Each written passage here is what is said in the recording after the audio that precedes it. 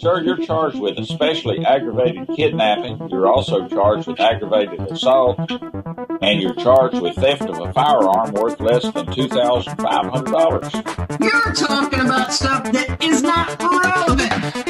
Hello and welcome to the Court of Public Opinion. I am the recovery addict, and boy, do I have a case for you today. Why is the dog chewing on this guy? I think they have got the wrong guy there. Got the wrong guy, and the dog was biting him. He roughened him up quite a bit. There's a lawsuit. Is the next search on February 28, 2020? 7:44 p.m. How, does the FBI find people? The people is misspelled P-E-O-O-P-L-E. Did the defendant find out how the FBI finds people in this case? Oh, she found out.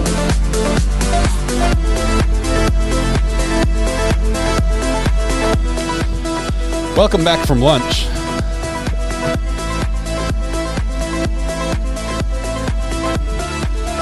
Just making sure.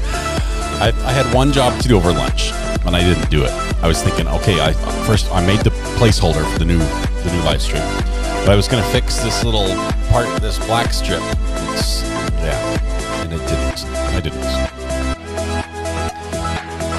Now it's going to bug me again. All right, sorry about that, guys. Oh, it's good to be back. Had a great lunch.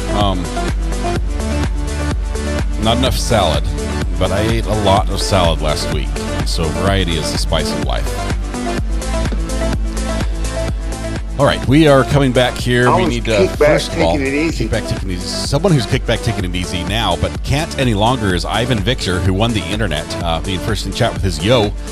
Ivan, you now have all your regular duties, all your duties as a small business owner, as a parent, just an upstanding member of society, everything else. In addition to that, you now have to take care of the internet for the rest of the day. So you have that. So, but you knew better, and you knew it was happening when you voted, and you won. So congratulations, Ivan. Thank you so much. We are just getting ready for rebuttal from the state. Yes, VC, the state has 60 minutes for rebuttal. Right on the button. They split it perfectly. 60 minutes for the initial one, and then what's his bucket? I forget his name. Because he's the guy. Because he's the guy. He's going to do the closing, the 60 minutes close. He's going to be the cleanup hitter. What do they call that? Can we seat if we're not members? Tammy, the only people that can seat are members. That's one of the few things we keep just exclusively for members. All the rest of the commands are pretty much available to you, except for the buffer command, which is only for mods to get my attention. But we have to make something just exclusively for members, and that is it. I'm a masochist. What can I say? Says Ivan. You're just a glutton for punishment, is what you are. Your techno-like music always reminds me of an upbeat X-Files theme at the end. It's good music. I like it. We may have to mute rebuttal. It's interesting. This has been I've liked the lawyering in this case. I really have. I found it quite fascinating. I think they're doing a good job on both sides. Obviously, because I'm the guy. I missed the ending of the defense because my son had to go get his stitches out. Can you let me know how he did on his ending? Well, pretty much it was objected to right at the last minute. The objections, as he was crescendoing, he was basically saying that it was every moment. I think his closing statement that he got in was every moment that exists that you have not returned a not guilty verdict is a miscarriage of justice. That's how he left them. And so that's, you can imagine. He also there were a couple times where he made some comments about the attorney on the opposite side, which was not appropriate. It was objected to. We got up to 140 objections total. So yeah, it was pretty spicy a bit, very fiery, very passionate. Passionate, I guess, is the proper word for that. And it was interesting that way. All right, I have just a little bit of a headache going on. I'm not sure why. I think it's because I fell asleep on the couch last night, which is not as comfortable as all the couch makers make you want to think. Everyone's like, yeah, lie down on the couch, get comfy. No, the couch is not as comfy as my bed. Let me just say that. Nancy, I'm back thanks to Red Pen gift membership. Thank you so much, Red Pen, and congratulations, Nancy. I missed that if that happened over lunch. You guys are awesome. Red Pen, thanks for making that happen. Okay, we are getting ready to get back here and here. Okay, we still just have a placeholder from live view. All right. Are you going to cover the Texas versus Border Patrol? Mary Viviano, when does that one start? Where are we at in that trial? Because we've covered some Border Patrol stuff before, and I liked it. Let's see. Texas versus Border Patrol. It sounds political.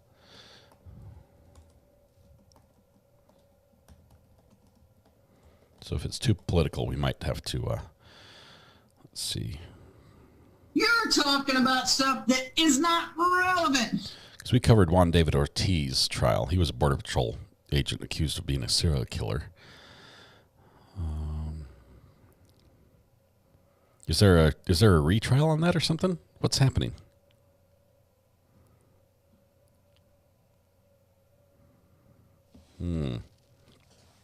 Mary, let me know what that is. I'm curious. We are back from lunch. Welcome. Oh, it's a child case. And we've got to take a break from some of these child cases. They are rough. They are really, really rough. And I would just take it as a personal favor if criminals would just stop including children in the victim list. Just thank you. Are we going to address that please. jurisdiction? It's just too much. I need water. Yes. I got the couch. No, my wife actually woke me up. She's like, hey, you need to go up in the bed. You're going to be awful. You won't sleep at all down here.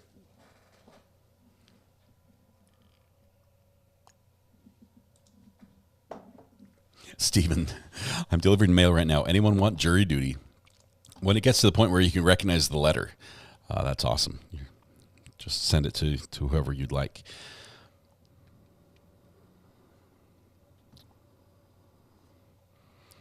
During the Murdaugh trial, I heard about how his father, Randy, would threaten to release convicts into the population if the jury didn't vote guilty. That story is so wild.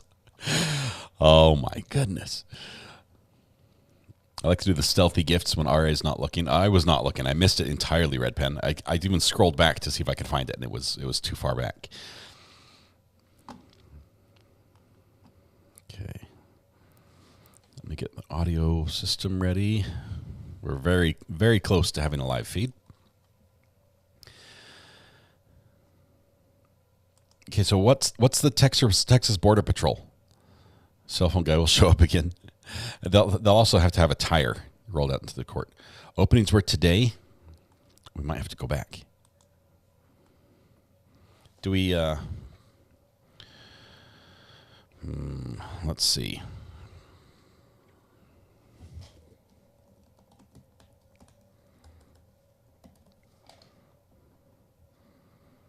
What networks were carrying it?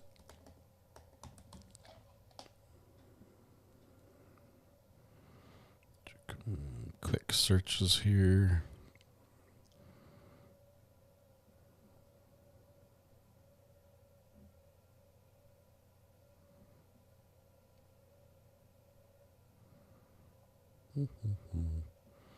Okay. We'll have to take a peek at that when we get a minute. But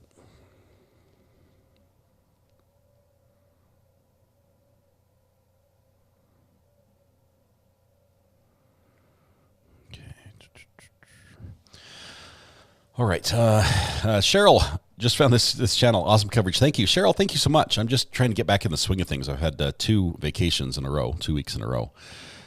So it was. You're snooping in on my YouTube feed. This is my YouTube feed. This is what I look at all the time. I like to see who's happening. Let's go to the live, see what's out there. Let's see. There's us. It's always good that we're live. Got some 13th Judicial District in Kansas. We could drop in on them and say hi, see how that's going.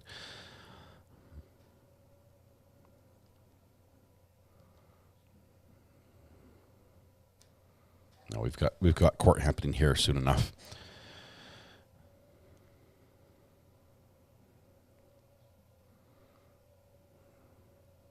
Man, Brandy, I don't know who does Brandy's artwork for her placeholders, but they are next level. That's just some awesome stuff. Okay. All right. So where are we? Where are we at? Oh, here we are. Border Patrol case is pretty intense. Where are you watching that one on? Vivian Anderson, welcome to the gallery. Thank you so much. Like seeing that courthouse behind your name change colors, so that looks great. I'm all out of vacation days. I'm planning on taking one more in July. I think verdict today. I think so. I think that'll happen.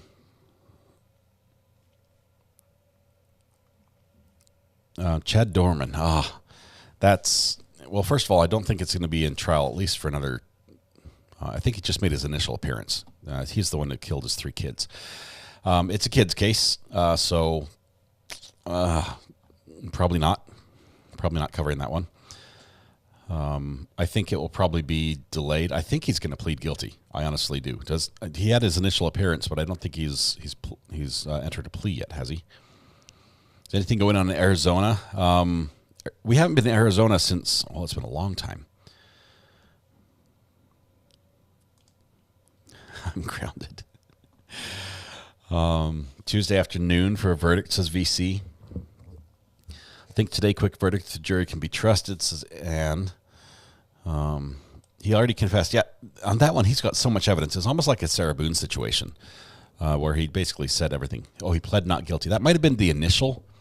KT, I think most people plead not guilty, where a judge will enter a not guilty plea for him, even if you stand mute, like BK did.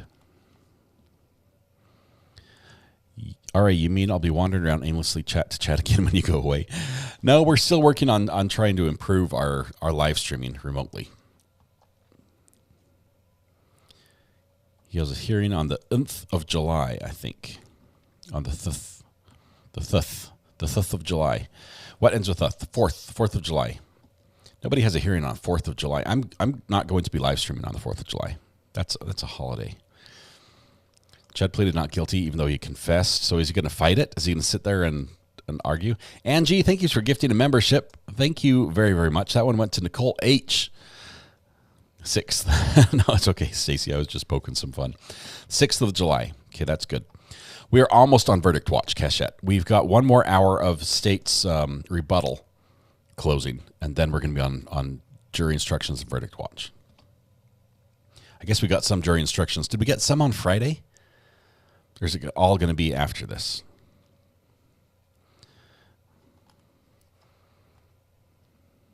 He pled not guilty, but confessed. His lawyer pled for him. Pre-hearing is coming up in July.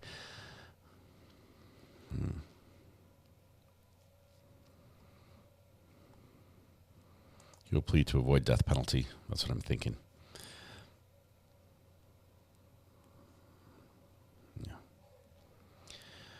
Yeah, it's that body camera video. Even watching the edited out one, knowing what you're not seeing, that is just too much. I cannot imagine what a jury has to see if that did go to trial. Friday they went over the forms outside the jury. Okay, but they didn't tell the jury anything, right? I think we're going to be here during court hours while the jury is deliberating. See, we're about to get a feed from the courtroom right now. There it is.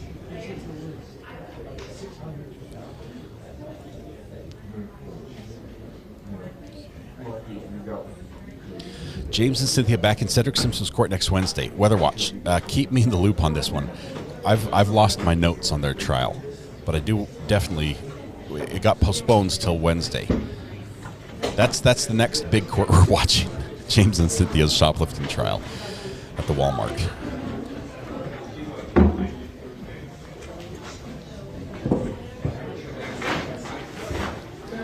I'm still trying to figure out this Border Patrol case. I'll have to see who's airing the trial, first of all. Where's it out of? What state? Like you said Texas, right?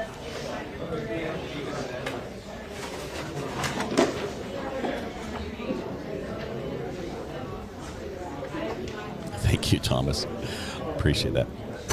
I'm rooting for the dark horse. I'm rooting for the criminals. James and Cynthia, all the way. New trial, Texas v. Ronald Burgos Aviles. There's a tough name for me to pronounce.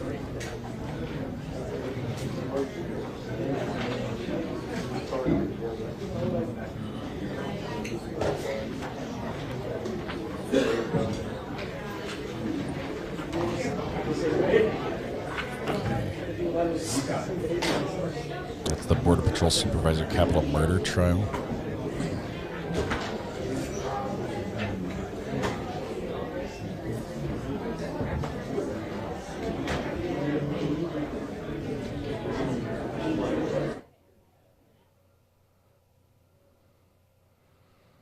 Is that only on Court TV?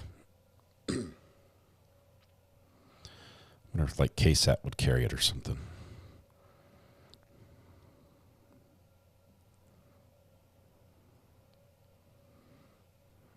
We'll see if there's another channel out there. All right. LNC has it also. We'll see if there's enough sources we can find one where we can use.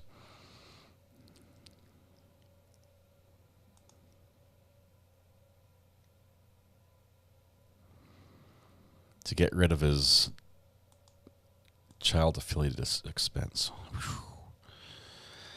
Sarah Boone coming up less than a month. We actually have a hearing, I think, in about 3 weeks on that one. The trial's set for July 24th. I think the 18th or something like that. There's like the week before. There's a quick little hearing just to make sure everything's on schedule. I'm hoping it will be. There's local media there too. Nicole, we'll have to find some of those local media. State of Texas versus A.J. Armstrong. 3rd retrial coming up. 3rd. Man, they want him pretty badly. 3 times. Let's see. Bug. I can put the bug up. There's a bug. Does that work? Let me change it to be from 140. Let's see, what is it? Man, lunch. I'm just slow after lunch. There we go.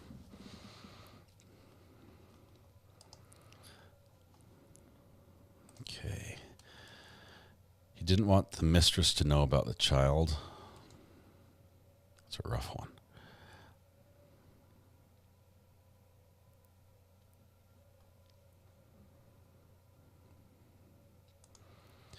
Do love Cedric. Judge Simpson's fantastic. He reminds me of that judge in Rhode Island. Isn't it Rhode Island? That's just so reasonable and friendly. And it can also be very stern. Sherry, Sarah Boone, yes. Shabusiness, no. that's gonna be another rough one. You have to watch sort of like through, peek. You don't want to see everything they're gonna show. Just had a call from our business attorney. The thief I tackled has opted to put his case on the trial calendar for November. Could be a ploy for better deal, but fingers crossed. So when do we get the footage? That's what I want to know. Amber, FYI, the Texas v. Ronald is under gag order, so no docs available out of Webb County, Texas. Gotta love those gag orders. That's correct. Matthew Harris has a video about never pleading guilty. I watched a lot of his channel this past weekend. Really informative and good. Maisla, I'm glad you watched a lot of his channel over this weekend. He did an amazing job on the podcast on Friday night with Thomas. Just an incredible guy.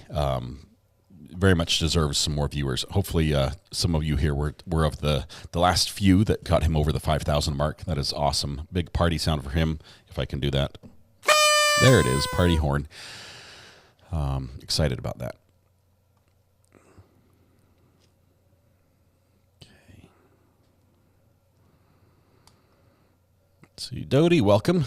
Appreciate you being here. Thank you so much. We could cover it live. I'm so excited. You better not plea out. I'm not sure. Ivan, if there's an exclusionary rule, you might be prohibited from sitting in the trial and watching it yourself. If you're a potential witness, having been the guy who tackled him. KR, thanks for subscribing to Matthew Harris Law. You won't regret it. It's good information.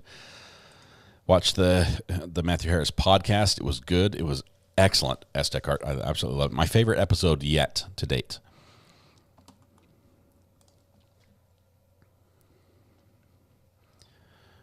still little silence from the courtroom. The audio's turned on, but we're not getting any.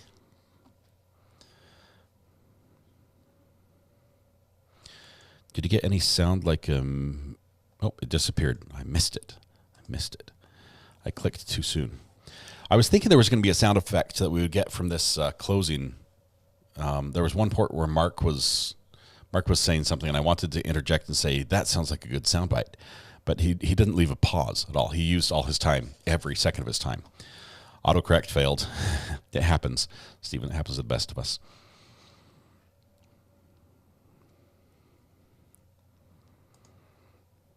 I love Matthew Harris's videos. The fact that he makes just useful videos that are able to be watched relatively quickly. You can binge watch quite a bit of his stuff in a short amount of time and be much smarter for doing it. Let's see. You need really? Oh yes, that was it, Judy. That's a great one. Let me go back and see if I can find that. Let's see. It was right at the beginning of his objections, right? Or of his closing.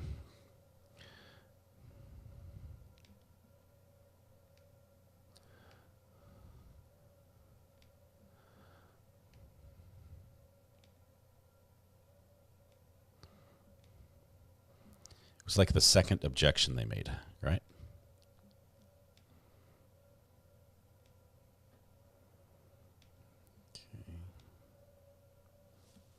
Let me turn on. This is old audio, just so you know. To commit one of the most abhorrent acts ever. He changed all of our lives. Okay, so that's not the one I want. I'll have to find it. Somebody might be able to get me the timestamp on really, and we'll see if we can pull that. It was sort of quiet, and the judge was sort of talking as well, so it might not be a clean one. I heard it him turn and say really, but I think the judge was talking at the same time, so it might not be the best soundbite.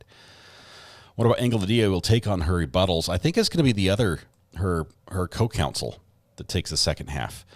And really, he can go hard or soft, whichever way he wants to go. He can really try to just respond. Likewise, I think it's not smart to do that because you're going to be comparing his performance with Mark, and Mark is very good at the loud, dramatic storytelling.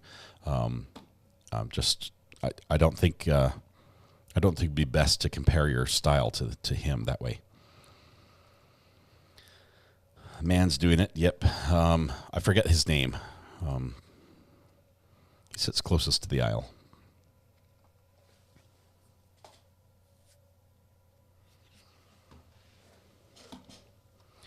I think this afternoon would be a good time for a fireside metal detecting talk.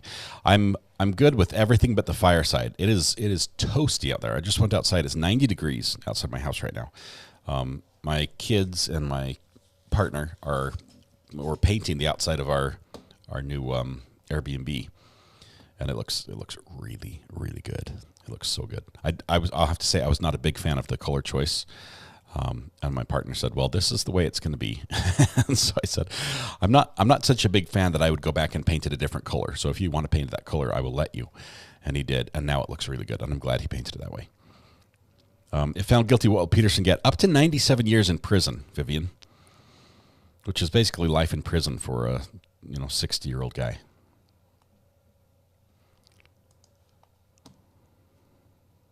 Why does the prosecution always get a rebuttal when closing? They have the burden of proof. They have a higher bar to reach. That they get to have the last word. I think we're coming back. Anything you need me to address before we bring the jury in and conclude with your rebuttal argument? Yes, Judge. So it has come to our attention that one of the jurors had an interaction with one of our victim advocates from the state, and they let us know about that interaction. But then when I asked how the two knew each other, there's actually a lot more involvement that juror had in the Parkland case than I believe was led on to either myself or Mr. Eiglarsh. This is not good. I spoke to Mr. Eiglarsh about it. Essentially, that juror participated in penalty phase, showed up to the courtroom. It knows the victim advocates by name from our office. and approached her in public, gave her a big hug today during lunch. So, you know. What number is that I juror? don't recall her number. If it's It 6. might be 3. Well, She's let gone. me go sidebar real quick. Okay. They're going sidebar with the jury out of the presence because they're talking about jurors' identities and things like that. So this cannot be. Oh man, yeah. This is very, very bad for that juror. It sounds like they're almost stating that one of the jurors is a plant. That's like the level of what they're just saying. They participated in the Parkland case. Okay, they're done here. Let's see. So we're talking about juror number 3. Defense, you have any request as it relates to juror number 3 based on this? Yes, Judge. In light of the announcement, and I'm extremely grateful for the state disclosing that immediately, this was a potential juror that I spent considerable time on, even saying, listen, you're a victim rights advocate, and I have concerns about letting you on this jury. Convince me, essentially, that you can be fair. And she went on and talked about how she had no connection to the case, and it's the opposite now. And there is a significant question as to whether she can be fair and impartial, whether she withheld information, could potentially be a stealth juror. And I appreciate the state not opposing our request to have her removed and bring in the alternate. Okay, so if I grant that request, juror number 3 would be out, and then that would move juror number 7 in as the last juror. Is that what you want me to do? Yes, Your Honor. State, any objection to that? No, Judge. Okay, so right now, the jury consists of juror number 1, juror number 2, 4, 5, 6, and 7. The alternates remain 8, 9, and 10.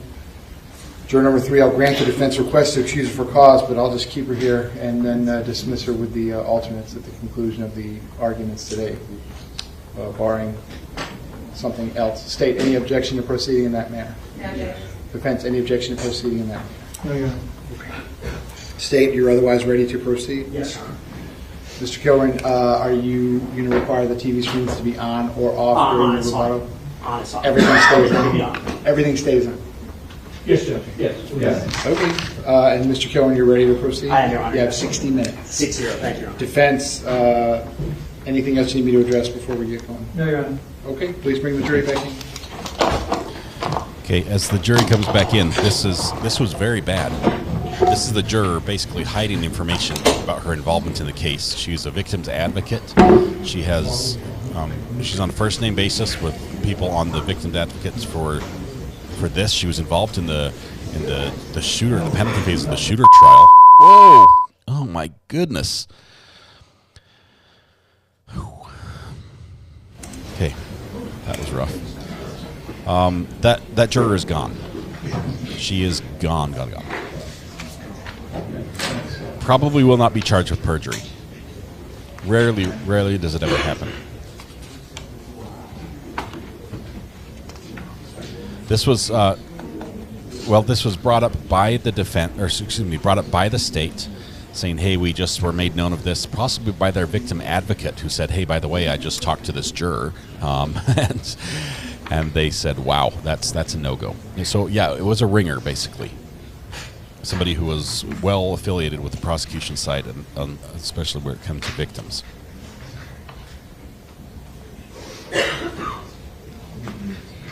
Hopefully there's been no discussion between her and anyone else. Should be charged with perjury just like Peterson is. I believe the judge would talk to her. Hang on. I think somebody's coming in. You know what's coming, right? When did they tell her? After the closing. She thinks she's in. And then she's going to be, oh, just by the way, one of the alternates, you're in, and one of the mains, you're out. Prosecution did have to do that. They did have to disclose that as soon as they knew. If that had come out afterwards, it would be an immediate grounds for appeal. Like, granted type level. Mistrial, because it hasn't affected the trial outcome. It can be remedied without that. I don't think any side really wants a mistrial.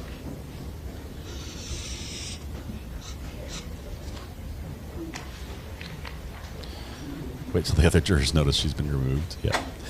It's going to happen. It might be on camera. You never know. Who is it? Jurors entering. Come on in.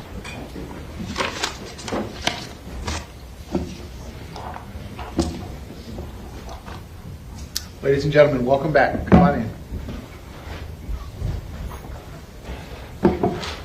The cameraman has shown this. Ladies and gentlemen, welcome back. Come on in. Wait a bit. You all may be seated. All the parties may be seated. Ladies and gentlemen, those of you using the notepads, I'll give you a moment to get the notepads back out.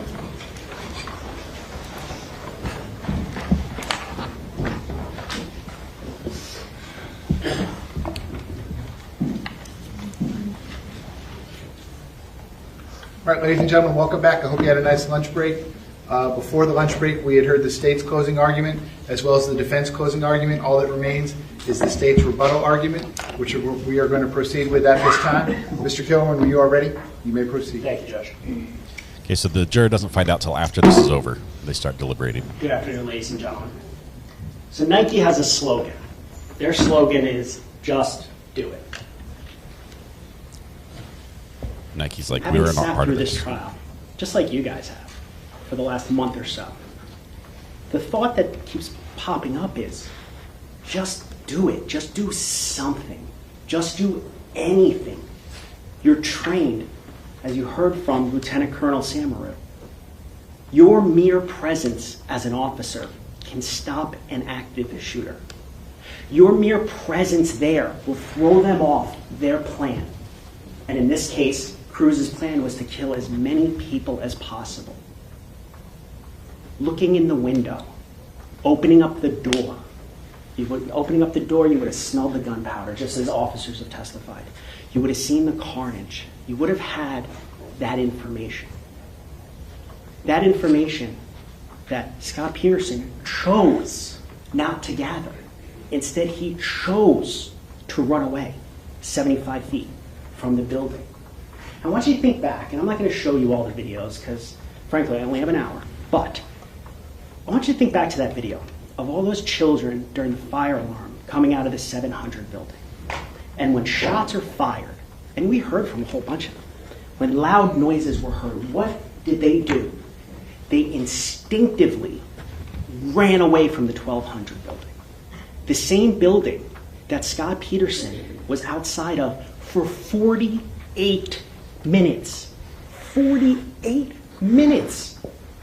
You know, I downloaded a timer on my clock to play for you guys during my closing of 48 minutes where he stood in his fixed position. I decided not to go that route with the closing, though.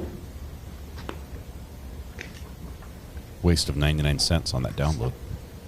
The defense said that the defendant had no clue where the shots were coming from. If that were true, he wouldn't have stayed where he was for 48 minutes. Where he saw, as I was saying before, those kids come out of the 700 building and run instinctively back. But what didn't you see? What didn't you hear about? Any kids coming out of the 1200 building at the same time. So, we asked you in jury selection to use your common sense. Common sense dictates that if hundreds of kids are pouring out of the 700 building because of a fire alarm, and not one kid is coming out of the east side doors of the 1200 building, something's wrong in the 1200 building. And what did Mr. Peterson choose to do? Run away. 75 feet. Didn't open the door, didn't look in the windows, didn't go, BSO! Didn't take out his gun and shoot it into the ground. Something, anything to show his presence, his mere presence in the building, to throw off the killer from shooting innocent children. He had a Glock on his hip that day. Those kids on the third floor had pencils. They were about as helpless as an infant. And what did the guy who calls them my kids do? He ran away. Because if those were actually his kids, let me tell you something. I don't think he would have ran away. I don't think he would have stayed in a fixed position for 48 minutes if those were actually my kids. You heard from the cop yesterday, whatever his name was, Perry. You heard him say, they're not my kids. They're not my school. That's a caregiver, because an SRO is a caregiver, who doesn't care. And you want to know who another SRO who was a caregiver back on February 14th of 2018 who didn't care? Scot Peterson. He chose his own life over every single person in that building. Those kids on the third floor, those teachers on the third floor, Mr. Beagle, he chose his life, even though he had this vast training. All of this evidence you get to take into the jury room, and you can look at anything you want. This yellow folder right here, which is States 13, is his training. This is the logs beginning in 99, and remember, he was a cop about a decade earlier. This is all of the training he had. He was an SRO basically his entire career. This is what he was trained to handle. And when the shots started, what did he do? He ran away. Now, this is the part of the closing that's called the rebuttal. And what does that mean?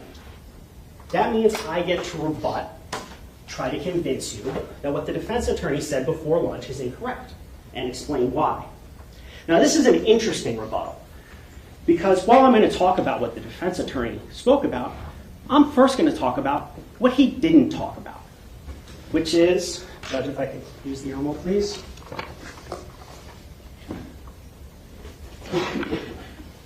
The elements of the crime.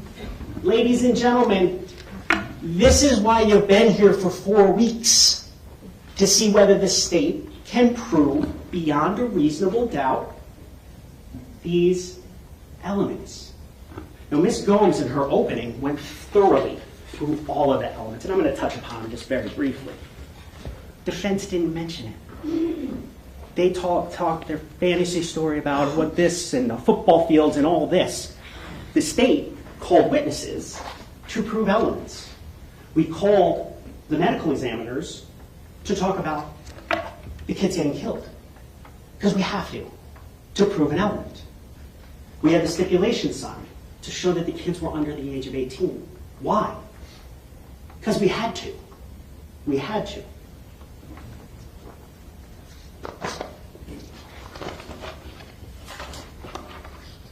These weren't even mentioned. Not even mentioned. Now, what the defense did say is the state needs to prove everything beyond reasonable doubt. That's not true. We need to prove the elements beyond a reasonable doubt. So for neglect of a child, and I'm not going to read them through. You can read them yourself. You're going to get a copy when you go back to the jury room. Those are the 4 things that we need to prove for each person under the age of 18. For culpable negligence, these are the 2 that we have to prove beyond a reasonable doubt. Nowhere in there are you going to hear we need to prove that he knew precisely where the shots were. We don't need to prove that. Now, we can certainly show it, and that's going to be the next part of my rebuttal, but we don't need to prove it. We only need to prove this checklist, as you saw Ms. Gomes check off the elements. That's our entire job. And when the defense gets up here and says it's a 5-minute not guilty, when not looking at the elements, ladies and gentlemen, when I'm done and I sit down, you're going to hear the jury instructions. And part of your job is you swore when you took the oath to be a juror is you're going to follow the instructions. Let me tell you, those instructions are a lot. If you can read them in 5 minutes, God bless you. But you all held up your hand. You all said that you would follow the law. This is the law. This is the law for culpable negligence. This is the law for perjury. When Scot Peterson lied to cover up the fact that he didn't do anything. It's not that he was on the hot seat with Curcio, with Detective Curcio. Detective Curcio was talking to him because he was the first responding officer. He needed to get information from him for his investigation into Nicholas Cruz. Defense asked, well, why would he lie? He lied because he didn't do anything. He lied because he had a responsibility as a caregiver to those kids to do something, and he didn't.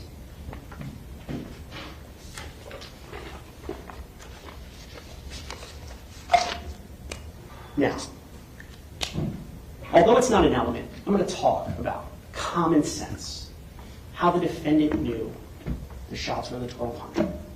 Well, let's start off with the fact that campus monitor Medina, whose only job is to observe and report, calls over suspicious person into the 1200. Now, to believe the defense, he didn't hear that radio. Just like his friend who helped him move, or not his friend, Arthur Perry, said, oh, he conveniently didn't hear pertinent calls either. But he didn't hear that. Suspicious kid in 1200. Firecrackers. Yet when he gets in with the cart with Medina, he gets dropped off where? The 1200 building. And if you remember Kelvin Greenlee's testimony, when asked, was it possible there was a conversation between Peterson and Medina, he said it was possible. He didn't hear it. Watch the video. He's riding on the back like Batman, going up to the 1200 building, where he hears noises, but he still continues on the way, even though he's an unarmed security specialist. Now, dropped off at the 1200 building. Then we can talk about the dispatch calls. And you can hear them. They're in evidence. How many times does Scot Peterson say 1200 building? By inside, near, he's saying the 1200 building. That is the building he is describing repeatedly. That is the building where the kids ran from, that he saw, back to the 700 building. That's the building that he, according to some of the defense witnesses, he's crouched pointing at. You heard from all the witnesses, he's scanning the area to the west, which, by the way, just happens to be where Nicholas Cruz ran out by himself minutes after any other kid came out. And he's the only one that ran that direction, but you guys can check out the videos for yourself. And looking to the north, where the 5 kids ran out.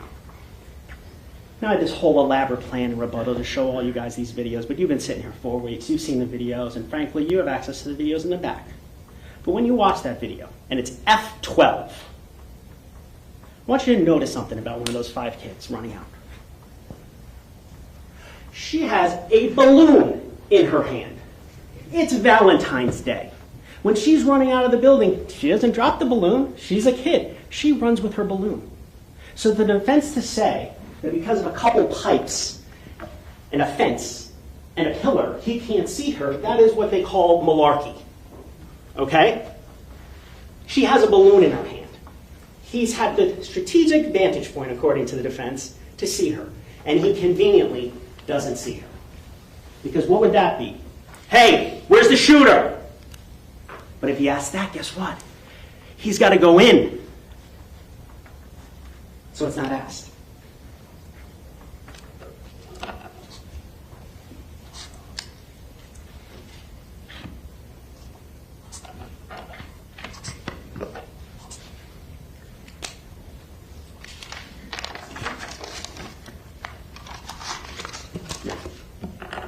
Let's just presume something here. And this isn't reality, but just bear with me. Let's just say this isn't reality. We just put on the dispatch tape.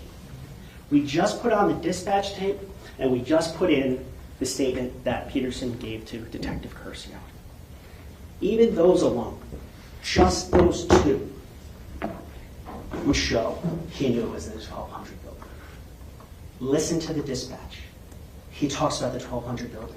Besides saying his location is 700 one time, it's the only building he mentions the entire time. Judge, objection, misstatement of the facts. The objection's overruled. Again, ladies and gentlemen, you all will determine what the facts of the case are. Go ahead, sir. And what was his job, knowing that it's in the 1200? As Ms. Gomes said on the first part of closing, it wasn't to engage in a firefight. It wasn't to get into a gun battle. It was to make his mere presence known, to mess up the shooter's OODA loop. And that's what goes through, I guess, shooters' minds when they're trying to kill innocent children. And yet he chose not to do that. And let's just presume, based upon the defendant's statement, although you can hear in the back of the dispatch other shots are being fired, let's just presume 2 or 3 shots. So you have reports of firecrackers from the 1200 building, and you hear 2 to 3 shots from a building you ran away from. What does the training say to do? What does common sense say to do? What does the fact that you're a police officer say you do? You go and investigate. You don't go back and play on the radio for 48 minutes. You go and gather intelligence. You go and do your job. And he didn't do that. And that's if you consider just the dispatch and just the statement. Yet, the state has shown so much more.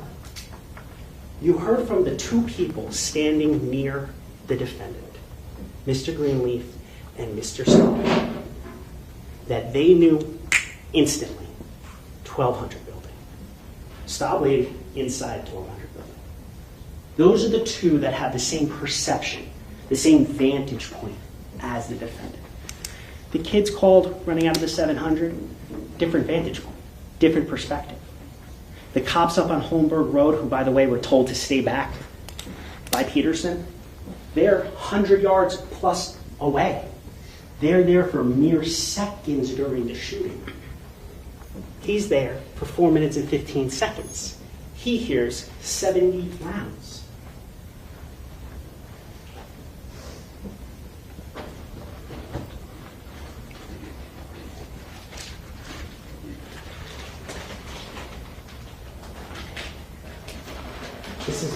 This is states 48. You heard from Detective Crespo.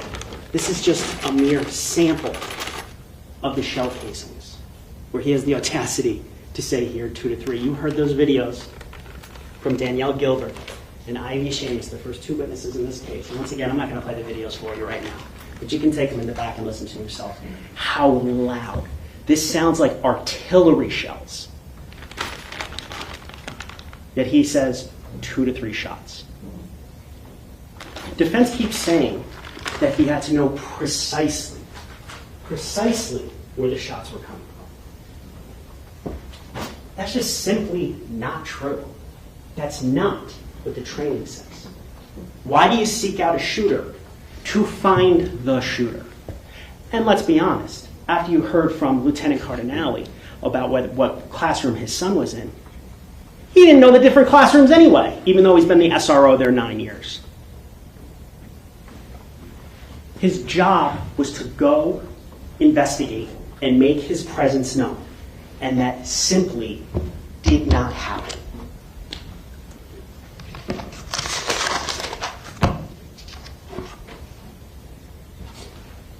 Now, one of the very important intricacies in this case is in regards to training. And it's in regards to when shots are being fired versus after shots are being fired. When shots are being fired, there is one and only one priority, and that is to seek out the sounds of the shots. Whether the person barricades themselves, kills themselves, flees, your job and only job is to go seek out that shooter. It's not to put that or lock down the intersection on Holmberg. That's a secondary thing.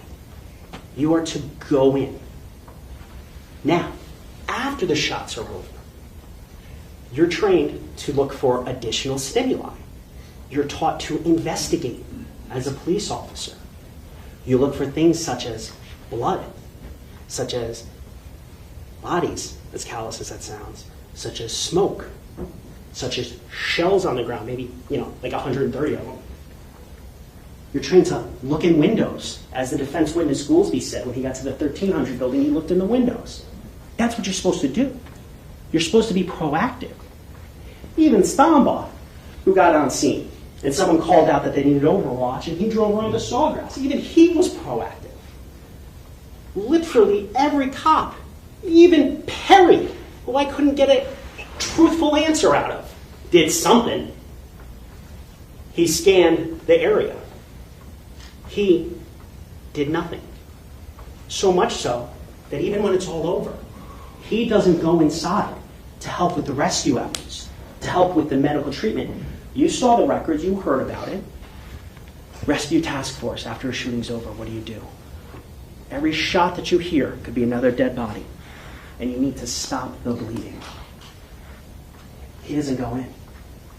Once again, it's not an element we have to prove, but it's just common sense. He did jack. He did nothing. So he didn't go in. Why?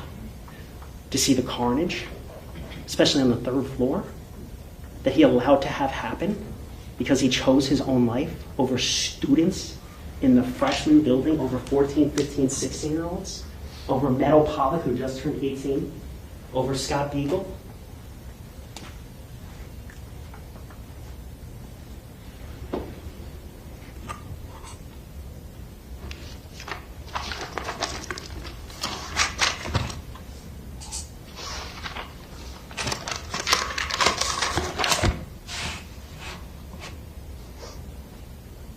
Now, the defense went through all of the witnesses, and they asked some questions. Why were they called? I'm going to go over the state witnesses, just very briefly, I promise. First witness, Ms. Gilbert. Defense says, didn't show anything having to do with this case. I actually could not disagree more if you paid me. Because through her, you heard how loud that cannon was. That's how loud it was. That's not made up. That's not CGI. That's not audio from Hollywood. That was real life, how loud that was. Once again, feel free to listen to it. Same with the second witness, Ivy Seamus, her video. How loud that gun is on the inside. It's ridiculous how loud it is. That's why they were called. Heinrich. Heinrich is watering the baseball field. He hears firecrackers, draws his attention. What does he do? He runs, unarmed, wearing basketball shorts to the building. Unarmed. No vest, nothing. His son goes to that school. He has kids. He knows something's wrong. Does not hesitate. Comes across Elliot Bonner, Vietnam vet. Shot a gun for 3 years in Vietnam. Reversing, saying Feist is down. Does Heinrich turn around? He's not a caregiver for them. He has no obligation to those kids. Zero. Does he turn around? No. He keeps going forward. Unarmed. And what does he do? He sees Kyle, and you heard from Kyle. And you saw that poor kid's leg. And what does he do? He helps Kyle. Because according to Jeff Heinrich, that's a catastrophic injury. That means that kid can die from that injury. And he provides treatment. And you heard him, he brings him along the fence, ultimately over to the dugout, to the office. Now, on their argument, they said Heinrich heard every single shot. I think they're forgetting that Heinrich went around and was in the baseball office, but I digress.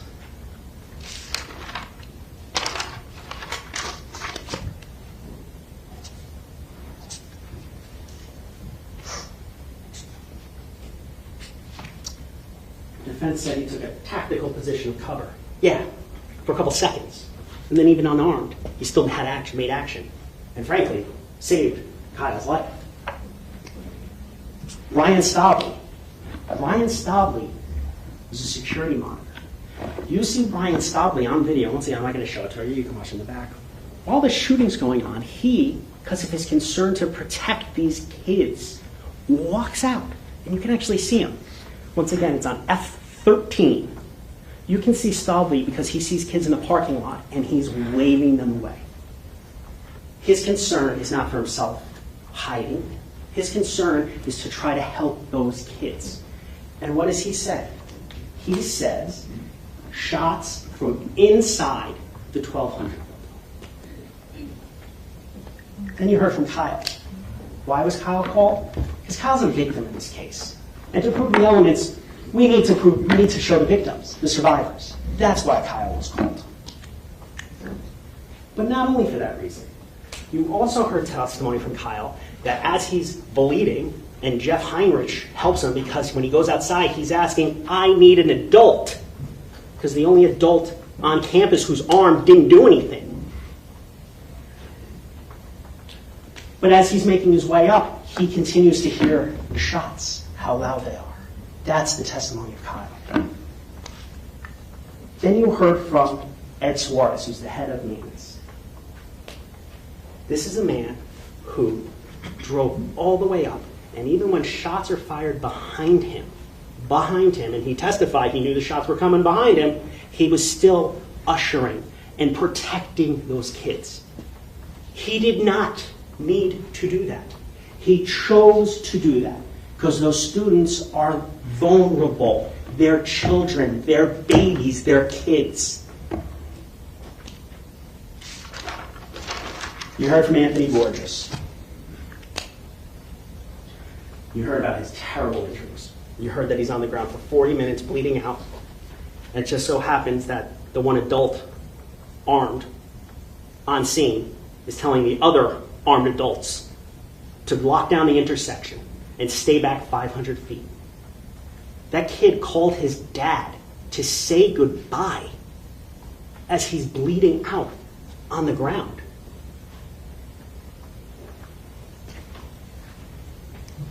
Screaming out in Spanish and English, help, help. And where was help? 75 feet away, playing on the radio, rather than listening to his training and doing his job. Then you heard from Mazzi, the Coral Springs cop. He was the bald guy. He ran in, The bald guy. like G.I. Joe. And the defense said he wasn't heroic because he had all the answers. I don't even know what the hell that means. What I know is, from that video, that man ran into that building just like a firefighter who runs into a fire, not caring about his own safety, to try to help those kids. Polar opposite of the guy sitting over there. Polar opposite.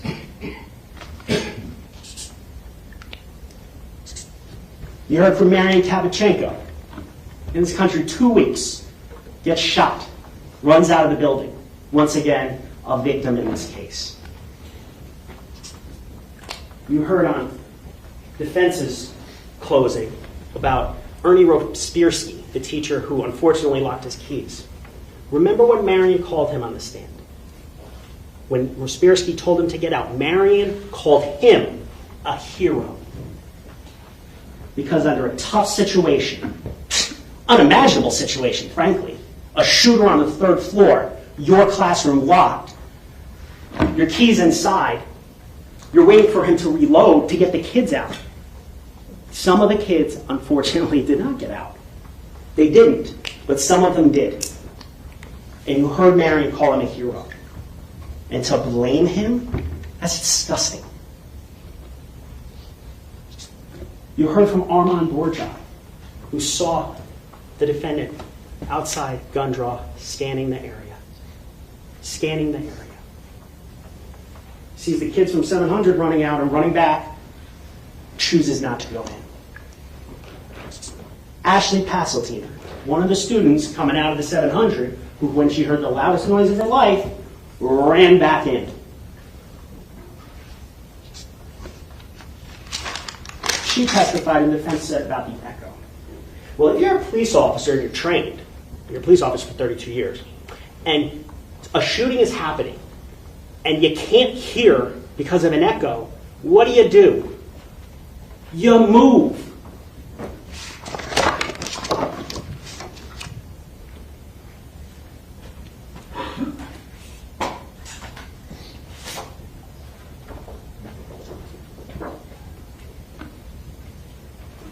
This is where Peterson is. You hear an echo here. You can go this way. You can go further down and up. There's things to do. You don't just stand there. This echo, echo, echo, echo. If you can't hear, you move. If you can't see, you move. I don't need to go to police academy to know that.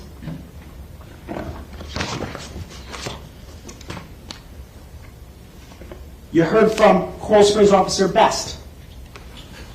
And they're making a big deal that Best didn't go into the 1200 building.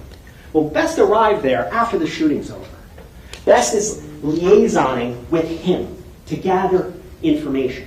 And what does he tell him? Shooter, 1200, second and third story. Would have been something nice to tell Tim Burton, your friend, and I'll get to Tim in a second. Next, you heard from Richard Vanderings, the BSO deputy. You saw him on the body cam.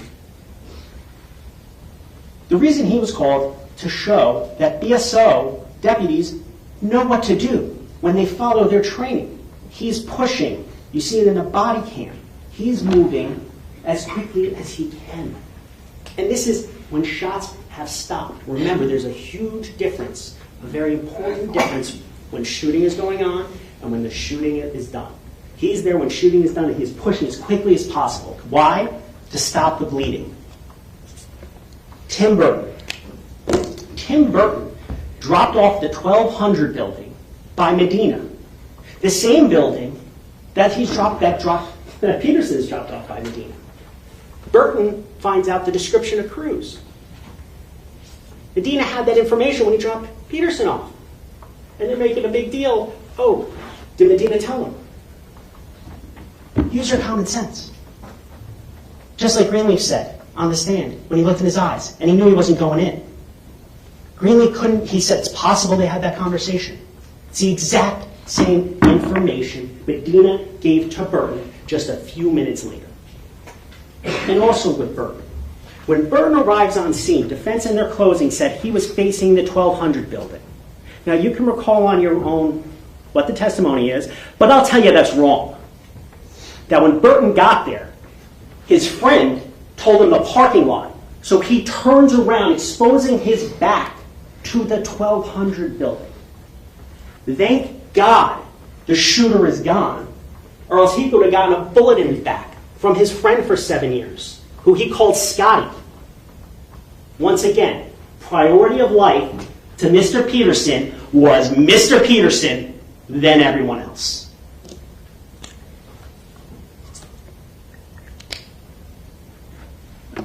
And you saw Burton, big dude. And Peterson tells him, don't know where the shots are coming from. Why? Why does he tell Tim Burton that? Because Tim Burton would have went in. And if Tim Burton goes in, guess who basically has to go with him? So instead, he says, check the parking lot. But use your common sense. By the time Burton gets there, Miller's already up on Holmberg. Other BSO officers are already up on Holmberg. They can see that whole parking lot from where they are. It's a total fiction. Total fiction. They hear about the +1 in training. They said, no, let's say parking lot. Because he wasn't going in no matter what.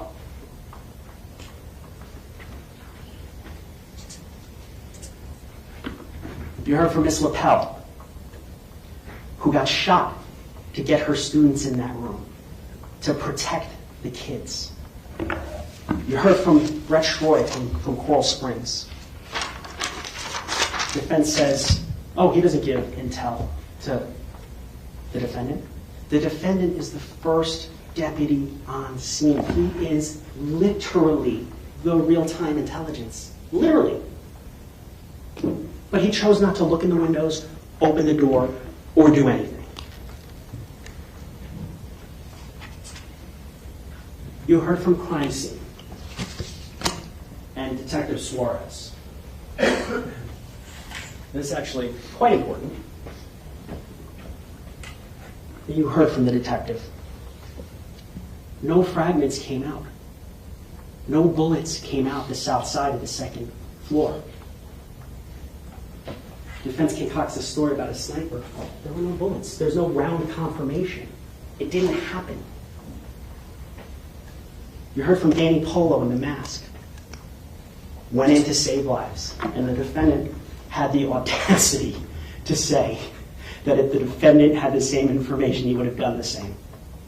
The defendant was there, supposed to gather real-time intelligence that didn't move for 48 minutes. Didn't even help with the rescue effort. Yet he's going to besmirch heroes like Danny Polo. Moving on. You heard from Gloria Crespo, crime scene. I can take out the shells. 70 shots on the third. I'm sorry, let me start back. 61 shots on the third floor. 61. And if you remember her testimony, 28 of them were from the east side. Why is that important? Because on the east side is where the defendant's near. 28. So even if they want to say, oh, it's 73 yards away, the building's 73 yards, well, you heard testimony that 28 of those shots were on the east side of the building. That's much closer to the defendant. You also heard that she's in charge of the school resource officers up in Deerfield. And she explained their responsibility, the mentorship, administrative searches, the differences between regular, standard road patrol cops and school resource officers. Her testimony highlights that they're caregivers. They're different than regular officers. You heard from DeRosa, who's constantly moving. And once again, I can show you a video from the camera angle of F-13 towards the end. Because remember, Peterson's there until 3:11. At about, I'll give you a time, you can write it down if you want to or not. But at about 3:01:59, you see DeRosa, with a whole bunch of other cops, searching the area, clearing the buildings. And what is Peterson doing at this time? Take a guess. Hasn't moved. You heard from the Emmys. Awful testimony. Needed to be put on to show the injuries. You heard from Sandra. And on cross, the defense started off with, here we go, folks. This is the head of training. This is the guy that trains all the other cops what to do. And I'm not going to go through all of his testimony. He was on the stand for hours. What's the most important thing to glean from that testimony? That when you hear shots, you go towards the shots. Defense said in their closing, we still don't know what he was supposed to do. Yeah, we do. Yes, we do. We know exactly. You can ask any cop what to do when you hear shots. You go to the sound of the shots. You seek out the shooter. You gather intelligence. Your mere presence will stop it. You can look at the training. It's in that yellow folder. You can look through it all. It's all right there.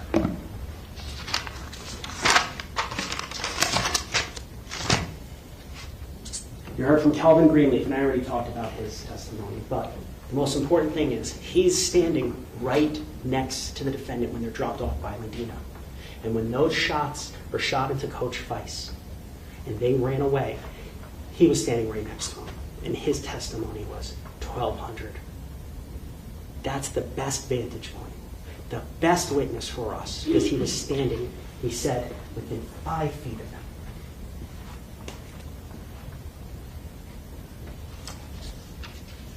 And you heard from Cardinale. You heard from Cardinale that his kid was in this building.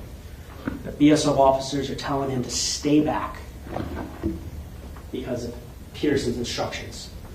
And his kid's in the building. And what does a real parent do? Not my kids, but a real parent. He said, fuck you. And he ran into that building. And he ran over there. Because his actual kid is in that building. And he is going to save his kid. Not my kids. And lastly, you heard from Curcio, Detective Curcio. Now his job was to investigate the shooter, not him. But one of the responsibilities is to talk to the first person on scene. And you hope they tell you the truth. Well, in this case, they didn't. Because 2 to 3 shots, it's not just said one time. It's the whole transcript. It's 36 pages. Page 9.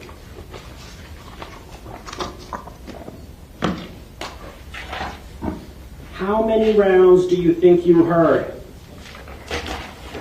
It wasn't many, 2 to 3.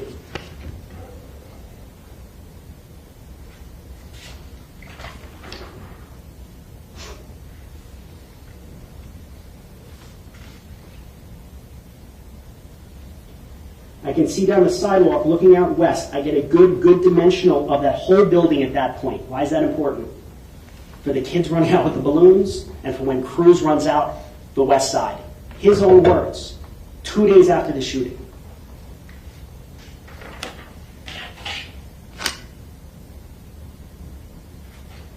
Did Cruz run out the side that Peterson was on? Is that what we're hearing? Right here, page 12.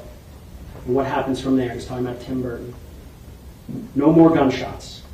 It's not that he says 2 or 3 one time. He says it 3 times. You're going to get a copy of the information. That's like the charging documents the judge explained. He doesn't say it one time, saying, oh, Curcio didn't ask me in chronological order. He backs up his lie. He says it 3 times. The other part about the kids coming out of the building, page 14.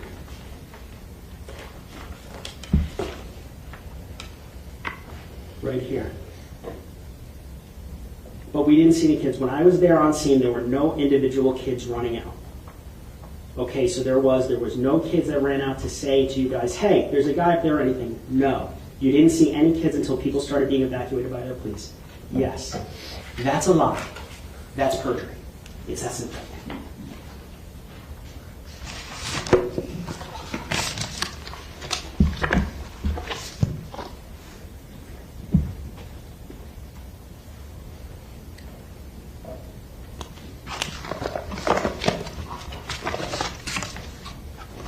He's out on bond.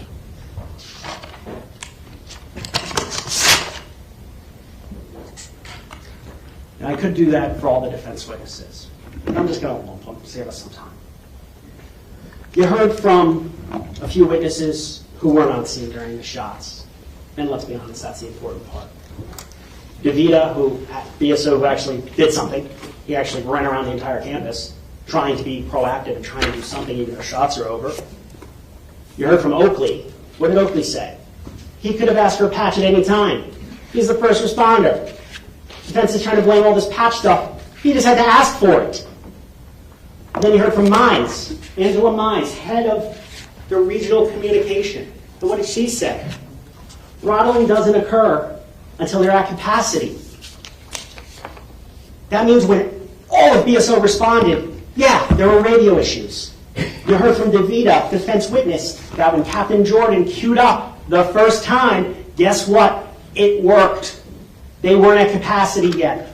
The radios were working. You can hear it on the dispatch yourself. Was it a little staticky? Sure.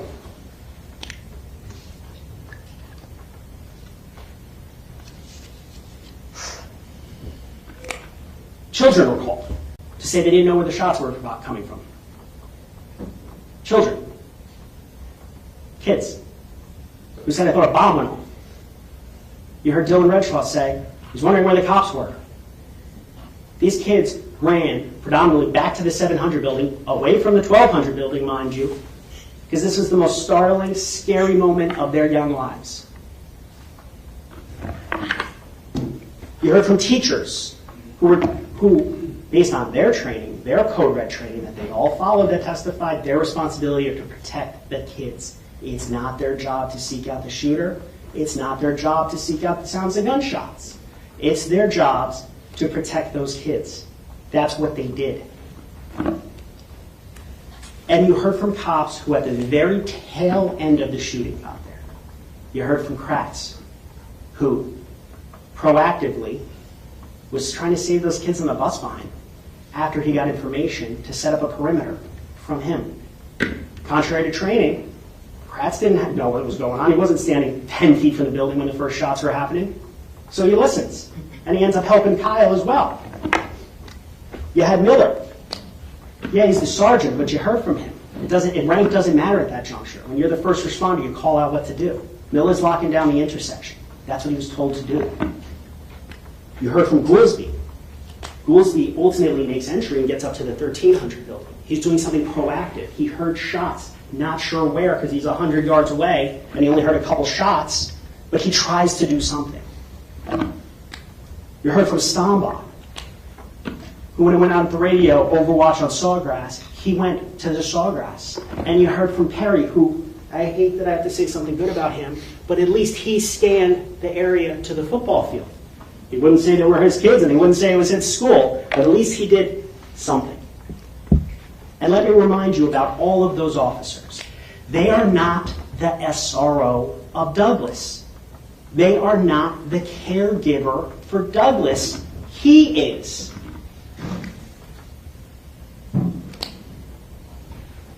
You heard from Sandra Rennie that when she saw Peterson run, she thought he was doing something, investigating. But boy, was she wrong, because it was the exact opposite. He was running to stand in a corner for 48 minutes.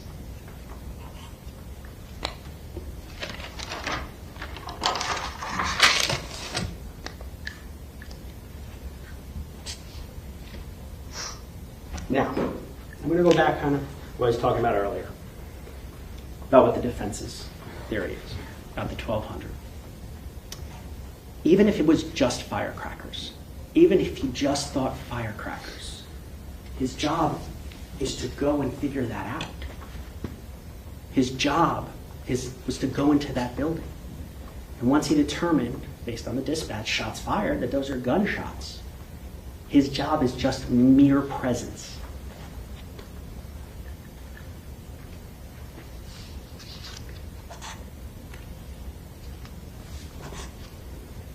Now, obviously, we recognize that Scot Peterson did not murder the people in the building. Nicholas Cruz did. This isn't a murder trial. This is a child neglect, culpable negligence, and perjury trial. Why those charges? Because that's what he did.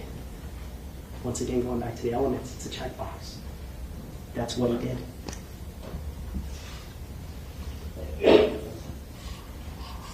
Defense used an example about a siren. And when you're on the road and you hear a siren, you don't know where it's coming from. But let's take that a little bit further. When you're on the road and you hear a siren, what do? You look, and you keep looking until you find the ambulance or the fire truck. And what do you do if it's behind you? You move. You take action. You do something.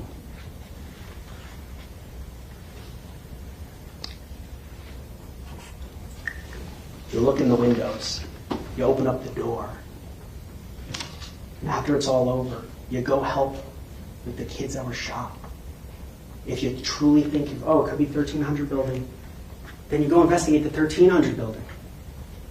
If you hear shots fired from Kratz, and you believe that, although you know better because you're standing 75 feet from where the shots are actually happening, then you go to the football field.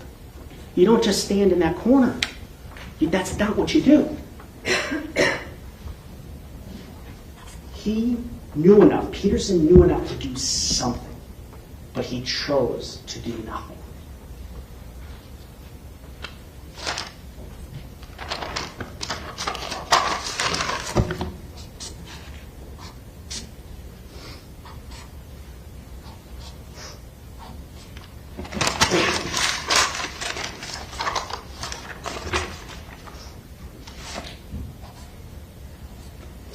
There's another little theatrical thing I was going to do for you guys and play it, downloaded now yesterday, to show 4 minutes and 15 seconds. And I was going to stand up here and not say a word for 4 minutes and 15 seconds. But based on your faces right now, I'm not going to do that to you. But I do want you to realize, when you take that evidence back, that in that 4 minutes and 15 seconds, all of those shots that were heard, all of the shell casings, in those 4 minutes and 15 seconds, where mere seconds matter.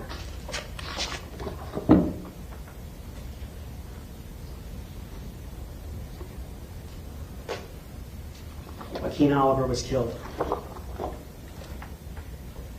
Scott Eagle was killed. Jamie Guttenberg was killed.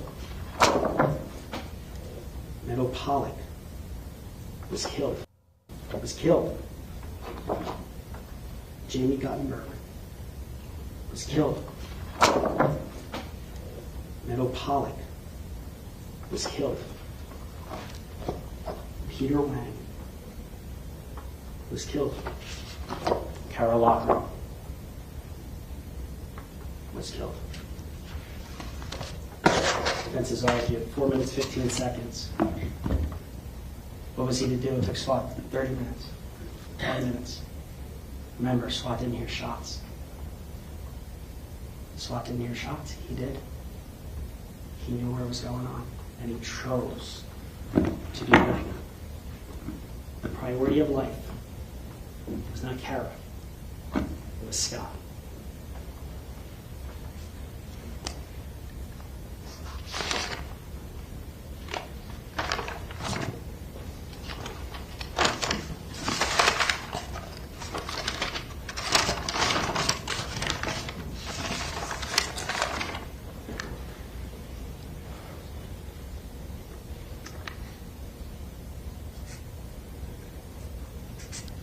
He's crossing off all the things that he's talked about already with a Sharpie.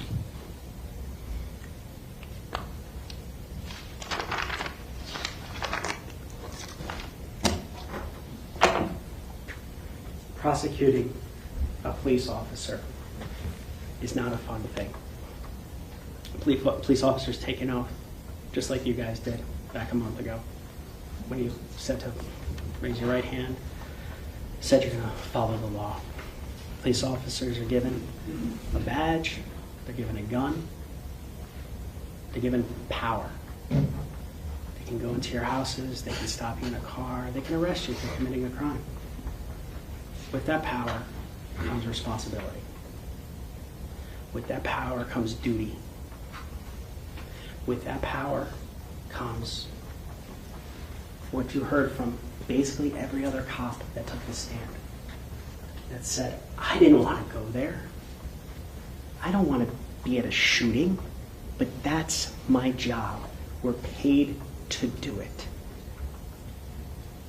And on February 14th, 2018, that's what those officers did. Except for one, the guy sitting back there. He had the badge, he had the gun, he had the responsibilities. He had those kids to take care of as a caregiver, to watch out for their welfare, to make sure they were okay. I mean, you even heard that day he was meeting with someone's father about a fake ID. That's not what regular cops do. They arrest you. He was more than just a cop to those kids. He was their protector, the only one on campus. And when a madman came on campus and did the unthinkable, he chose his life over everybody else's. And like I said, this isn't fun. But just like those cops have a job to do, we have a job to do. No one is above the law. Not even a police officer. Not even the SRO of the year. Not even the deputy of the year. That when you break the law, you will be held responsible, because no one is above the law. Ladies and gentlemen, when you look at those jury instructions and you see those elements, you all know right now, I want you to go in there and read the instructions, but you all know right now, this case is a slam dunk. He neglected those children. He was responsible for them. And the worst thing imaginable to a parent, even Scott Beagle's parents, even though he was an adult, the worst thing imaginable happened. And he stood on the sidelines. And because of that, we're here. And because of that, ladies and gentlemen, he's guilty of every single one of these crimes we charged. Thank you. He ends on a whisper. Slam dunk whisper. Okay, Mr. Newland, thank you very much. Ladies and gentlemen, I'm going to give you a quick restroom break, and then I'm going to read the jury instructions to you. Same admonition as always. Please don't discuss the facts of the case, the evidence, the witnesses, or the testimony amongst yourselves or anyone else. When we reach the end of the trial, we're almost there. If you leave those notepads in your chairs and step back one moment, I will be right back with you. Thank you. I think I can tell you why he was whispering. He was whispering because the 2 or 3 times where he was yelling, and he is not a good Southern preacher, okay? He does not know how to crescendo appropriately and bring the crowd with you and bring the passion and the fire and the heart rate and everything with you. He's not good at that. Okay, we're outside the presence of the jury. Real quick 5-minute restroom break. We'll be in recess for 5 minutes. But in the few times he did raise his voice to the higher octaves and the deafening decibels, I think the jury plugged their ears. And I believe, as we saw, he called out, he basically said, based on the look on your faces, I know you don't want me to do that. I think he could tell that the jury was not with him. And he decided to go the alternate route. I thought maybe I could just whisper. Got a lot of noise here in the courtroom here. 5-minute restroom break. Word of the day, crescendo. Crescendo, taught to me by my music teacher. I believe they tried to get me to do it. Where the way I understand crescendo, it's in music. You have a building theme where volume increases to a peak. So that would be the crescendo. You would increase to that peak of volume. Yeah. So he basically just went from whisper to yell back and forth a few times, and then decided to stick with whisper. It may be a slam dunk case. In the eyes of the jury, this may be a slam dunk, and he might be preaching to the choir. And they're like, yeah, we're ready to check that box on the guilty. We'll be back. We'll see you in 10 minutes after deliberation. It may be that. But I will say that the rebuttal closing, in my estimation, was the weakest of the 3 closing segments. I think it was not effective. It was not organized. The fact that he was shuffling through his note paper like he had written it out on, a roll of butcher paper, and he was scrolling through to find wherever he had drawn the picture to remind him of what he wanted. It just seemed completely disorganized. Starting off with a Nike reference when he himself is wearing shoes that scream Ronald McDonald. I'm just saying the style was interesting, and they weren't Nikes even. Anyway, that's it. Okay, it did not seem organized. I realize he's sort of got the short straw because he is rebuttal. So he has a very limited time, basically lunchtime, to write his rebuttal because he's rebutting whatever defense is going to say. The defense goes second. The state goes first, defense goes second, and then he's responding to that. So he has to write that. So I give him a little bit of credit because he has a very short lunch to get everything set up. A little bit of a roast session, Miss M, but he's a professional. I think he can handle it. We're not piling on the dude. He's like a pro player. He can handle a little bit of criticism here and there. A couple things on the bingo card worked well. Let's see. Ivan's on the phone. Let's see if we can bring him on. Mr. Ivan. Ivan, my friend, how are you doing this morning? Afternoon, sorry, 3:30. How is it seems early. Your vacation? That tan looks good on you, sir. Oh my goodness, that tan feels on me. If I gently touch my face, you're going to see little fingerprint marks. Get yourself some aloe, some coconut oil, and make Mrs. R.A. give you an aloe bath. Come on. Oh my goodness, I already during lunch break I got a little bit of a neck massage from Mrs. R.A., which was okay. Well, like any good American male, I hope you milk it to the 10th degree. Okay, sir. That doesn't work for me. It really doesn't. She's like, whatever, you were out having fun. Suck it up. Yeah, I know. It doesn't work for me either. Like she'll be like, listen, you got shot and hung out with gangsters. Like, what are you talking about? You're sick. Like, get to work. Like, you know what I mean? Like, it only can go so far. Like.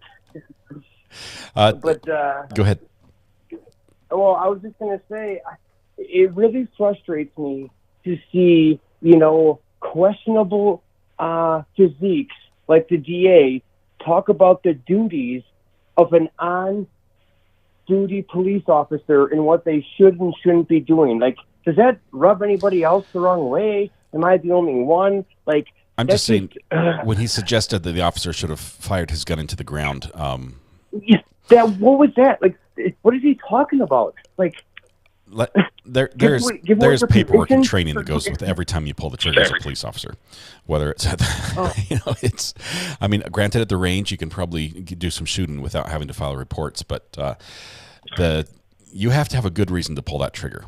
And with him not having the information, you don't just fire off around just to scare off a potential bad guy in case it is.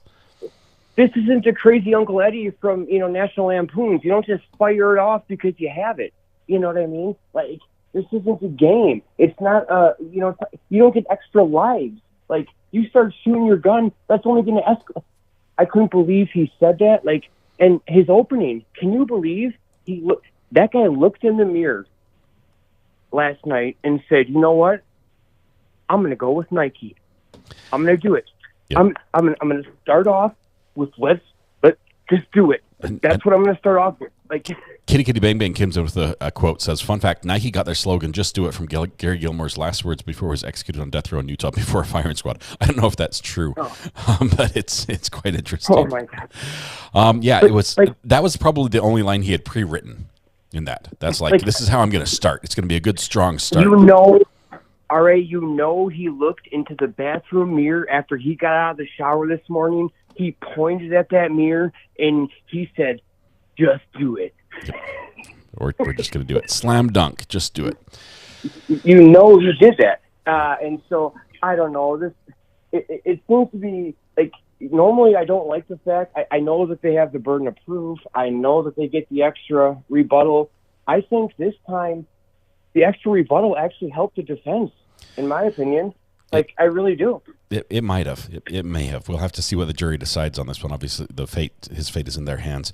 I don't know. I was disappointed. I was hoping that we would have a big finish, a strong finish. Even though I'm not on the side of the prosecution on this one. I've come down with my own sort of decision on the defense side. I still like to see a good argument, at least organized well.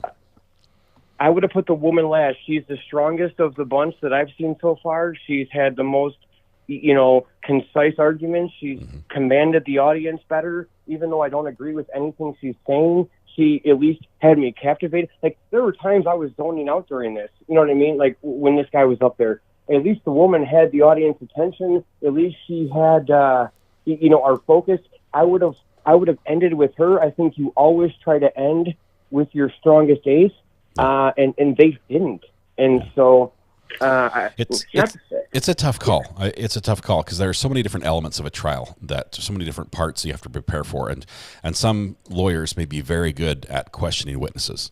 Some may be very good at cross-examining witnesses. And some might be good on making it open. Mark is very good on a closing. And so defense did very good on the closing. I think he also did very well in other elements. I don't think his open was very strong, mostly because he strayed into areas he shouldn't have on the open. He should have talked about what. Yeah, he kind of got carried away. He seems to get better as it goes on. That's what I've noticed with him. Like, even with his closing, like, it seemed like at the halfway mark he started really hitting his stride. It seems like he takes his time to sort of get his thoughts organized. Like, that's just my armchair quarterback. But there's one thing I think the jury will agree. Like, to sit there as a civilian who's never been in combat, the biggest altercation this guy has had is getting his Starbucks order wrong. Okay, that's the biggest altercation he's had in the last 12 months. We can all see that. Okay, and so for him to criticize the behavior of an officer in gun battle and to minimize that echo. All right, you've been there. Anybody who's been even in a gun range that was been tough. there. And them talking about him playing on the radio when actually playing like a dispatcher. First of all, that discredits police officers and dispatchers at the same time. I've got good friends who do amazing work as dispatchers, and talk to a dispatcher sometime and understand what their life is like. I mean, talking to someone as they're dying, talking to somebody who's having the worst day of their life, and you are the only help right there, as the police officers will be 10 minutes before they get there. You can have all the training in the world already. It breaks down. Like Mr. Upper Torso has been saying, you can have the best plan in the world. When we had the best security in the world, when our clubhouse got invaded, it didn't matter. Everything broke down. It was just chaos. And you have anybody who has heard live gunfire indoors. It isn't just an echo. That's not. Yeah, he's talking it's like he's definitely- screaming in a cave. Ivan, we've got to wrap it up. We've got a couple things to go, and the judges sit back on the bench. Good. Love you guys. Thanks for calling. Love you. See you, man. Yep. Bye-bye. Couple things first. Vicky Potts says, "Ari, would you feel the same if it was your children?" Vicky, thank you for asking this question. First of all, a couple people have asked a question similar to this, like, "What would you have done differently, or would you have gone in if it was you?" We have one example of someone, a parent who was there with their child was in there, and he ran in. He basically said, "Screw it, I'm going in." Being a parent and love for a child will make you do some crazy things to help keep them safe. So without being in that situation, I don't know. I'd like to think I made a strong enough metal that I would be able to say I'll do what's right in this Read the final situation. instructions to them. But having not been there myself, I just I'm can't, going to do a I can't answer that. I sidebar don't on know. the headsets, and without waiving any prior objections as to the jury instructions, I'm going to ask each side if they have any objection to how I instructed the jury. I'm then going to identify the alternates, which are jurors number 3, 8, 9, and 10. Ask them if they have any personal items in the jury room. If so, I'm going to have the court deputies assist them in retrieving all their personal items and bringing them back into this courtroom. I'm then going to have the 6 members of the jury retire to begin their deliberations. After that, I'm going to instruct the alternates that all the communication rules remain. I'm going to send them home with the instruction that I will call them and let them know when their service is complete. And should I need to summon one back here for some reason during the deliberations and order that jury to begin their deliberations anew, they will be available to me to do so. And then I'll probably let them go, I would say, at least till 6 o'clock tonight. And they do not reach a verdict by 6 o'clock, send them home. I send them to be back here at 9 o'clock tomorrow morning. And as soon as I have the jury back, they can resume their deliberations. State, any objection to proceeding in that manner or anything else you need me to address? No. Defense, any objection to proceeding in that manner or anything else you need me to address? No, Your Honor. Okay, please bring the jury back. Sharon asks, I missed something. What did juror number 3 do? The state disclosed that they just found out that juror number 3 had a conversation with one of their victim advocates. The defense says that, hey, during questioning, we knew that this individual was a victim advocate, and we had questioned their involvement, and they downplayed their involvement in the trial involving the shooter and the penalty phase of that trial. It sounds like there was a lot more. They were a lot more involved than they let on during the questioning. And there's been conversations between, the juror has been talking to people. It's bad.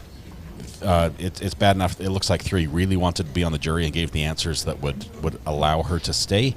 The state and the defense defense moved that she be removed. The state said no objection to that at all, and she's going to be removed. So she does not know yet that she's an alternate. She probably thought she was a main juror and not an alternate, if they knew, which I think they did. 3 does not know yet. She's going to be informed here in just a minute. It sounds like she's not going to be talked to about perjury or anything else. So it sounds like she's getting off there. But somebody's coming up the walk here. So.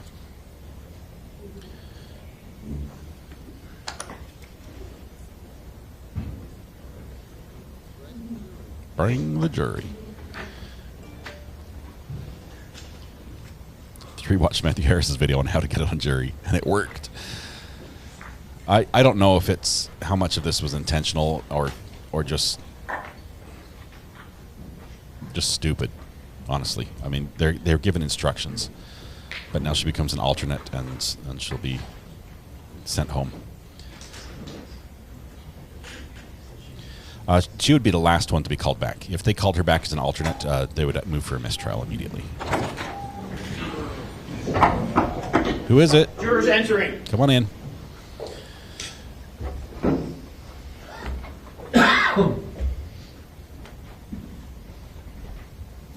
Ladies and gentlemen, welcome back. Come on in. Cameraman is Ladies and gentlemen, asleep welcome at back. the Come wheel. on in. Once you're back at the same seat, you may be seated. All parties may be seated. Ladies and gentlemen, those of you that are using the notepads, should you choose, I'll give you a moment to get the notepads out. I will let you know that you should each have an exact copy of the instructions that I'm about to read to you. You will be taking those with you when you begin your deliberations. Besides all the evidence, You will have a copy of the jury instructions. You will have a copy of the charging document. And you will have the 11 verdict forms that I'm going to go over with you momentarily. Okay, so if you want to take notes during my instruction, you may do so. Obviously, if you do not want to, you do not have to. You all have an exact copy of what I'm about to read to you. Members of the jury, I thank you for your attention during this trial. Please pay attention to the instructions I'm about to give you. Scot Peterson, the defendant in this case, has been accused of the crimes of neglect of a child, great bodily harm, permanent disability, or permanent disfigurement. Neglect of a child, great bodily harm, permanent disability, or permanent disfigurement. Neglect of a child, great bodily harm, permanent disability, or permanent disfigurement. Neglect of a child, great bodily harm, permanent disability, or permanent disfigurement. Neglect of a child, great bodily harm, permanent disability, or permanent disfigurement. Neglect of a child, great bodily harm, permanent disability, or permanent disfigurement. Neglect of a child without great bodily harm, permanent disability, or permanent disfigurement. Culpable negligence, culpable negligence, culpable negligence, and perjury not in an official proceeding. To prove the crime of neglect of a child causing great bodily harm, permanent disability, or permanent disfigurement, the state must prove the following four elements beyond a reasonable doubt. 1. Scot Peterson willfully or by culpable negligence failed or omitted to provide Anthony Borges with the care, supervision, and services necessary to maintain Anthony Borges' physical or mental health. Or Scot Peterson failed to make reasonable effort to protect Anthony Borges from abuse, neglect, or exploitation by another person. 2. In doing so, Scot Peterson caused great bodily harm, permanent disability, or permanent disfigurement to Anthony Borges. 3. Scot Peterson was a caregiver for Anthony Borges. 4. Anthony Borges was under the age of 18 years. Neglect of a child may be based on repeated conduct or on a single incident or omission that resulted in, or reasonably could have been expected to result in, serious physical or mental injury or a substantial risk of death to a child. Caregiver means a parent, adult household member, or other person responsible for a child's welfare. I will now define what is meant by the term culpable negligence. Each of us has a duty to act reasonably towards others. If there is a violation of that duty without any conscious intention to harm, that violation is negligence. But culpable negligence is more than a failure to use ordinary care for others. For negligence to be called culpable negligence, it must be gross and flagrant. The negligence must be committed with an utter disregard for the safety of others. Culpable negligence is consciously doing an act or following a course of conduct that the defendant must have known, or reasonably should have known, was likely to cause death or great bodily harm. Great bodily harm means great as distinguished from slight, trivial, minor, or moderate harm, and as such does not include mere bruises. To prove the crime of neglect of a child causing great bodily harm, permanent disability, or permanent disfigurement, the state must prove the following four elements beyond a reasonable doubt. 1. Scot Peterson willfully or by culpable negligence failed or omitted to provide Kara Logren with the care, supervision, and services necessary to maintain Kara Logren's physical or mental health. Or Scot Peterson failed to make reasonable effort to protect Kara Logren from abuse, neglect, or exploitation by another person. 2. In doing so, Scot Peterson caused great bodily harm, permanent disability, or permanent disfigurement to Kara Logren. 3. Scot Peterson was a caregiver for Kara Logren. 4. Kara Logren was under the age of 18 years. Neglect of a child may be based on repeated conduct or on a single incident or omission that resulted in, or reasonably could have been expected to result in, serious physical or mental injury or a substantial risk of death to a child. Caregiver means a parent, adult household member, or other person responsible for a child's welfare. I will now define what is meant by the term culpable negligence. Each of us has a duty to act reasonably towards others. If there is a violation of that duty without any conscious intention to harm, that violation is negligence. But culpable negligence is more than a failure to use ordinary care for others. For negligence to be called culpable negligence, it must be gross and flagrant. The negligence must be committed with an utter disregard for the safety of others. Culpable negligence is consciously doing an act or following a course of conduct that the defendant must have known or reasonably should have known was likely to cause death or great bodily harm. Great bodily harm means great as distinguished from slight, trivial, minor, or moderate harm, and as such does not include mere bruises. To prove the crime of neglect of a child causing great bodily harm, permanent disability, or permanent disfigurement, the state must prove the following four elements beyond a reasonable doubt. 1. Scot Peterson willfully or by culpable negligence failed or omitted to provide Joaquin Oliver with the care, supervision, and services necessary to maintain Joaquin Oliver's physical or mental health. Or, Scot Peterson failed to make reasonable effort to protect Joaquin Oliver from abuse, neglect, or exploitation by another person. In doing so, Scot Peterson caused great bodily harm, permanent disability, or permanent disfigurement to Joaquin Oliver. 3. Scot Peterson was a caregiver for Joaquin Oliver. 4. Joaquin Oliver was under the age of 18 years. Neglect of a child may be based on repeated conduct or on a single incident or omission that resulted in, or reasonably could have been expected to result in, serious physical or mental injury, or a substantial risk of death to a child. Caregiver means a parent, adult household member, or other person responsible for a child's welfare. I will now define what is meant by the term culpable negligence. Each of us has a duty to act reasonably towards others. If there is a violation of that duty without any conscious intention to harm, that violation is negligence.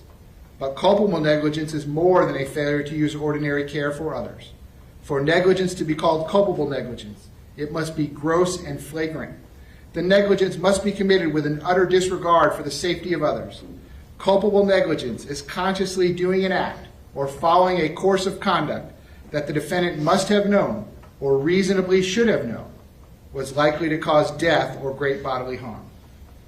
Great bodily harm means great as distinguished from slight, trivial, minor, or moderate harm, and as such does not include mere bruises. To prove the crime of neglect of a child causing death, causing great bodily harm, permanent disability, or permanent disfigurement, the state must prove the following four elements beyond a reasonable doubt. 1. Scot Peterson willfully or by culpable negligence failed or omitted to provide Kyle Lehman with the care, supervision, and services necessary to maintain Kyle Lehman's physical or mental health. Or, Scot Peterson failed to make reasonable effort to protect Kyle Lehman from abuse, neglect, or exploitation by another person. 2. In doing so, Scot Peterson caused great bodily harm, permanent disability, or permanent disfigurement to Kyle Lehman. 3. Scot Peterson was a caregiver for Kyle Lehman. 4. Kyle Lehman was under the age of 18 years. Neglect of a child may be based on repeated conduct or on a single incident or omission that resulted in, or reasonably could have been expected to result in, serious physical or mental injury or substantial risk of death to a child. Caregiver means a parent, adult household member, or other person responsible for a child's welfare. I will now define what is meant by the term culpable negligence. Each of us has a duty to act reasonably towards others. If there is a violation of that duty without any conscious intention to harm, that violation is negligence. But culpable negligence is more than a failure to use ordinary care for others. For negligence to be called culpable negligence, it must be gross and flagrant. The negligence must be committed with an utter disregard for the safety of others. Culpable negligence is consciously doing an act or following a course of conduct that the defendant must have known or reasonably should have known was likely to cause death or great bodily harm. Great bodily harm means great as distinguished from slight, trivial, minor, or moderate harm, and as such does not include mere bruises. To prove the crime of neglect of a child causing great bodily harm, permanent disability, or permanent disfigurement, the state must prove the following four elements beyond a reasonable doubt. 1. Scot Peterson willfully or by culpable negligence failed or omitted to provide Jamie Guttenberg with the care, supervision, and services necessary to maintain Jamie Guttenberg's physical or mental health. Or, Scot Peterson failed to make reasonable effort to protect Jamie Guttenberg from abuse, neglect, or exploitation by another person. In doing so, Scot Peterson caused great bodily harm, permanent disability, or permanent disfigurement to Jamie Guttenberg. 3. Scot Peterson was a caregiver for Jamie Guttenberg. 4. Jamie Guttenberg was under the age of 18 years. Neglect of a child may be based on repeated conduct or on a single incident or omission that resulted in or reasonably could have been expected to result in serious physical or mental injury or a substantial risk of death to a child. Caregiver means a parent, adult household member, or other person responsible for a child's welfare. I will now define what is meant by the term culpable negligence. Each of us has a duty to act reasonably towards others. If there is a violation of that duty without any conscious intention to harm, that violation is negligence. But culpable negligence is more than a failure to use ordinary care for others. For negligence to be called culpable negligence, it must be gross and flagrant. The negligence must be committed with an utter disregard for the safety of others. Culpable negligence is consciously doing an act or following a course of conduct that the defendant must have known or reasonably should have known was likely to cause death or great bodily harm. Great bodily harm means great as distinguished from slight, trivial, minor, or moderate harm, and as such does not include mere bruises. To prove the crime of neglect of a child causing great bodily harm, permanent disability, or permanent disfigurement, the state must prove the following 4 elements beyond a reasonable doubt. 1. Scot Peterson willfully or by culpable negligence failed or omitted to provide Peter Wang with the care, supervision, and services necessary to maintain Peter Wang's physical or mental health. Or Scot Peterson failed to make reasonable effort to protect Peter Wang from abuse, neglect, or exploitation by another person. 2. In doing so, Scot Peterson caused great bodily harm, permanent disability, or permanent disfigurement to Peter Wang. 3. Scot Peterson was a caregiver for Peter Wang. 4. Peter Wang was under the age of 18 years. Neglect of a child may be based on repeated conduct or on a single incident or omission that resulted in or reasonably could have been expected to result in serious physical or mental injury or a substantial risk of death to a child. Caregiver means a parent, adult household member, or other person responsible for a child's welfare. I will now define what is meant by the term culpable negligence.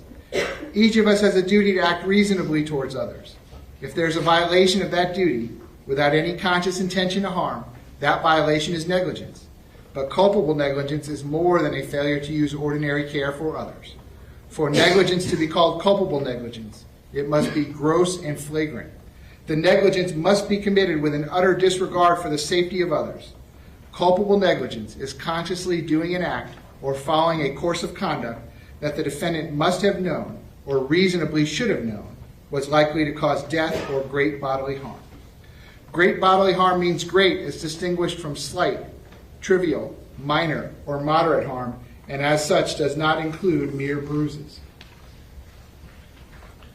To prove the crime of neglect of the child, the state must prove the following 3 elements beyond a reasonable doubt. 1.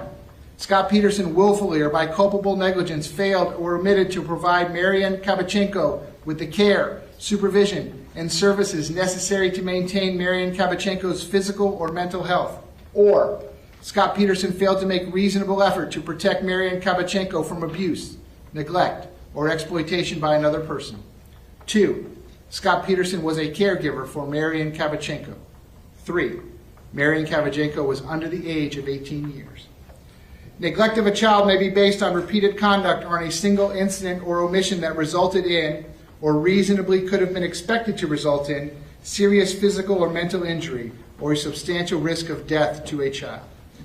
Caregiver means a parent, adult household member, or other person responsible for a child's welfare. I will now define what is meant by the term culpable negligence. Each of us has a duty to act reasonably towards others. If there is a violation of that duty without any conscious intention to harm, that violation is negligence. But culpable negligence is more than a failure to use ordinary care for others. For negligence to be called culpable negligence, it must be gross and flagrant. The negligence must be committed with an utter disregard for the safety of others. Culpable negligence is consciously doing an act or following a course of conduct that the defendant must have known or reasonably should have known was likely to cause death or great bodily harm. To prove the crime of culpable negligence, the state must prove the following two elements beyond a reasonable doubt. 1. Scot Peterson exposed Scott Beagle to personal injury. 2. He did so through culpable negligence. Actual injury is not required. I will now define culpable negligence for you. Each of us has a duty to act reasonably towards others. If there's a violation of that duty without any conscious intention to harm, that violation is negligence. But culpable negligence is more than a failure to use ordinary care for others. In order for negligence to be culpable, it must be gross and flagrant. Culpable negligence is a course of conduct showing reckless disregard for human life or for the safety of persons exposed to its dangerous effects, or such an entire want of care as to raise a presumption of a conscious indifference to consequences, or which shows wantonness or recklessness, or a grossly careless disregard for the safety and welfare of the public, or shows such an indifference to the rights of others as is equivalent to an intentional violation of such rights. To prove the crime of culpable negligence, the state must prove the following two elements beyond a reasonable doubt. 1. Scot Peterson exposed Stacy Lapel to personal injury. 2. He did so through culpable negligence. Actual injury is not required. I will now define culpable negligence for you. Each of us has a duty to act reasonably towards others. If there's a violation of that duty without any conscious intention to harm, that violation is negligence. But culpable negligence is more than a failure to use ordinary care for others. In order for negligence to be culpable, it must be gross and flagrant.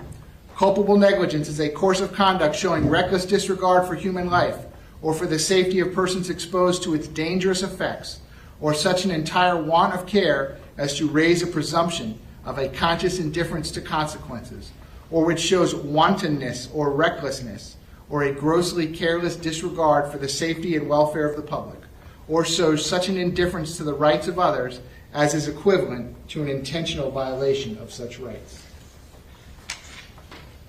To prove the crime of culpable negligence, the state must prove the following two elements beyond a reasonable doubt. 1. Scot Peterson exposed Meadow Pollock to personal injury.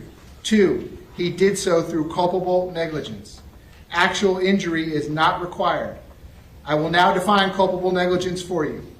Each of us has a duty to act reasonably towards others.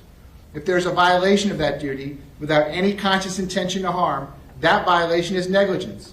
But culpable negligence is more than a failure to use ordinary care for others.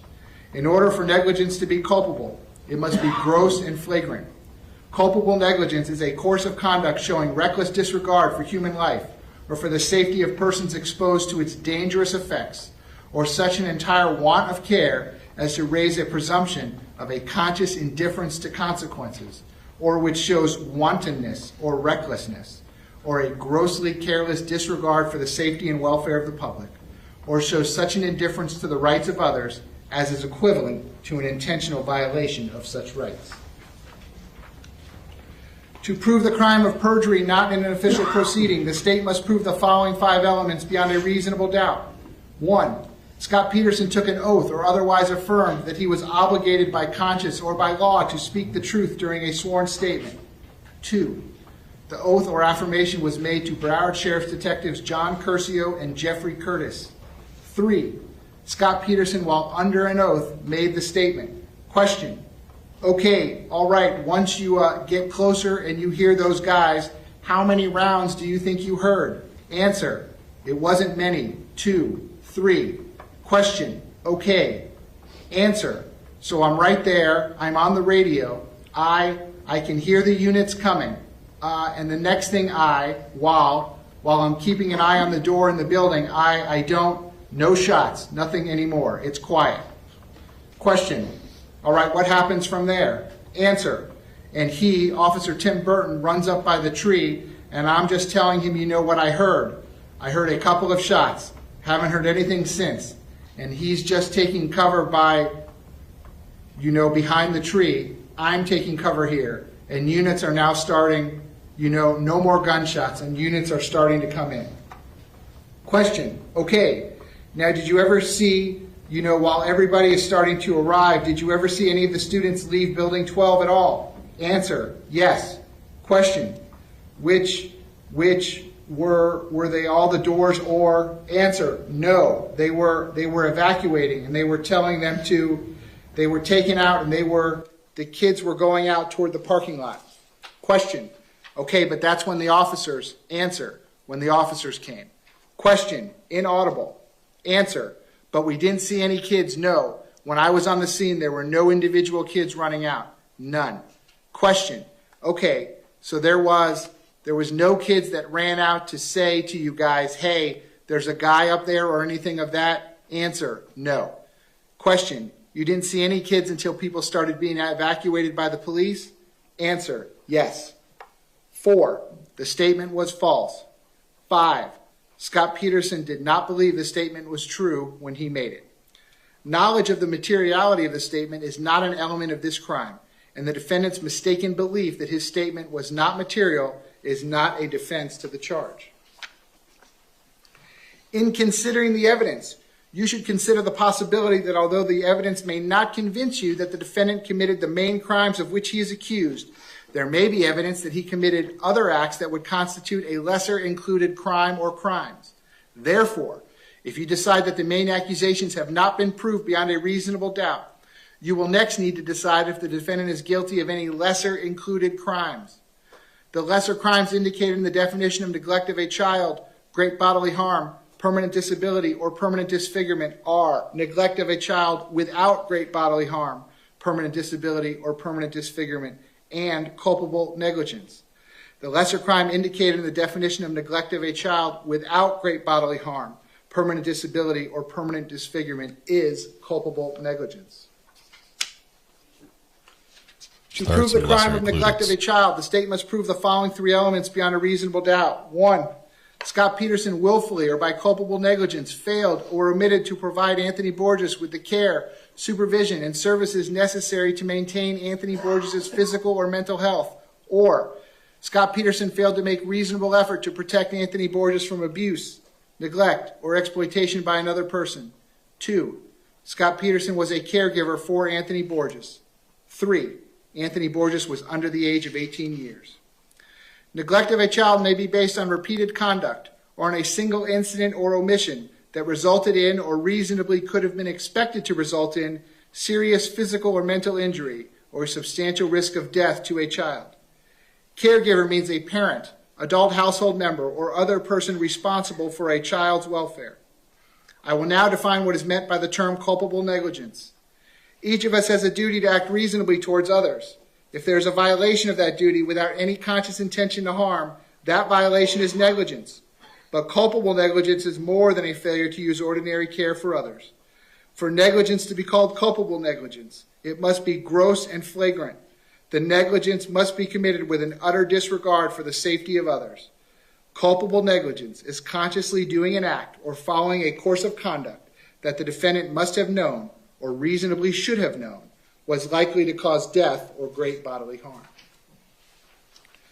To prove the crime of neglect of a child, the state must prove the following 3 elements beyond a reasonable doubt. 1, Scot Peterson willfully or by culpable negligence failed or omitted to provide Kara Logren with the care, supervision, and services necessary to maintain Kara Logren's physical or mental health.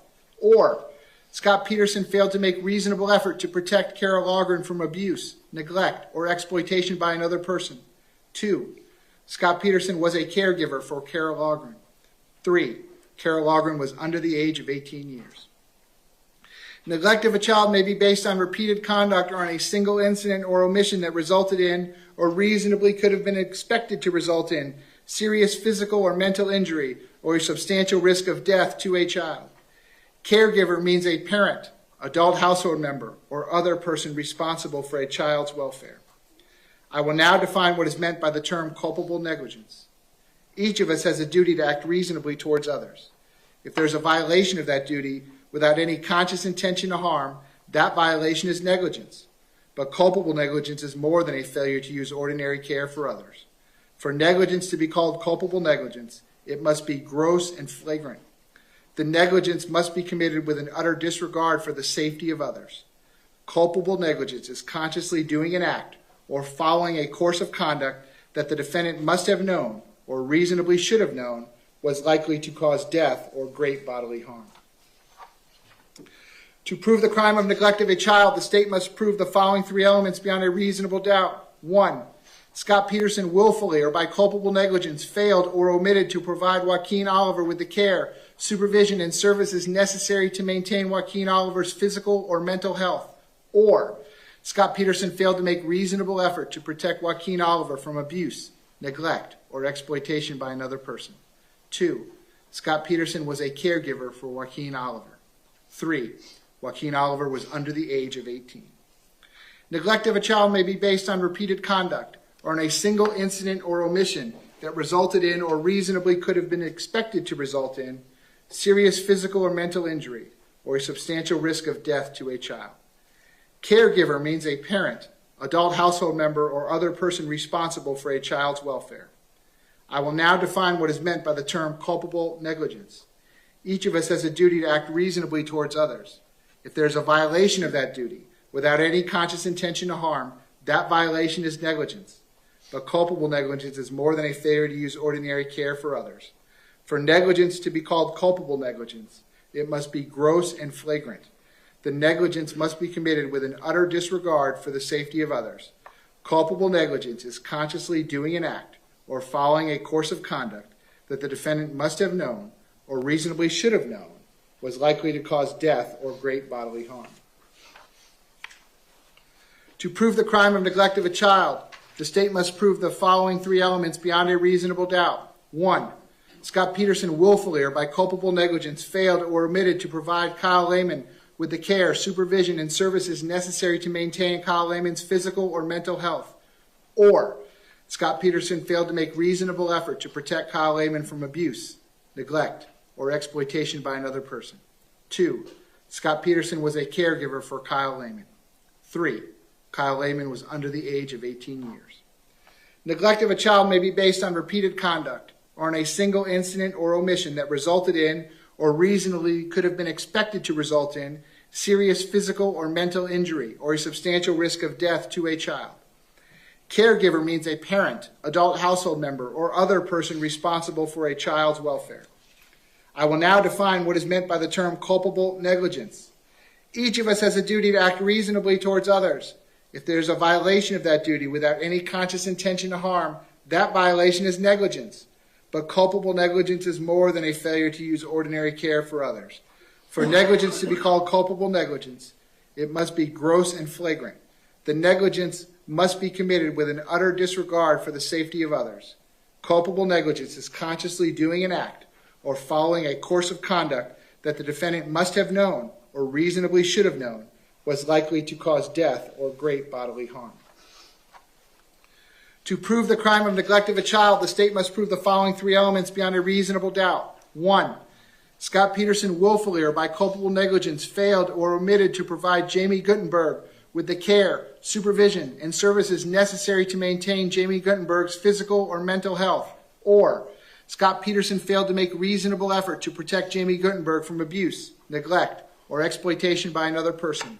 2. Scot Peterson was a caregiver for Jamie Guttenberg. 3. Jamie Guttenberg was under the age of 18 years. Neglect of a child may be based on repeated conduct or on a single incident or omission that resulted in or reasonably could have been expected to result in serious physical or mental injury or a substantial risk of death to a child. Caregiver means a parent, adult household member, or other person responsible for a child's welfare. I will now define what is meant by the term culpable negligence. Each of us has a duty to act reasonably towards others. If there is a violation of that duty without any conscious intention to harm, that violation is negligence. But culpable negligence is more than a failure to use ordinary care for others. For negligence to be called culpable negligence, it must be gross and flagrant. The negligence must be committed with an utter disregard for the safety of others. Culpable negligence is consciously doing an act or following a course of conduct that the defendant must have known or reasonably should have known was likely to cause death or great bodily harm. To prove the crime of neglect of a child, the state must prove the following three elements beyond a reasonable doubt. 1. Scot Peterson willfully or by culpable negligence failed or omitted to provide Peter Wang with the care, supervision, and services necessary to maintain Peter Wang's physical or mental health. Or Scot Peterson failed to make reasonable effort to protect Peter Wang from abuse, neglect, or exploitation by another person. 2. Scot Peterson was a caregiver for Peter Wang. 3. Peter Wang was under the age of 18 years. Neglect of a child may be based on repeated conduct or on a single incident or omission that resulted in or reasonably could have been expected to result in serious physical or mental injury or a substantial risk of death to a child. Caregiver means a parent, adult household member, or other person responsible for a child's welfare. I will now define what is meant by the term culpable negligence. Each of us has a duty to act reasonably towards others. If there's a violation of that duty, without any conscious intention to harm, that violation is negligence. But culpable negligence is more than a failure to use ordinary care for others. For negligence to be called culpable negligence, it must be gross and flagrant.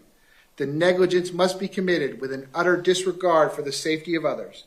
Culpable negligence is consciously doing an act or following a course of conduct that the defendant must have known or reasonably should have known was likely to cause death or great bodily harm.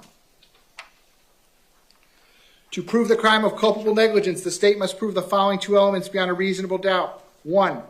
Scot Peterson exposed Anthony Borges to personal injury. 2. He did so through culpable negligence. Actual injury is not required. I will now define culpable negligence for you. Each of us has a duty to act reasonably towards others.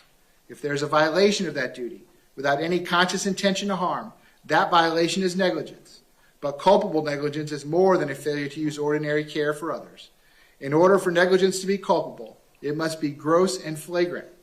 Culpable negligence is a course of conduct showing reckless disregard for human life or for the safety of persons exposed to its dangerous effects, or such an entire want of care as to raise a presumption of a conscious indifference to the consequences, or which shows wantonness or recklessness, or a grossly careless disregard for the safety and welfare of the public, or shows such an indifference to the rights of others as is equivalent to an intentional violation of such rights. To prove the crime of culpable negligence, the state must prove the following two elements beyond a reasonable doubt. 1. Scot Peterson exposed Kara Logren to personal injury. 2. He did so through culpable negligence. Actual injury is not required. I will now define culpable negligence for you. Each of us has a duty to act reasonably towards others. If there is a violation of that duty, without any conscious intention to harm, that violation is negligence. But culpable negligence is more than a failure to use ordinary care for others. In order for negligence to be culpable, it must be gross and flagrant. Culpable negligence is a course of conduct showing reckless disregard for human life, or for the safety of the persons exposed to its dangerous effects, or such an entire want of care as to raise a presumption of a conscious indifference to consequences, or which shows wantonness or recklessness, or a grossly careless disregard for the safety and welfare of the public, or shows such an indifference to the rights of others as is equivalent to an intentional violation of such rights. To prove the crime of culpable negligence, the state must prove the following two elements beyond a reasonable doubt. 1. Scot Peterson exposed Joaquin Oliver to personal injury. 2. He did so through culpable negligence. Actual injury is not required. I will now define culpable negligence for you. Each of us has a duty to act reasonably towards others. If there is a violation of that duty, without any conscious intention to harm, that violation is negligence. But culpable negligence is more than a failure to use ordinary care for others. In order for negligence to be culpable, it must be gross and flagrant. Culpable negligence is a course of conduct showing reckless disregard for human life, or for the safety of persons exposed to its dangerous effects, or such an entire want of care as to raise a presumption of the conscious indifference to consequences, or which shows wantonness or recklessness, or a grossly careless disregard for the safety and welfare of the public, or shows such an indifference to the rights of others as is equivalent to an intentional violation of such rights. To prove the crime of culpable negligence, the state must prove the following two elements beyond a reasonable doubt. 1. Scot Peterson exposed Kyle Lehman to personal injury. 2. He did so through culpable negligence. Actual injury is not required. I will now define culpable negligence for you. Each of us has a duty to act reasonably towards others. If there is a violation of that duty, without any conscious intention to harm, that violation is negligence. but culpable negligence is more than a failure to use ordinary care for others. In order for negligence to be culpable, it must be gross and flagrant.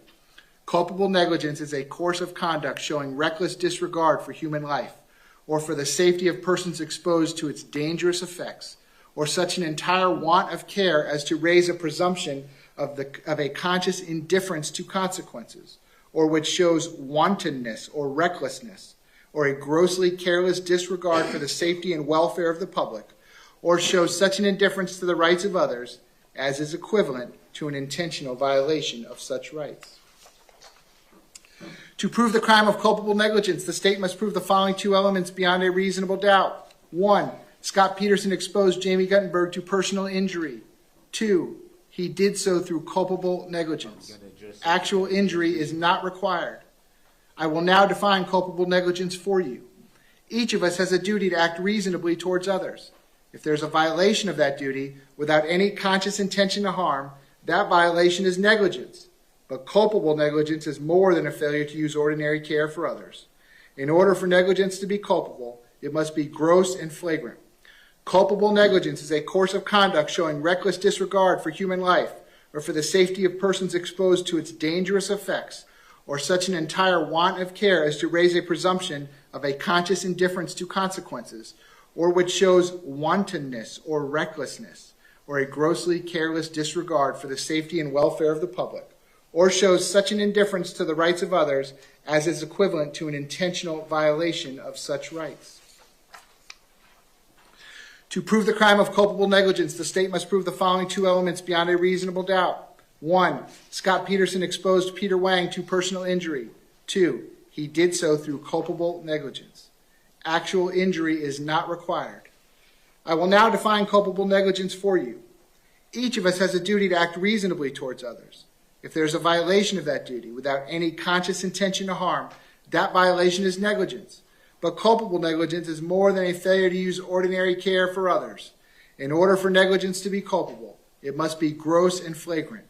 Culpable negligence is a course of conduct showing reckless disregard for human life, or for the safety of persons exposed to its dangerous effects, or such an entire want of care as to raise a presumption of the conscious indifference to consequences, or which shows wantonness or recklessness, or a grossly careless disregard for the safety and welfare of the public, or shows such an indifference to the rights of others as is equivalent to an intentional violation of such rights.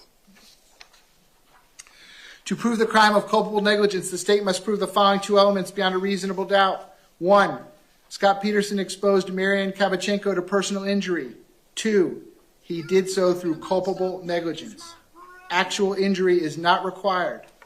I will now define culpable negligence for you. Each of us has a duty to act reasonably towards others. If there's a violation of that duty without any conscious intention to harm, that violation is negligence. But culpable negligence is more than a failure to use ordinary care for others. In order for negligence to be culpable, it must be gross and flagrant.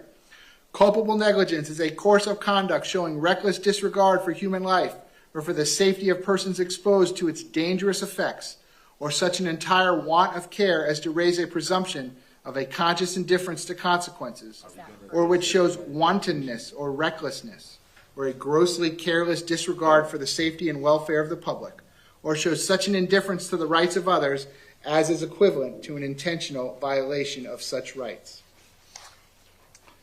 The defendant has entered a plea of not guilty. This means you must presume or believe the defendant is innocent. The presumption stays with the defendant as to each material allegation in the information through each stage of the trial, unless it has been overcome by the evidence to the exclusion of and beyond a reasonable doubt.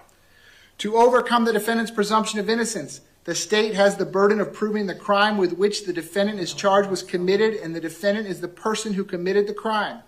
The defendant is not required to present evidence or prove anything. Whenever the words reasonable doubt are used, you must consider the following. A reasonable doubt is not a mere possible doubt, a speculative, imaginary, or forced doubt.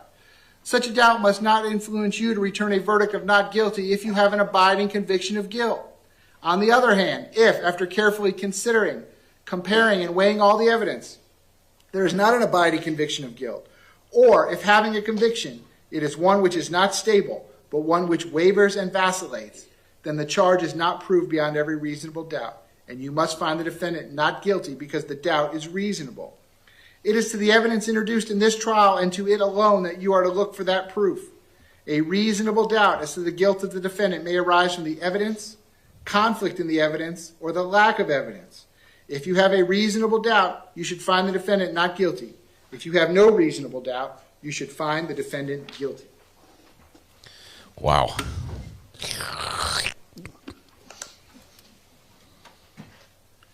It is up to you to decide what evidence is reliable. You should use your common sense in deciding which is the best evidence and which evidence should not be relied upon in considering your verdict. You may find some of the evidence not reliable or less reliable than other evidence. You should consider how the witnesses acted as well as what they said. Some things you should consider are: did the witness seem to have an opportunity to see and know the things about which the witness testified? Did the witness seem to have an accurate memory? Was the witness honest and straightforward in answering the attorney's questions? Did the witness have some interest in how the case should be decided? Does the witness's testimony agree with the other testimony and other evidence in the case? Did the witness at some other time make a statement that is inconsistent with the testimony he or she gave in court? Whether the state has met its burden of proof does not depend on the number of witnesses it has called or upon the number of exhibits it has offered, but instead upon the nature and quality of the evidence presented. The fact that a witness is employed in law enforcement does not mean that his or her testimony deserves more or less consideration than that of any other witness. Expert witnesses are like other witnesses with one exception. The law permits an expert witness to give his or her opinion. However, an expert's opinion is reliable only when given on a subject about which you believe him or her to be an expert. Like other witnesses, you may believe or disbelieve all or any part of an expert's testimony. It is entirely proper for a lawyer to talk to a witness about what testimony the witness would give if called to the courtroom. The witness should not be discredited by talking to a lawyer about his or her testimony. You may rely upon your own conclusion about the credibility of any witness. A juror may believe or disbelieve all or any part of the evidence or the testimony of any witness. The Constitution requires the state to prove its accusations against the defendant. It is not necessary for the defendant to disprove anything, nor is the defendant required to prove his innocence. It is up to the state to prove the defendant's guilt by evidence. The defendant exercised a fundamental right by choosing not to be a witness in this case.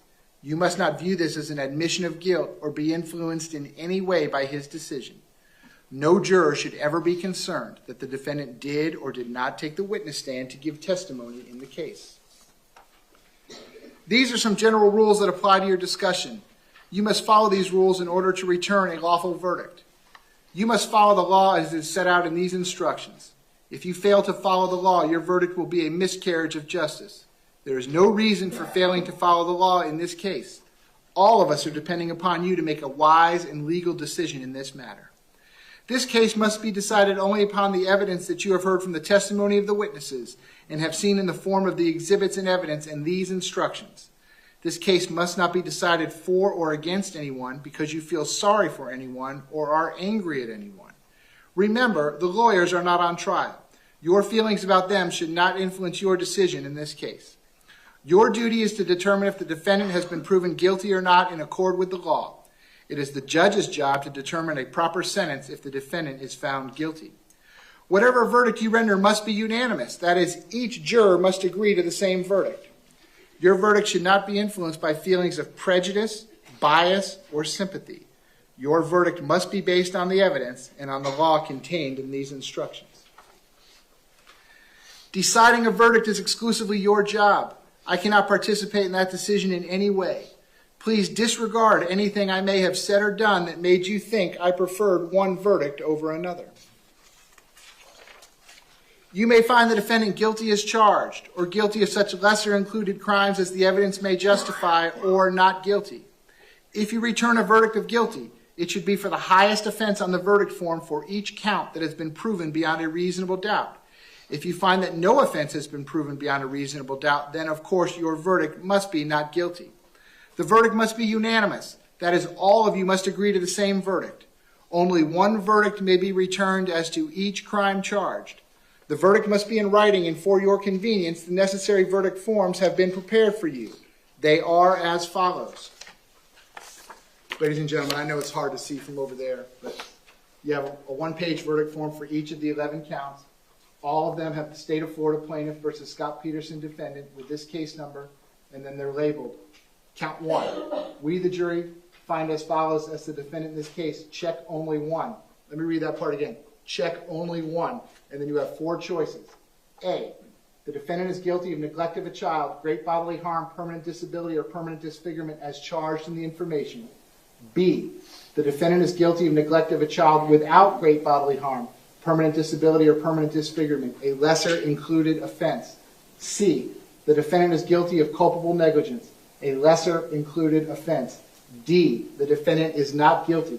So say we all this blank day of June 2023 at Fort Lauderdale, Broward County, Florida, and there's a place for the foreperson to print their name and sign their name. So once you come to unanimous verdict as to count 1, you will check the appropriate box. The foreperson will date the verdict form, print their name, and sign their name. Judge is hoping this doesn't go into July. Since the same crime is alleged in counts 1 through 6, the verdict forms for count 1 through 6 are identical. They each have the same 4 choices. You can match up the verdict form for each count with the copy of the information that you will have. The verdict form for count 7 reads as follows. It has 3 choices. We, the jury, find as follows as the defendant in this case. Check only 1. A, the defendant is guilty of neglect of a child without great bodily harm, permanent disability, or permanent disfigurement as charged in the information. B, the defendant is guilty of culpable negligence, a lesser included offense. I don't think the jury can see the this. defendant is not guilty. So say we all this blank day of June 2023 at Fort Lauderdale, Broward County, Florida. Again, a place for the foreperson to print their name and sign their name. So once you have come to unanimous decision as to count 7, you will check the appropriate box. The foreperson will date the verdict form and print and sign their name. The verdict forms for count 8, 9, and 10 are identical as they all charge the same crime. Let's read them separately. They all read as follows. This is the verdict form for count 8. We, the jury, find as follows the defendant in this case. Check only 1. There's 2 choices. The defendant is guilty of culpable negligence as charged in the information. Or B, the defendant is not guilty. So say we all this blank day of June 2023 at Fort Lauderdale, Broward County, Florida. And again, a place for the foreperson to print their name and sign their name. So once you have come to unanimous decision as to the verdicts into count 8, 9, and 10, you will fill out, check the appropriate box. The foreperson will date it, sign their name, and print their name. The verdict form for count 11 has 2 choices. It reads as follows. We, the jury, find as follows as the defendant in this case. Check only 1. A, the defendant is guilty of perjury not in an official proceeding as charged in the information. B, the defendant is not guilty. So say we all this blank day of June 2023 at Fort Lauderdale, Broward County, Florida. Again, a place for the foreperson to print their name and sign their name. So once you have reached a unanimous decision as to count 11, you will check the appropriate box. The foreperson will date the verdict form and print and sign the verdict form.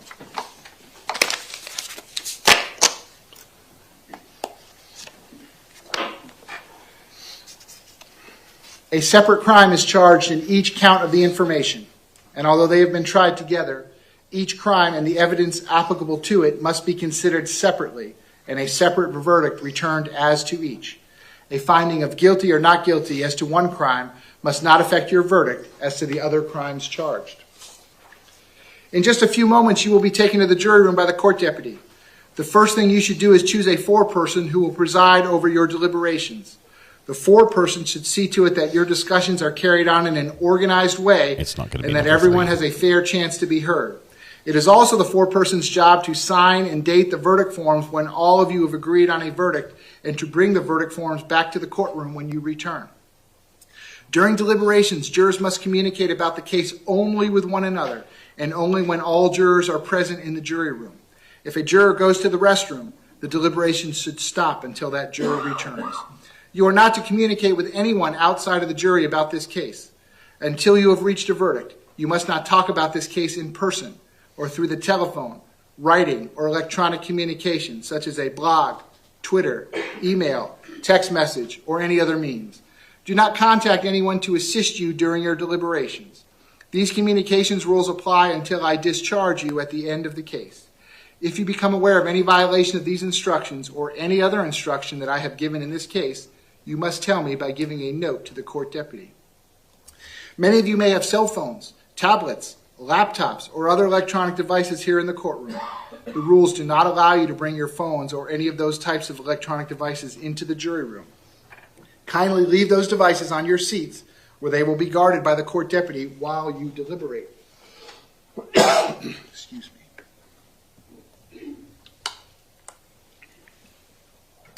If you need to communicate with me, send a note through the court deputy.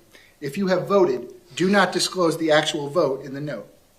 If you have a question, I will talk with the attorneys before I answer, so it may take some time. You may continue your deliberations while you wait for my answer. I will answer any questions, if I can, in writing or orally here in open court. During the trial, items were received into evidence as exhibits.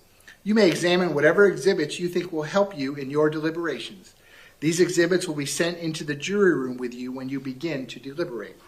In closing, let me remind you that it is important that you follow the law spelled out in these instructions in deciding your verdict. There are no other laws that apply to this case. Even if you do not like the laws that must be applied, you must use them. For more than 2 centuries, we have lived by the Constitution and the law. No juror has the right to violate the rules we all share. We have a special poll. Read carefully before you vote on this poll. Read carefully. We're going to do a quick sidebar, which means we're going to have to mute the sound. Oh, good. He muted it there for us. We also are going to switch our viewfinder to this right here. While the judge just calls in a late play from the sidelines here. Here we go. Sound's back up. Okay, ladies and gentlemen, everyone is feeling healthy, ready to deliberate. If anyone's having a problem, raise your hand. Number 3, how are you feeling today? Number 3? I don't see any hands. Anybody? Okay, ladies and gentlemen, again, we're going to do this by number, by the number that's on the back of your lanyard. Where is juror number 3? Oh, juror stay number right there. 8, 9, 10. Jurors number 3, 8, 9, and 10, you all are the alternate jurors.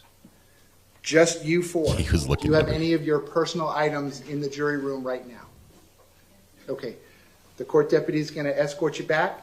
The other 6 of you, please remain in your seats. And I'm going to have you 4 get those personal items and come right back here, and I will wait for you. We are waiting here. Number 3 is not going to be informed, as far as we can tell. We did not all rise for the alternates. They're apparently lesser jurors now, so we did not rise for them. Especially number 3. Number 3 is like, I sat through this whole trial. Yeah. Okay, so number 3. Here's the issue. You guys are asking about what happened to number 3. The state disclosed right after lunch that number 3 had a discussion, a communication of some sort with the with a victim advocate, one of their victims' advocates, and that's a big no-no. You're not supposed to talk to anybody about the case, and they did. And it turns out that as they asked more questions about it, there's a lot more involvement with juror number 3 and the Parkland trial, the penalty phase of the Parkland trial with the actual shooter, than was previously disclosed or led on to be during the jury questionnaires.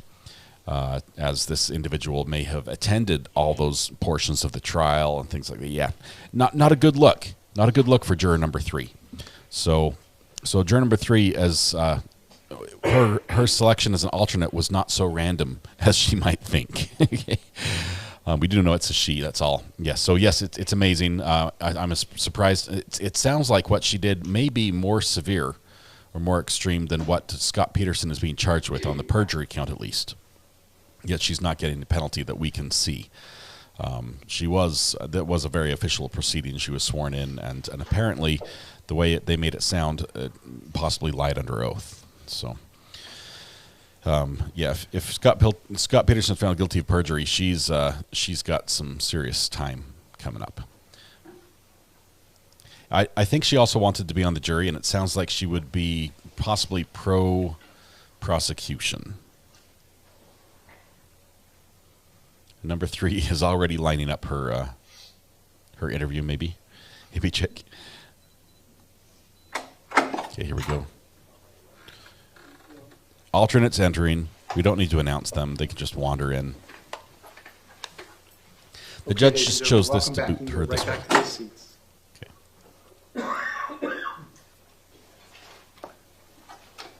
Okay, I've got everyone back. You have all your personal belongings from the jury meeting. You got your dozen eggs. So the four of you, 3, 8, 9, and 10, if you will remain in your seats, I have separate instructions for you. The rest of you, ladies and gentlemen, which is 1, 2, 4, 5, 6, and 7, you may now retire to begin your deliberations. You can take the notepads with you. Momentarily, we will send back to you the verdict forms, a copy of the charging document, as well as all of the evidence. So at this point, you may retire to begin your deliberations. Okay, so we're starting the clock right now, even though they're probably not going to talk till they get to the jury room. That's how it usually goes. Yes, you need the eggs. Everyone, if you have eggs in the jury room, please take them with you. Hey, you know, juror pay is not what it's cracked up to be. Okay, we're outside the presence of the jury. Everyone can be seated. So, ladies and gentlemen, the four of you, your jury service has not concluded at this point, okay? You are going to be under the same communication rules, all the rules the same as I've instructed you throughout the entire trial for the following reasons, okay? Again, I place no time limit on the deliberations. The jury may take as short or as long a period of time, but, and it has happened in the past, sometimes things come up and we have an emergency with a deliberating juror. If that were to occur, and I had to replace one of the deliberating jurors, I would do that with one of you since you have heard all the evidence in the case. So I still don't want you to talk to anyone about the facts of the case. I don't want you to do any research, nothing on the internet, no newspaper, no television news, no social media. Momentarily, we're going to get you, and BSO is going to escort you out of the building. I will keep your notes in the notepads. We're going to lock them up. I want you to keep the lanyards. Okay, I have your phone numbers. If the jury reaches a verdict, I will call you and let you know that you're discharged at that point, and then at that point you're free to talk to anyone you want about this case, or you're free to talk to no one about this case. That will be up to each of you. But until I call you, please operate under the same rules as I've been instructing you since all the way back on June the 5th. Again, I may need you, one of you, or more than one of you, and again, it has happened in the past. Does anyone have any questions about that at this point? So I'm not going to give you a specific day or time to come back. Resume your normal lives. Keep the lanyard. I will keep your notes. If and when your jury service is concluded, I will call you and let you know. And then, believe it or not, I usually just ask the people to mail the lanyards back, and we always get them back. So I trust that you guys will mail them back to us. And unless you have any other questions, again, with the same admonition, please don't discuss the facts of the case, evidence, witnesses, or testimony. That would be included amongst yourselves as well as you're walking out. Again, with my great thanks for your time, effort, and energy throughout the entire process. And there's also a certificate and a thank you letter that my office will deliver to you, but that will be after your jury service is concluded, which isn't just yet, but hopefully will be soon. So with that being said, I hope you all have a good night. I wish you a good return to your lives tomorrow, and then I will be in touch with you when you're going to be discharged. So at this point, have a good night. Talk to you soon. Judge is letting number 3 slide on this one. She's getting a pass. It happened in his presence. He saw enough of this that he probably could act as a witness on a trial against her if she was charged with perjury. Yet he's given her a pass and given her a thank you on the way out the door. Okay, we're outside the presence of the jury. Everyone can be seated. So I'm going to do a quick recess, but then I'm going to need the lawyers to come up, take a look at the verdict forms, the dummy copy of the charging document, all of the state and defense exhibits and evidence. Then I'll go back on the record. I'll let Seaside if they have any objection to any or all of those items going back to the jury. Once you tell me that you don't, or I address any issue that comes up in that regard, I'll send everything back to the jury. Like I said before, I think I'll let them go probably to about 6 tonight. So then we would otherwise be in recess till we hear from the jury or until we resume deliberations tomorrow. So a quick recess so you all can come up here, go through all the evidence, the verdict forms, and the charging document. Quick recess for 5 minutes. Quick recess. And then I'll go back on the record. I thought we were going to get a profit from the defense. But, all right. Recess it is. We might have their 5-minute verdict. We only have 55 seconds left for the verdict to come back under 5 minutes. Probably not going to happen. I'm just calling it right here. Not going to happen. We could do one more poll. We have one up right now, which I want to end while we're on a quick break. Can I please have juror number 3's notes? Keep your lanyard, everyone but number 3. I honestly, juror number 3 has not followed the rules thus far in going out and having discussions with people about the case outside of jury duty, against the judge's orders. She's already probably checking on the phone, being like, hey, what's up with that? Why is juror number 3 trending in the county? Yeah, she's going to know tonight is my call. That's my guess. Okay, you would think that the judge would want to make someone as an example. That we've seen that before. Look at the, what trial was that? The RICO case. Are you leaving me? Where are you going? Okay, you going to bring back some food or something yummy? As penalty for chatting in my chat under my name and not your own? Mrs. R.A.'s running the kid to work. Okay, love you. All right. Jury number 3 is our next subscriber. Watch for someone sketchy who just subscribes here in the next couple minutes. It might happen. Let me actually get let's go back to this view and then change. Okay. Box source, box 2 is going to be 4. That way we can keep our timer up. There we go. She's probably doing an interview now. No, it was it was an adult. That was my wife. Mrs. R.A. was there. Let's see, bring some pickles, please.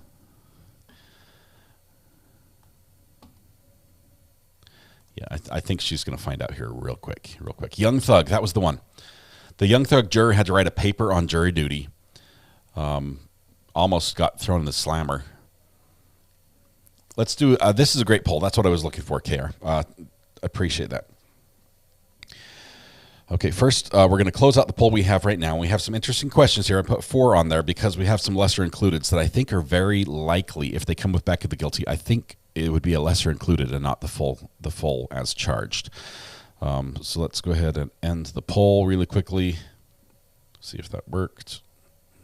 Did it? Okay, there it is. Okay, so what result will the jury return? Not guilty, 65%. Guilty on lesser includeds, 15%. Hung jury, 11%. And guilty as charged, 7%. So the guilties collectively, we're looking at about 22%. 22% guilty. Not guilty at 65%. Hung jury at 11%. So interesting numbers there. I don't know exactly where the sub count is. I think we're somewhere around a little upwards of 22,000. Debbie, thanks for the question. Maybe the judge will talk to the jury privately. I don't think he is. I think he should do it publicly if he did it at all. I'm a little disappointed. The judge has threatened a couple times to do something that I really wanted to see. One of them was talking to juror number 6's employer. I really wanted him to out that company for all of us so that we could start calling and asking about job openings and asking pertinent questions and being like, oh, never mind, you don't support civic duties? I'm out. May have misunderstood, but I thought juror number 3 was found to have only been involved with protesting or speaking with victim advocate during the penalty trial, not during this trial. Kimmy, you're right. But during the jury questioning, the defense knew specifically that this person was a victim's advocate and asked questions about their involvement, and they had downplayed their involvement. Now the state is coming out saying we're getting more information. That involvement was greater than we were led on to believe. So that's where it is. Let's see, 8 minutes of deliberations. I don't know exactly what case is next. Possibly, I want one without kids. Man, it is so hard to do back-to-back trials that involve child victims. So difficult. Those cases are heavy. They're very difficult for us in chat. It's just tough. So we're going to see. So I don't have an answer for you yet, Cheryl. How long before me and Ricky get banned from YouTube? Ivan, set up your alternate broadcast options if you think you're going to flirt with that line. When is Sarah Boone? Parrot Count trial for Sarah Boone starts on July 24th. So a month, 2 days ago. We are so close. Yeah, we are trying to find something. We're trying to find a murder case that isn't quite so heavy. I know that sounds weird. And when I explain what I do to people when they ask me what I do all day, it does sound funny to say, oh, we just talk about the most heinous actions of the worst of society all day long. But we have our limits. There are some that we just would say, hey, that's too much. We don't go there. Juror watch poll incoming. Okay, KR, yes, thanks for the reminder. I was distracted while building that. So this is specifically going to be the verdict watch as far as the timing on the return of the verdict. So how long will the jury deliberate?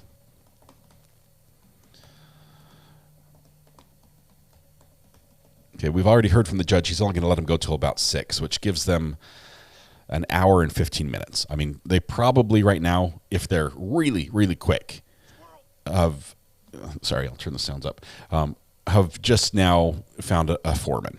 And that's if they have a natural leader and nobody else wants to, toot their own horn a little bit. They might be going around just doing some background, just being like, wow, did you guys hear everything? We can finally talk to each other. I feel liberated. I was kick back, taking it easy. So I say sound effects and you guys use them all at the same time. How long will the jury deliberate? Probably with a question mark instead of a period at the end because my English teacher would be proud. Okay, so it's a possibility, so I'm going to put it on here. We're going to have verdict tonight. Go unbeaten. Is going to be an option, and then we're going to go. So that'll basically be an hour, and so starting tomorrow, we're going to go 2 to 4 hours.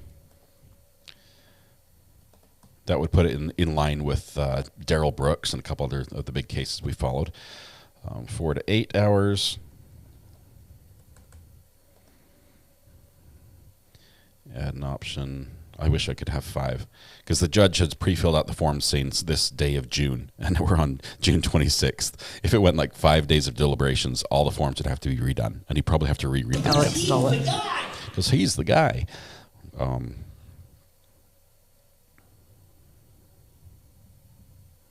I always like to have a weird question. You're talking about stuff that is not relevant.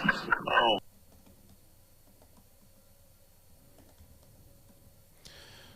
Okay. So there is our poll. You can read very carefully what the answers are before you answer. You only get one shot at this. How long will the jury deliberate? Verdict tonight is the first option. 2 to 4 hours is one other option.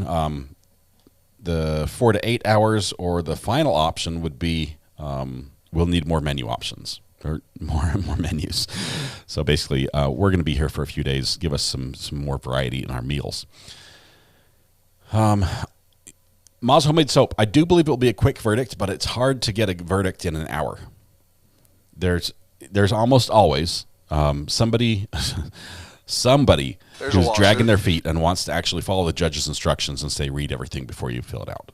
So as long as one of the 6, and granted 6 is the odds of there being a holdout is lower than a 12, but one of the 6 wants to do it properly and think like, no, the judge will really give us a stink eye if we come back and say we're done after 10 minutes.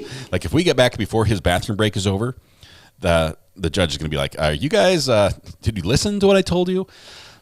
But we're probably going to have somebody who holds out a little bit and at least wants to read through it, if nothing else. They may do a straw poll. He didn't admonish them and say, don't do a straw poll first thing. If they all do a straw poll, they walk in there like, where are we at? Guilty, everybody? Or not guilty, everybody? And they're all on the same page. It's like, okay, now it's easy. It doesn't matter who our foreman is. We're all on the same page. We're not going to be arguing this out. There's not going to be evidence, wherever. It's going to be a quick thing. I tried to vote. Can you put it back on? I lost it. Debbie, it's on. It's still there. So if you're not able to vote, I apologize. Next time it might be a chance. If you tried to vote, it probably accepted it, and then it disappeared. So I was kicked back, taking it easy. I'll end it later. Let's see. I think they probably have a verdict tonight, but I'll want to sleep on it and come back tomorrow. Lots of juries have done that, and it's been like a first thing in the morning. Make sure we're all good with where we stand. I went to bed saying this is my decision, and I woke up and I said, yeah, I can sleep with that. And so they'll do that. So that might be a possibility. Cruffy's Legacy says Peterson will be getting jail supper tonight. saying that it would happen quickly. I'm not sure. That would be very quick, very quick. But you're saying you're definitely on the guilty side of the verdict on that one. Vivian Anderson says, "I hope you've got some good car chases lined up while we're waiting for the result." Are you volunteering to drive, Vivian? Because if you can drive, I know a guy with a camera and we can follow you around. How or why did they only go with a 6-person jury? I think that has to do with the charges that are filed. If it were a murder charge, it would be a 12-person jury. But I did get a message. Actually, I wanted to talk about this. I got a message on the burner phone, and I apologize. It did not come with the name of the viewer, but it's a viewer from North Carolina in Carteret County.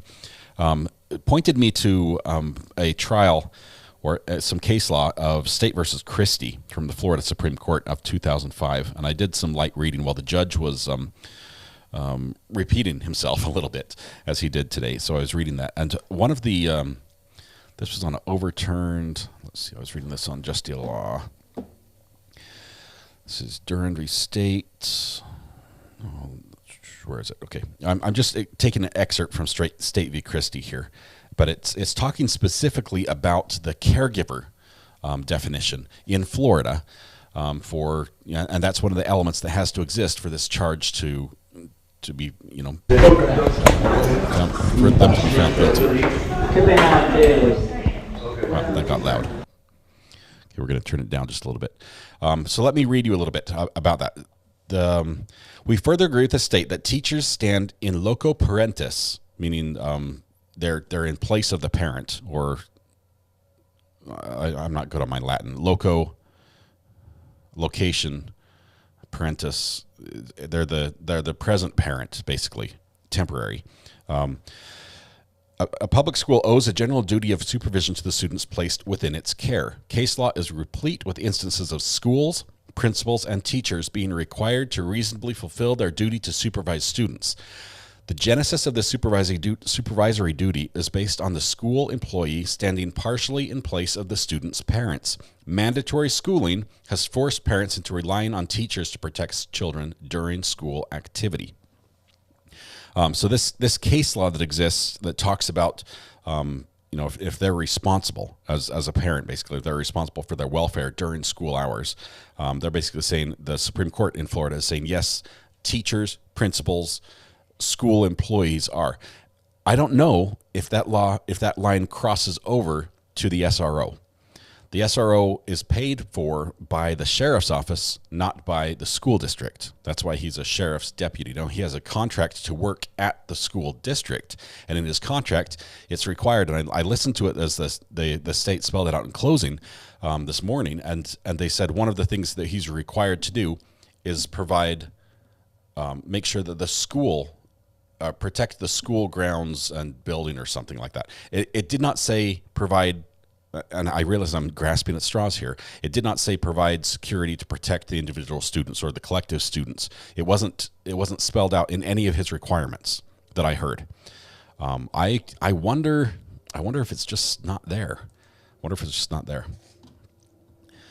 Defense didn't file a motion to dismiss based on grounds that he's not a caretaker. I don't know if that was filed previously. They've objected to lots of things. They've brought it up. I think that's it would have been included in the motion to dismiss after the state presented their evidence, which I think there's twice that they basically made the motion to dismiss and said they haven't met these because that's not, that hasn't been proven. If they request to stay later because they're close, will he let them stay? Rosie, probably not, because that would involve coordinating the overtime for a whole bunch of judge and courthouse staff. I think that's going to be the deciding factor on how late the jury can deliberate. Because suddenly if you say, okay, let's run a little bit later tonight, we'll stay an extra hour. Suddenly every employee, from the janitors who can't start cleaning until everyone leaves to, the guards and the bailiffs and the clerks and everything else. Suddenly everyone's like, well, my ride, I carpool with somebody else and my ride leaves, and that just, it makes a mess that way. So we usually don't see the judge doing that, especially in counties like that. They're pretty good size.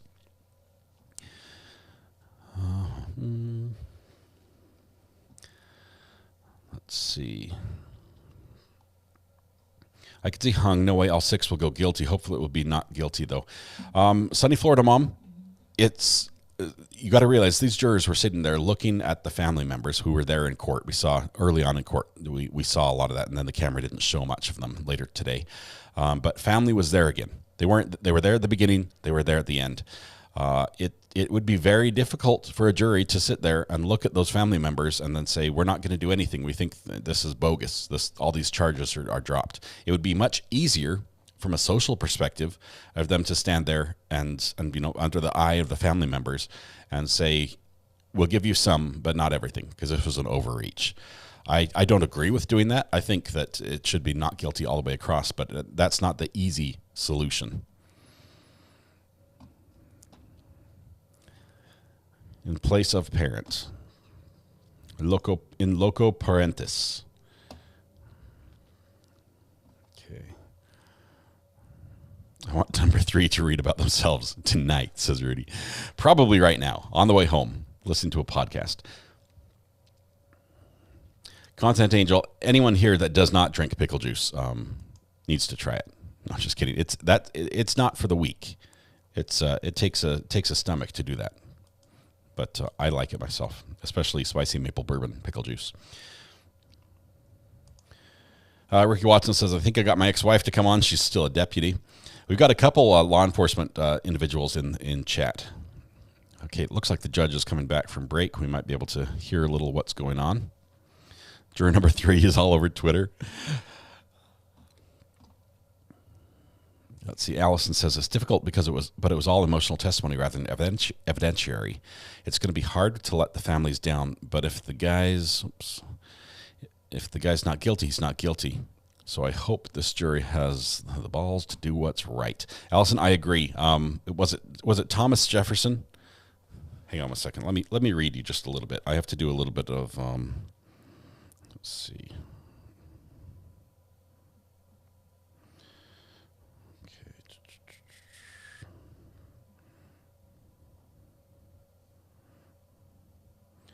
Got to find an email I want to read.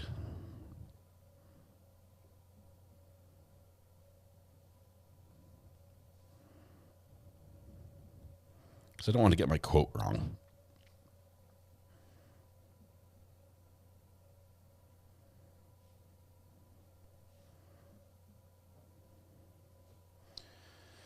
Okay, where are we at?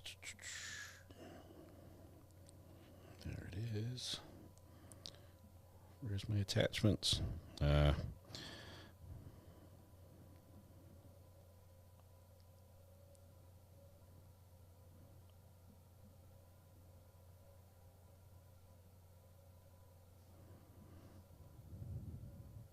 here we go. All right, let me read just a little bit from...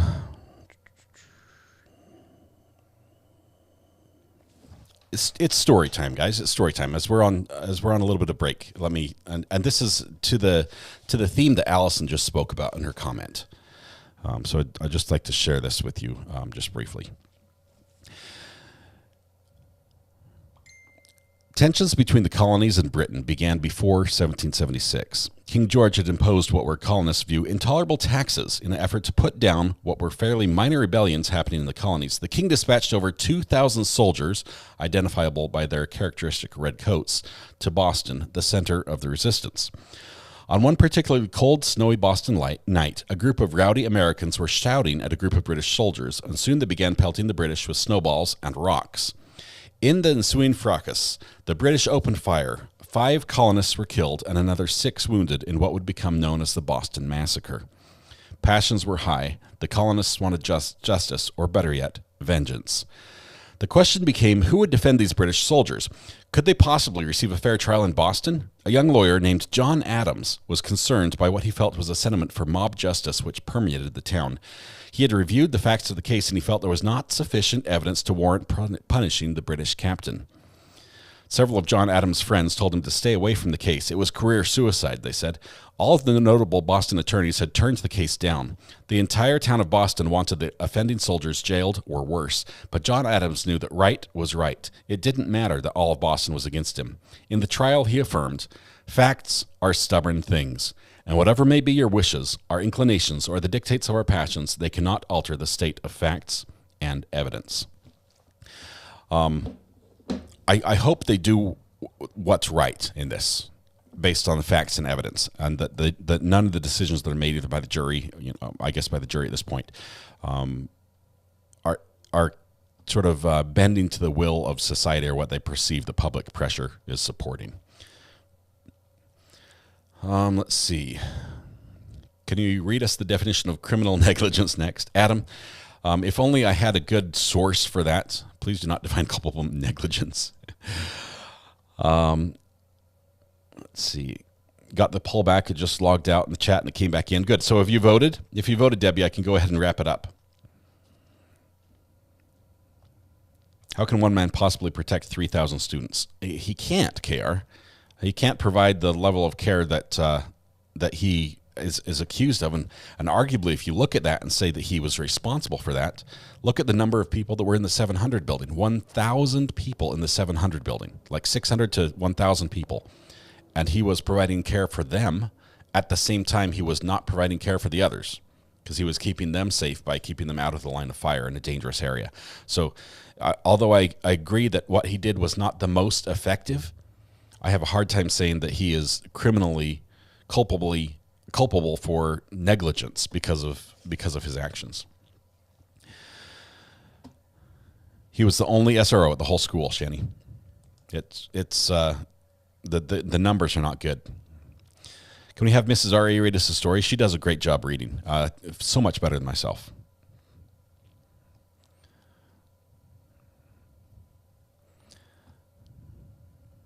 Okay. Let's see. Bring the jury. Let's bring in our counter. Sorry, I'll switch my view.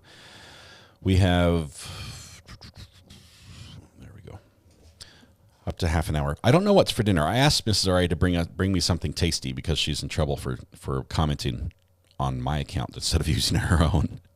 But she'd have none of it. So,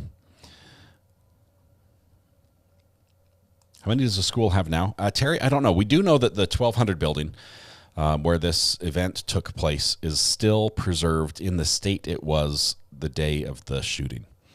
That it is surrounded by fence. The building is locked down. I believe a jury did go through it as a walkthrough during the penalty phase of the shooter's trial, and they were preserving it also in case it needed to be used for this trial. Once this trial is resolved, the 1200 building will be demolished. So it still has the bullet holes and everything and the blood. It has not been cleaned. It has not been repaired. It's just been preserved as a crime scene for 5 years. How would you like to go through school where every year you're on campus in that school, there's been a crime scene telling you exactly what happened there, the horrific events. This was more than a quick 5-minute break. I think the judge possibly ordered some Uber Eats or something. But thankfully, they're not shootings every day at that one school, but he should have done something. VC, I would argue that he did do some things. He did not do the most effective things. And I would have liked to see him do other things, but I just don't see that we can make him criminally liable for actions he didn't take when he was taking actions that did help people, that did save people's lives. Think of all the people who were locked down in those buildings because he was the one that called out the code red, who responded and identified the shots and said, I think these are gunshots, code red, lock down the school. It's hard for me to take somebody who saved numerous lives by some of his actions, even though they did not seem like heroic at the time. I mean, he wasn't like diving in front of a bullet to preserve somebody's life. But his early response allowed people to lock down and get in safe places so they could not be seen by the shooter, and saved lives that way. Selena, thank you for gifting a membership. Appreciate that very much. See, that one went to somebody deserving, I'm sure. Yes, Stephanie Scott got that membership. Thank you very much. Congratulations, Stephanie. Somebody's calling in. Let's see who it is. Hello? Call from Ricky Watson. Hey, Ricky, how are you doing, my friend? I'm doing well. How are you, sir? Oh man, it's late in the day. I don't think we're going to get a verdict tonight, but I'm holding out just in case. Well, it's not appearing like it is. Yeah. Just gonna make this short and sweet because I know you got to run pretty quick. Mm-hmm. But I noticed everybody's saying, "What can he do as an officer?" Mm-hmm. If you ain't ever been to a school shooting, I mean, all these people don't know what's all involved.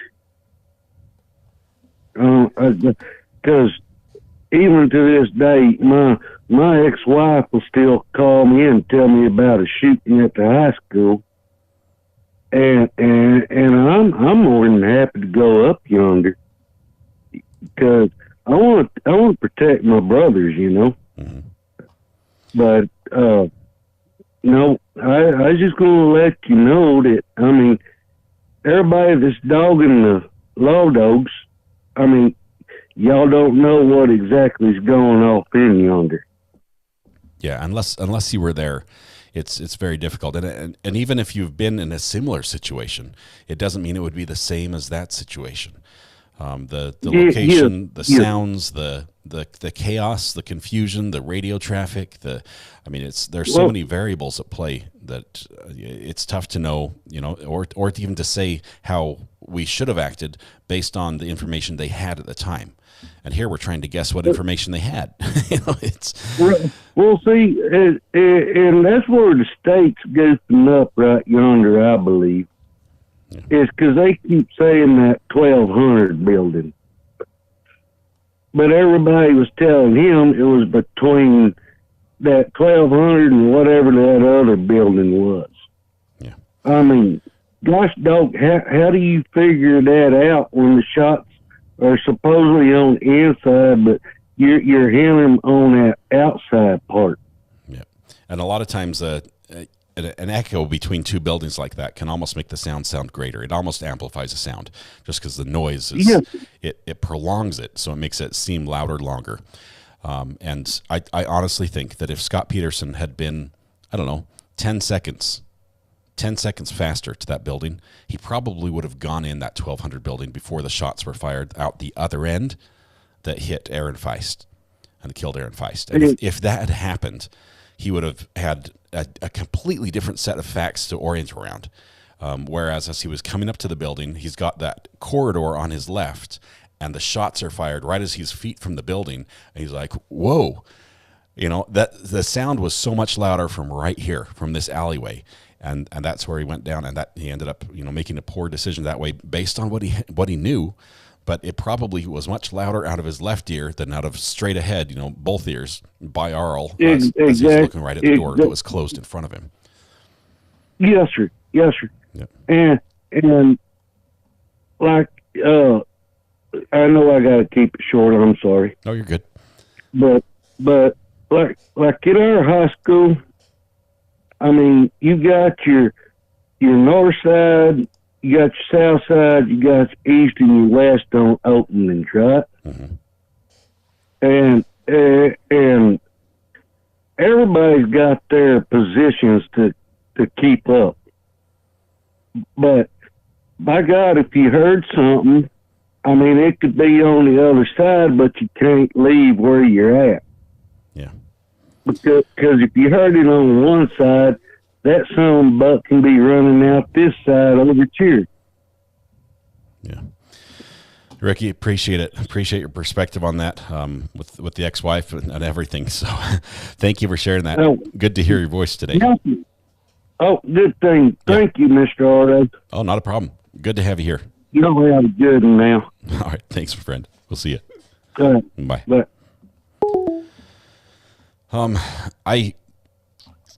I'm conflicted at this. I have a hard time with a lot of things the state has presented and some of the ways they presented it. I'm a radio guy. For those that know, I do ham radio, so I've done communications. I've been a person on the radio where lives are on the line dependent on the communications that I'm doing, as we're relaying precise locations for where helicopters need to drop water to protect a fire crew that's on the hill with a fire approaching towards them. And they couldn't reach the crew, the helicopter, and I had to relay information back and forth between things. I've been there. I know how critical it is to get messages back and forth, and how radio failures, which they had at that time, can impact an event like that. In our case, we had radios that could bridge that gap, and so we stepped in and were able to help them, and nobody got hurt. Listening to the prosecution as they're telling the story, and multiple times during closings, they present it as if Scot Peterson is playing with his radio as he's communicating and working two radio systems, not just one, two radio systems. I've been there. This is not easy to do, to monitor, because the people on your left channel, on your left shoulder, cannot hear the people on your right, and vice versa. And so they just talk whenever they want to talk, and you need to be able to follow and relay back and forth between the two. And as you're relaying this one, this guy starts talking again. And you've got to be in the middle and keep all this going. He says they're playing on the radio, pretending like he's a dispatcher or something. That offended me, honestly. That characterization, I think, was unfair to both dispatchers and police officers. Even just a single radio during an incident like that, the relaying the information is not playing on the radio. Sozy, all the emojis, 5 months. Looks great. All of our custom emojis. It reminds us of what we have available here. Pickles, the gavel, number 1, the slushy, the Slurpee slushy, cinnamon rolls, the Hot Pockets. I forget what this one was. It's the mobility scooter. Yeah, our Twitter Peace Bird.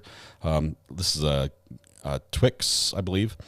The lozenge cannon, the hot mic, the catch-up, mic drop, the surrender flag, and that's just water, I think, frozen. It's just frozen water, an icy drink. Thank you very much. Appreciate that. Good to see the months adding up very quickly there. Your courthouse is green. Or Selena's is green. The other one was green as well. So it's going to turn yellow here soon. All right. Dispatchers have a very stressful job. VC, 100%. First of all, if you've seen my desk, you know that I love the dispatch type setup, because having monitors everywhere and all the audio and control to do everything you need to, that is basically a dispatcher's job. And they have multiple computers, they have multiple systems, they can track where police officers are. Some of the systems are, maybe it will tell you where their car is or where their radio is, depending on what equipment they're using.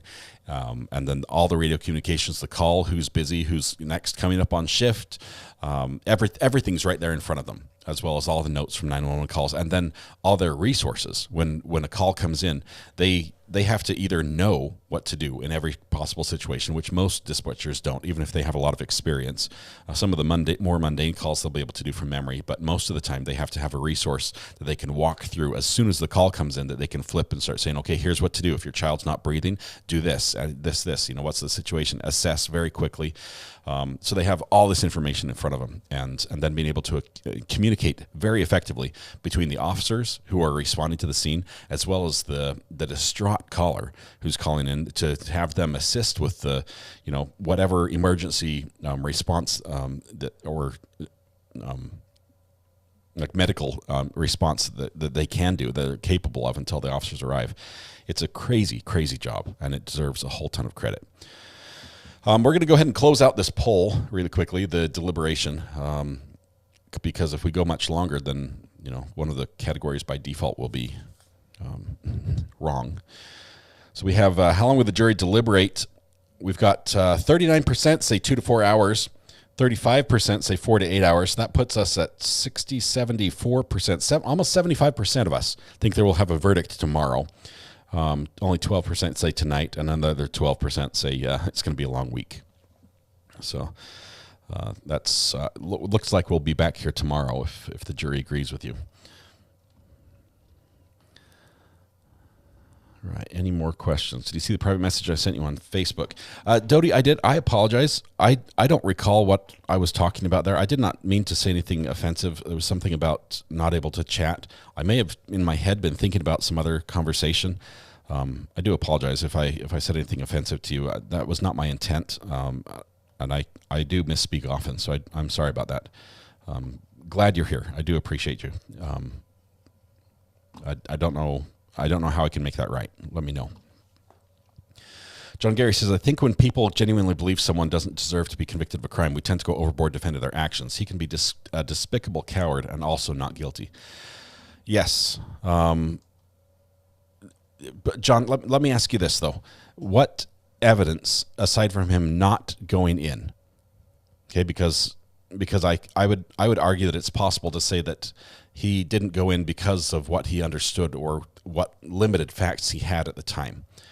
And I for one, I don't buy the perjury charge about saying there was only 2 or 3 shots, because I think that the way the questions were asked was very vague or specific about certain times and then vague in other times. What actions show that he would be a coward when all the testimony we received was that he would respond first, even when he was the only person responding? He'd step in fights. He wasn't worried about, taking a couple blows to separate people who were fighting. That he ran to the source of it, that he stayed on scene, that he was working the phones, that he called working the radios, that he called the code red. I didn't see in the testimony that he was a coward, that he was hiding. Now I realize he stood at that position for 40 minutes, but all that is irrelevant. All the other time is irrelevant. The only time that he's being charged with is between when he arrived on scene and the shooter stopped shooting. So I'm disregarding all that. All the other things happened. Every officer in the county responded to that scene, and we had SWAT teams and everything else that were going to make entry. And at that point, it was no longer his job to rush in. And I can see that him staying there where he was because of that. But I don't see that he behaved like a coward, that he turned tail and ran. I just didn't see that evidence. You may have a different opinion, and that's okay. That's all right. I appreciate you sharing if you're willing. Kind of want it to go longer so that number 3 can get picked over again. Mike, that is savage. I want all the other jurors to be picked, and then one more dismissed and have to go through a new trial, and the juror number 3 finds out that there's no chance that she will ever serve on this jury. So you're saying you were a dispatcher. Just me, I was not a police dispatcher. I was a ham radio emergency communicator, working in concert with the police department on the police frequencies. So we were using their radios under the emergency FCC rules, which allow us in an emergency to broadcast on police frequencies, which normally we're not allowed to, using our antennas and our systems, and to be able to communicate between helicopters and Forest Service and sheriff and everybody else. But that's just part of ham radio, so we help a lot. I helped with other things. I've helped with evacuations after a tanker truck crashed. A butane tanker truck crashed and then later ignited, which was spectacular. That was amazing to watch. My sister's a retired dispatcher and has PTSD. Dispatchers do not get the credit they deserve, nor do they get the retirement a lot of times, or the services that they need following years of police service. And just because they're not the person on the front line at the tip of the spear, that is not relevant. I do that a lot, does not mean that they don't have an extremely demanding, stressful job. Okay. Let's see, I don't think anyone can judge him without knowing what they would have done in that same situation. Exactly what you said about There's a lawsuit. Sharon, I've asked myself this question, and you guys have asked me the question as well. What would you do, right? And the question was asked of witnesses. What would you have done? And people said, well, I would have gone in. I would have run to the sound of the gunshots. But I have to look at the situation and say, everything we hear, everything he's told us, is that he couldn't tell where the gunshots were coming from. And if we can't tell where the gunshots are coming from, yeah, it would have been smart to move somewhere else where you could have heard. But if he doesn't have that step that takes the next motion, he was doing some good things. He was working on the radios. He was communicating. He was getting information saying, hey, go get the video. Go check the cameras. Let us know where things are at. He was doing some good things, but it wasn't the best that could have been done. I just still can't see that we throw the book at him.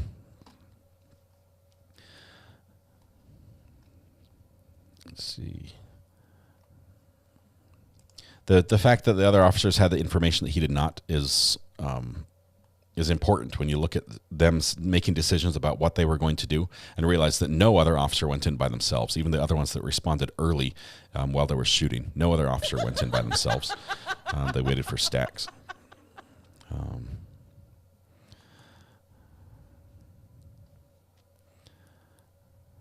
Once SWAT was there, he was no longer in charge of the scene. No charges should have been allowed for after SWAT arrived either.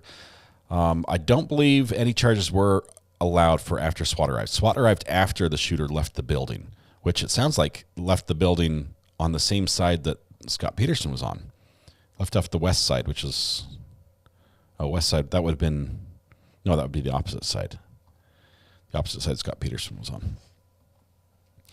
You can't have people running around all willy-nilly. Cachette is ordering his 3 Dairy Queen Blizzards because I deserve it today.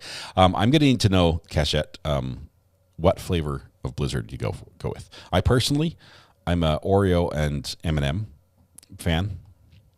Sometimes I'll deviate and go into the Reese's a little bit, but... You're talking about stuff that is not relevant. Caper 000, totally off topic, but how did you come up with your channel name? Caper, I rolled the dice. No, just kidding.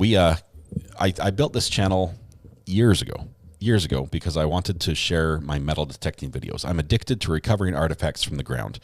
I like metal detecting. I like history that way. I don't think I've sold anything that I found. I've given some items away. We've been able to return some jewelry that we've found. But I love history, and I love searching for it and finding it. It's like dirt fishing for me. So I built the channel because I'm addicted to recovering artifacts from the ground. I used this channel. I had it already with the live streaming capability when I decided to live stream true crime, and the name stuck. So that's where I am. I do have my own experience with addiction, a little different than the chemical addictions that might be more familiar to many who think about addiction. My addiction was to gaming, to computer gaming, and I just about lost my family, my job, everything, and other people's lives as well, as it controlled my life and just about ruined me. So we do offer a whole ton of support to those who are dealing with their own path to sobriety, whatever that may be from, and we support them here on this channel as well. So that's where the name came from. Left the same side as SWAT entered, west end. Okay, so that's the end that Aaron Feist was shot on, the opposite end as Scot Peterson. How could Scot Peterson have noticed he appeared any different? When I first saw the video of him standing there, I felt he was guilty. Now, not so much. It's tough. I mean, I can look at him and say there are so many opportunities during that time that you could have done something differently than what you did. But not knowing what was in his head and not hearing what he heard with the auditory exclusions and the radios going and everything else happening and the echoes, I cannot make that call and say there's enough evidence here to criminally convict you. In my mind, I could not do that. If you're going to be dumb, you got to be tough. Good life lessons. Whatever happened to the loot from our streamed detectoring? Didn't you give it to Young Metal Detective? I did. I can't remember what the item was. It was a little bling. I think it was like a starfish or a star with some bling on it. There was a young kid who had a detector that they had just showed up, and I gave him that. I didn't have anything really nice come of that detecting search. Although I don't know where it is. I did find a shell up while I was metal detecting up in my vacation on Thursday night. Okay, my schedule when I was up in Virginia was so packed that from 6 o'clock in the morning till about 11 o'clock at night, I was booked. I was doing something. There was zero free time. In addition to that, when I arrived on scene, I was informed that I was going to be the official photographer for the entire event, and that adds just layer upon layer of duty. I took thousands of photographs over that time. So the only time I was able to metal detect I got permission from the powers that be up at the College of William and Mary, which is the second oldest college in the United States. Anyway, so I went up there. It was founded in the 1600s, and I was able to metal detect. I just detected a volleyball pit, which is there next to our dorms. And in doing that, I found a shell, like a metal shell, like a seashell, but it's cast out of metal. And on the inside, it has the word imagine. Not sure what it's made out of. It's not magnetic. I mean, it doesn't respond to a magnet, but it does not appear to be silver, or it's not stamped that way. It seemed to ring a little low for silver, so it's possible it could be lead or pewter or something like that. But I don't remember. Did the shooter drop the weapons at the school? Yes, he dropped them on the 3rd floor, I think by the stairwell, and then fled the building as if he was another student. Thank you, KT. One day at a time. One trial at a time. Let's see. No support provided to those addicted for watching court cases. None at all. We're all in this together. Paula Mack gifted a Recovery Addict membership. I don't know when that one came in. I missed it. Let's see who it went to. Wait for it. Oh, there it is. Nope. I don't know where it is. I don't know who got it. Whoever it was, though, congratulations, and thank you, Paula. I appreciate that. I was going to show another picture of the trip at the water park, but I haven't got it ready yet. College was founded by King William and his wife, Queen Mary. Sharon, obviously they didn't have photography back then, so all we have are paintings of them, but they were not good-looking people. As a matter of fact, on the images that are hung up in the dorm, the big, huge paintings of them, not in the dorm, in the, I forget, the Sadler building, I think it was. There's a huge, massive pictures up on the ceiling of King William and the wife Mary, and they put a W on one and an M on the other. And I think it was because we could not tell them apart had we not had those letters to let us know. Possibly some of it had to do with the style and the wearing of wigs and everything else, but they were not the faces of beauty that I would have imagined. Hey, Letterman's jackets, Cachette. That is an awesome idea.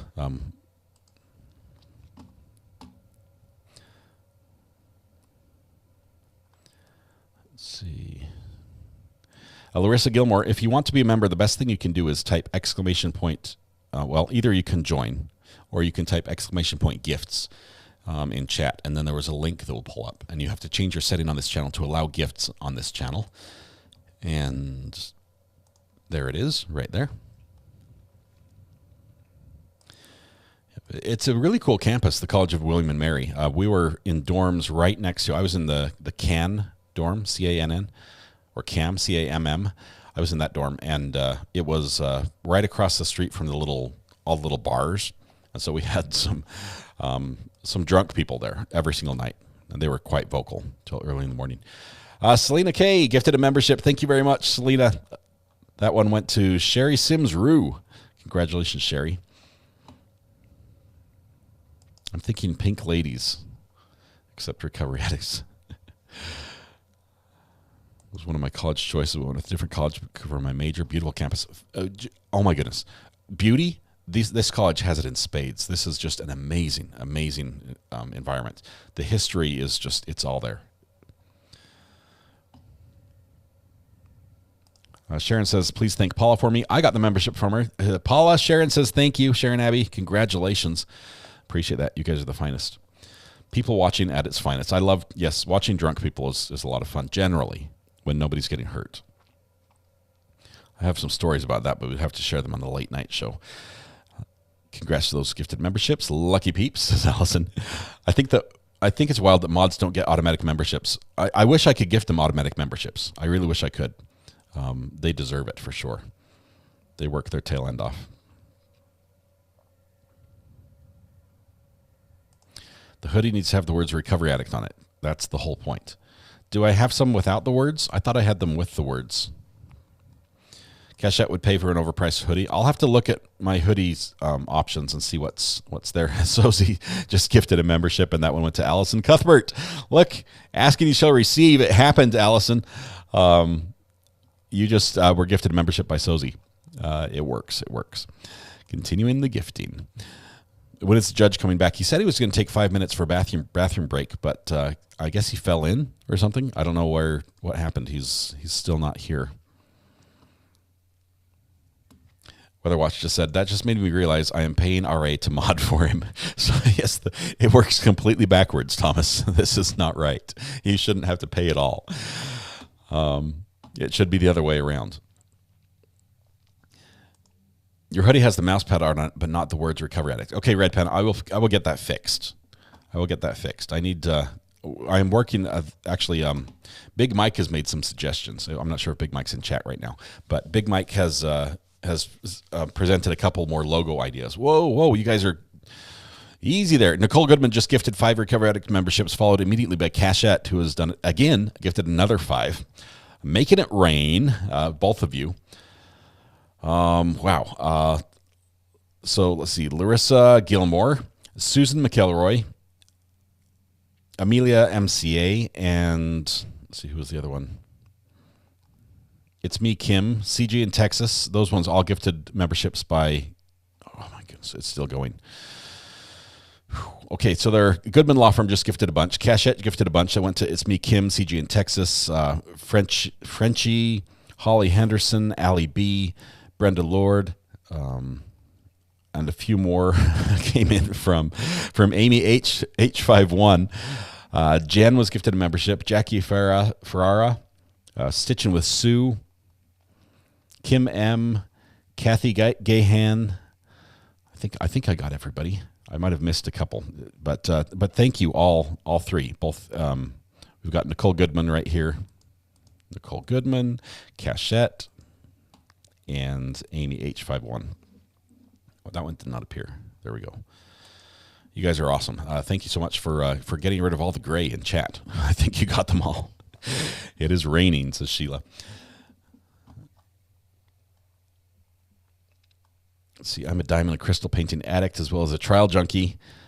We have a gift that was sent to my kids. They're working on a RA logo, as you know, an RA logo diamond painting project. So we're hoping they complete that here soon. I'm not doing it for them because I'm not good at that. I just don't have the eyesight or the dexterity to get that right. But they're working on it. Okay, so still nothing from the courtroom. We are almost an hour into deliberations. Ivan is still gray. I don't know how he stays gray. It's funny because he can gift memberships, and it works fine. But when he tries to purchase it, his purchase method says, no, you can't do that. That's fraud or something like that. I don't know. Ivan's conspiring with RA to get RA more members. It's all good. It's all good. Okay. See, you would have need to stood in his shoes to really know what you would have done. DSN, yes, and all of us like to look at that and say, if I were that, I would have. But very few of us are that, and very few of us even would have. The decision making is different. The timing is different. It's different. It's just different when you're there. I wish we could all, turn back time and see how we really would perform under that. It would really give us insight and probably make us a lot more empathetic to individuals who are being accused of doing something poorly when we see how poorly we ourselves would do in the same situation. Try to keep you calm under pressure. It's Jenny, I am anti pressure cookers.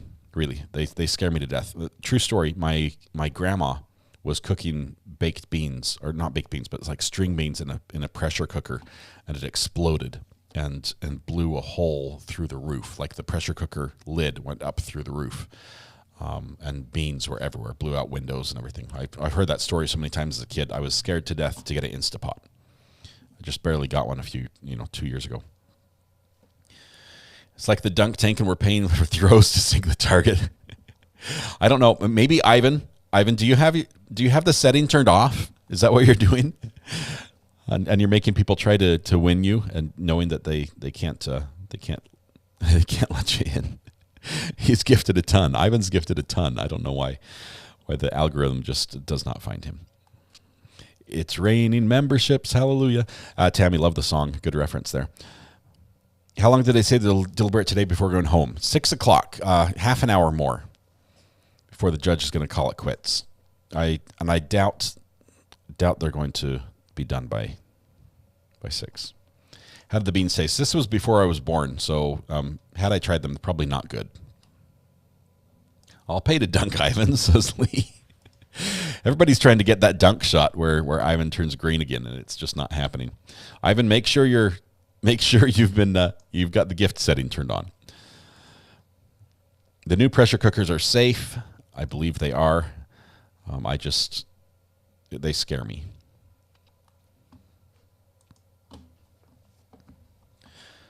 Not sure where the judge is right now. He's not on the bench. I was expecting, the judge had said that the defense would get to proffer everything they wanted to present during closing after the jury starts deliberating. So that would be now that we would get to see that. But it's not happening. And when the judge talked about everything they would do right now, it was more just talking about the evidence, making sure everything was admitted right, and things like that. Ivan's offering to do indecent exposure just for the likes. But sounds like his channel is going to be a hoot. Ivan, good luck to you. Judges called it quits. Left the courtroom.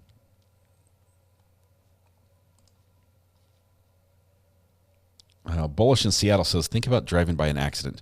Do you pull over and rush to it? Now think about being next to the woods and someone is shooting around the car. Would you still run to that car to help? Good analogy. There have been times where I've been the person that did rush to it. I've seen an accident and even seen the dust and known that something was wrong and that there would only be dust there if a car had gone off the edge. And sure enough, a car had gone off the edge. I've had experiences where I've pulled an injured person out of a crashed car, but I was not under gunfire at the time. I was not under an immediate threat to my life. I mean, the worst possible threat that could come from it was exposure to something through, blood contact or something like that, which is significant. It's a concern nowadays, but that wasn't like, I might die if I take this next step, if I go ahead with this action. It wasn't like that at all.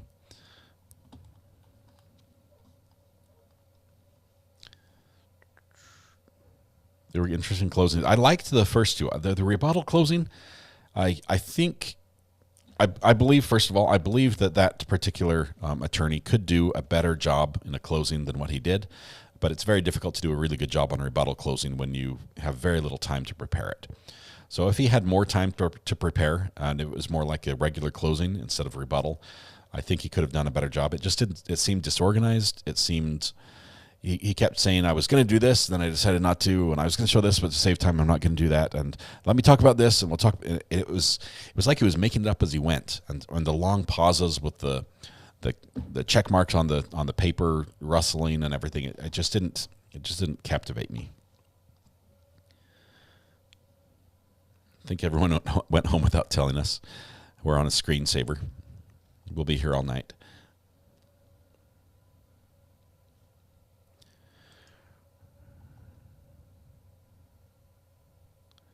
Rushing to help tenths ago is way different than helping someone these days. So many different issues.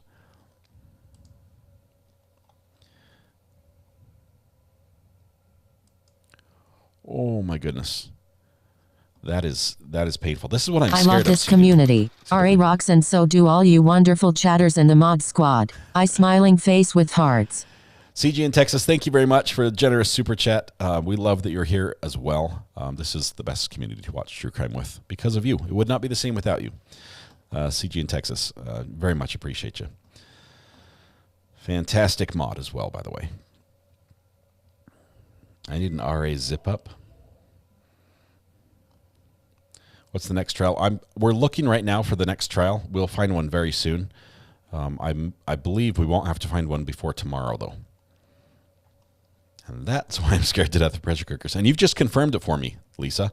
That the other story, the boyfriend, the beans. I guess it's something about beans in a pressure cooker. They're not safe. Let's see, CC, what are you talking about there? Let's see. He was always rustling papers and angry scribbling. My goodness. Yes, and it was a Sharpie, so we could hear every time he was crossing things off his list. It sounded like he made a really fast grocery list and was charging through the store, throwing stuff in the cart, and then going back and checking off things that he threw in. It seemed disorganized. I agree. It probably did not hurt the defendant at all. There was very little that he presented there that seemed to be a gotcha or fixing anything that the defense had presented. Juror number 3 tackled the judge in the hallway. Can make up some stories about what happened. She already knows the news. It's been broken to her. Pantoufel making it rain for the RA community. Love it here. Let's play the sound. We can do that. Make it rain for the RA community. Wad of bills with wings. Love it here. Wad of bills with wings. I didn't know what that was. Wad of bills with wings. What an emoji. That one YouTube provides for us. It's awesome. I want a navy blue RA hoodie. Okay, it sounds like we have to get the hoodies working, even though it's 90. Let's see. Let me just check. It's 91 degrees outside, and you guys are asking for hoodies and zip-ups, which is just crazy. But we'll work on that. And it'll definitely say Recovery Addict. Do you want Recovery Addict on the back or on the front? Do you want anything on the back? When does Suitcase Lady go to trial? Suitcase Lady is Sarah Boone, Kim, and she goes to trial on July 24th, Orange County, Florida. Can't wait. Judge Wooten in that trial. It's been a doozy. We do actually anticipate that there may be one more letter from Sarah Boone before it goes to trial. She seems to be trying to amass a collection of complaints before trial begins, which may be actually one of her strongest defenses, is that she has all these complaints. And she might have something to it. So, will you be doing the Idaho trial? Nathan Elliott, we're talking about BK there, and that would be a solid yes. I do believe that he will not plead guilty. I believe when he said he was standing mute, that he will not ever plead guilty. He's obviously objecting to the grand jury and everything. He's complaining about every single thing. But I'm not convinced that it's really going to hold the date that he wants, because I think he will waive his right to speedy trial. You can't have all his cake and eat it too. 109 degrees, hippie chick. You need to move. That's too hot. Humans aren't meant to live at 109 degrees. Why not both front and back? I want my name on the back. Oh, you want them personalized, cachette with your membership number or something like that. Baby Bear, thank you. 5 memberships as well. I'm not sure if there are 5 people to receive. Oh, yes, they are. Gail Amodio. I don't know how to say that, Gail. Sorry about that. Christy Busby, Kaz, Franco, SoCal, Judy, all gifted memberships. Thanks to Baby Bear. Thank you very much, Baby Bear. Appreciate you. 109. I know that we're supposed to have some pretty severe storms coming in. Every time you have a heat wave like this, and the humidity later in the day, there seems to be like a wave of scattered tornadoes, as they say. Judge Wooten looks like Recovery Addict. I've heard there's a resemblance. I've heard. I want a fluffy jacket like Melinda. Personalized would be nice. I don't know how to do that. Let me check and see if there's a way we could personalize jackets with a logo. Hey, no verdict yet. We're still waiting. We're 67 minutes in. I wish it said 1 hour, but apparently my stopwatch is too cheap to be able to count up hours. It only counts minutes, which means I have to do the math. Once we get up to like 900 minutes, I'll be like, hang on, let me get my calculator out. I'll tell you how long the jury's been deliberating. Question for you. Well, she left. I was going to ask her about the yummy food that she owes me. It's coolish here in the Bay Area, but it's supposed to be 100 this weekend. That is too hot. Scattered tornadoes, hilarious yet terrifying. It's bad. The weatherman that should not be in the forecast vernacular. Yeah, that's like saying we're going to have random earthquakes or volcano eruptions. These things should only happen like in rare instances in places far away from me. But just anytime you've got the weatherman is like saying, hey, here's the weather Monday, Tuesday, Wednesday. Tuesday, we're going to have the tornadoes. Thursday, it's looking good. By Friday, you're out for the weekend. No, the tornado part is where you captivated me, and I can't hear anything else. It's like you can't just have scattered tornadoes and then go on to, and then life's normal the next day. Prosecutor files intent for death penalty on BK. Idaho does have the death penalty. They are seeking it. What do you think, Sherry? Would he plea to avoid the death penalty?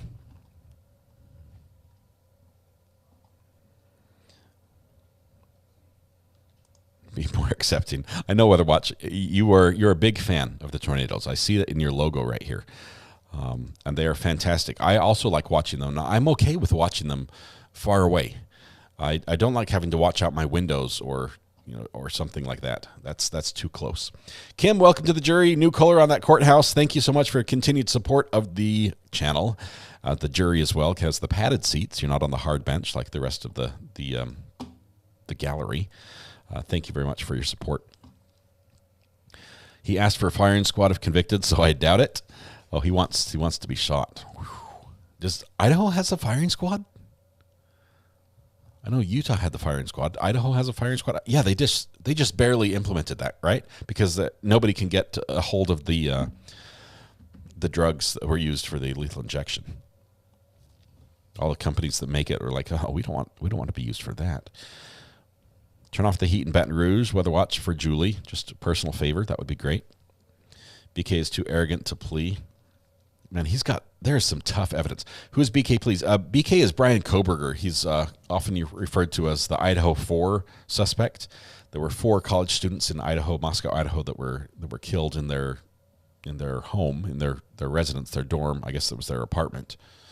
It was a school housing type situation, private housing. Students were there. Lots of people in and out. A little bit of a party house. And Brian Koberger is accused of stabbing 4 of them to death. Kim Newton just gifted a membership as well. Thank you, Kim. Love the pooch there. There in the picture. Thank you very much. That gifted membership went to Linda Barclaw. I asked Mrs. R.A. for some yummy food because she owed me, and she brought me 1 Lindor chocolate. 1. What this means is that she bought a lot of Lindor chocolates, and she's keeping the rest. So I know there might be some more yummy food somewhere.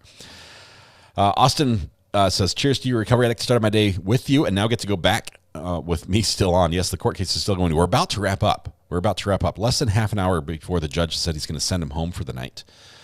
Have you ever seen a tornado, RA? No, not a tornado. I have been in a massive dust devil that I felt like it was going to pick me up off the ground. I would say like over probably like 120 mile an hour winds, like peel your eyelids back type winds, and dirt as well. That's as close as I've come. And I've been in some massive winds, straight downslope winds over 100 miles an hour, where it was toppling train cars and semis and things like that. But as far as actual tornado, I have not. Let's see. Patches with a 2-month membership says, spreading sunshine on a cloudy Ohio day. Thank you very much, Patches. Appreciate that. Congratulations on the 2 months in the Green Courthouse. Hey, Mrs. R.A. How are you doing? Good. Do you have any opinions you'd like to share on this trial? I know she does. I'm not sure if she's willing to share, but I know she does. She says, I haven't worked them out yet. I haven't got all the solutions yet. Apparently in Idaho, they can choose their method of execution, so I've heard. I guess he chose firing squad, which is just, wow. Scattered tornadoes go along with the Key West kamikaze pedestrians. Key West kamikaze pedestrians. You can actually walk on that road. Does that actually feel crazy? Yes, 7. It felt crazy. I was in a little baseball field when it happened, and it was intense.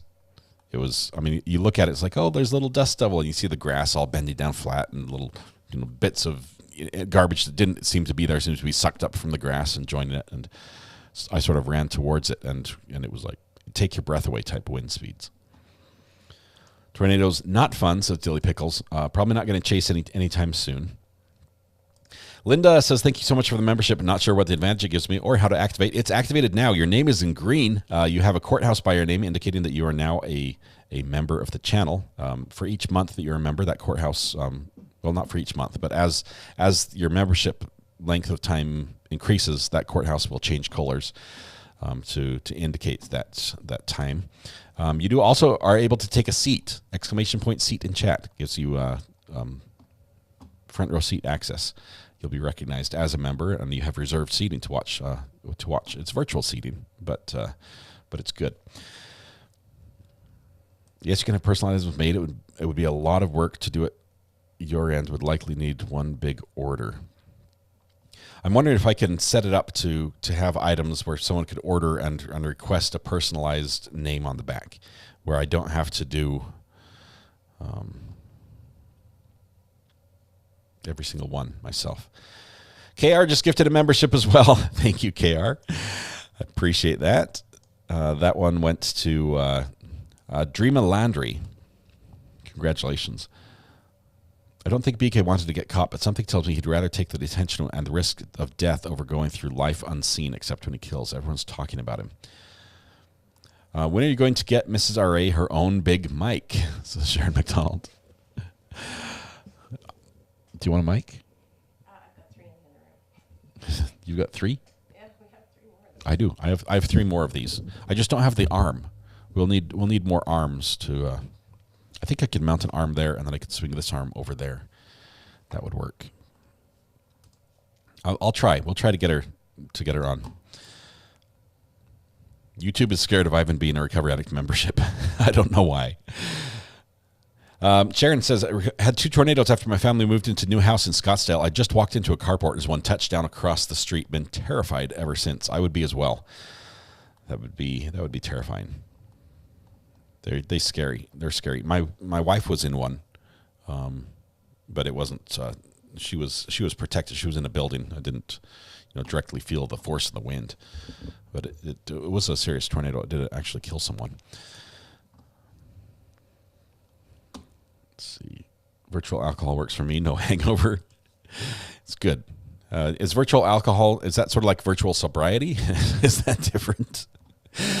Weatherwatch says, Recover Addict, have everyone leave the stream for 30 seconds. I will stay on only with Ivan and gift a membership. We'll have to do a special stream by invite only to see if we can get Ivan a membership. Oh, that's funny. All right. We are getting very close to court being done for the day. The judge is about to send people home. At this point, I don't think the jury's can come back with a verdict tonight. I didn't before. Let's see. I think we did the poll. Most of us, 75% of us, think that we're going to have a verdict tomorrow, which is probably more likely.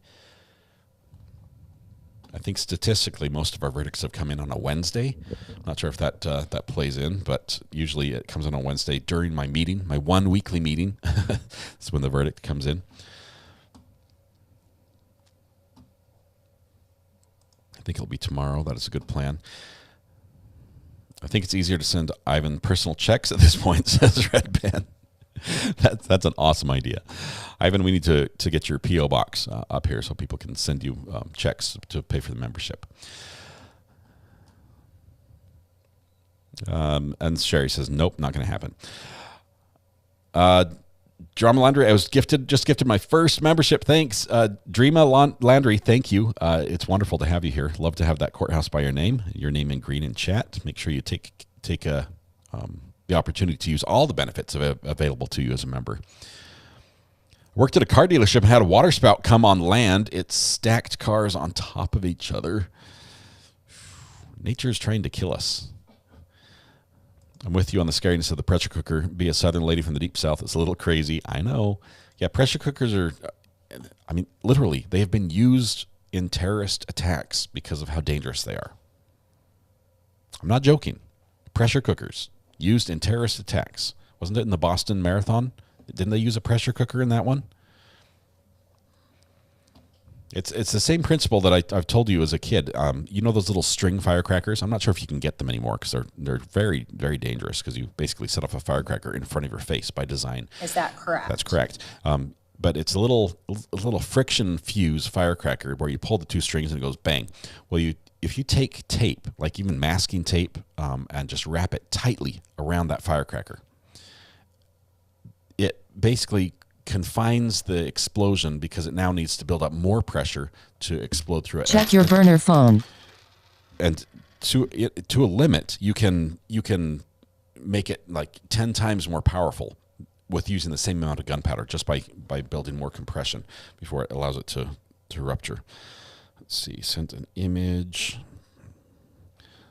Let's see. Who said check your burner phone?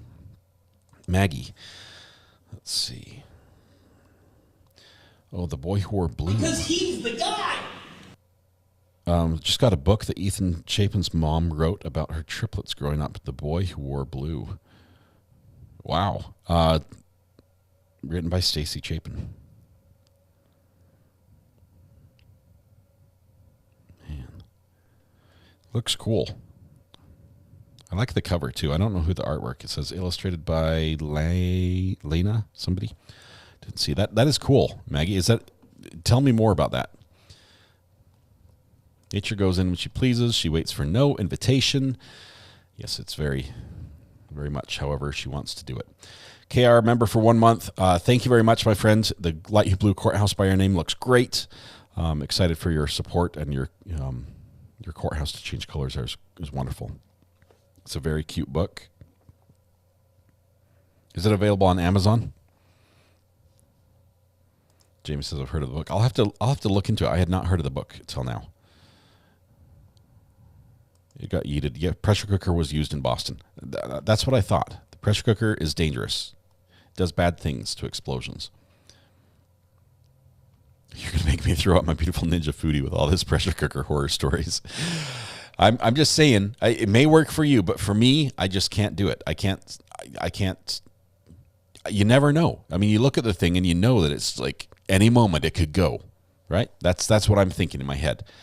At any moment, this thing could just rupture. It could be the one item that just had that technical, that flaw in the manufacturing that didn't expose itself to this very moment. Michelle Johnson, have a good evening. Thank you so much for being here. It's wonderful to have you here. Would not be the same without you.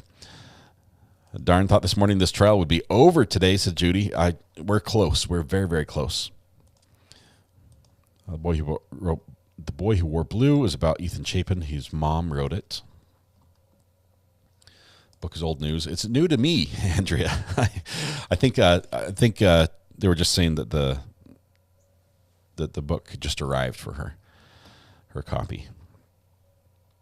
Maybe if the jury is close to a verdict, they will have one tonight. They won't be able to deliberate beyond, 6 o'clock. We have 4 minutes. I don't think if they come back and say we have a verdict right now that we're going to stay, the judge will say we'll see you in the morning. Aren't Instapots the same concept as pressure cookers? Instapots scare me. Yes, but the difference is that a pressure cooker looks like it was something from like a steampunk time period, whereas an Instapot looks like it's futuristic, and so it seems to be okay. It's the valve, the little knob, the little dial that's like turns up to 100, and then the dial. I don't want to know how much pressure's in there. That's the thing.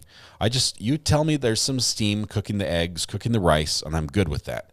But if I see that little valve and that number goes all the way up to the red, and then I'm supposed to like do something to let some air out and not burn myself or blow up, I realize they make delicious food. I've eaten food from a pressure cooker, but not going to do it myself. Can someone tell me what yeeting is? Usually it involves throwing, like you yeet something out the window.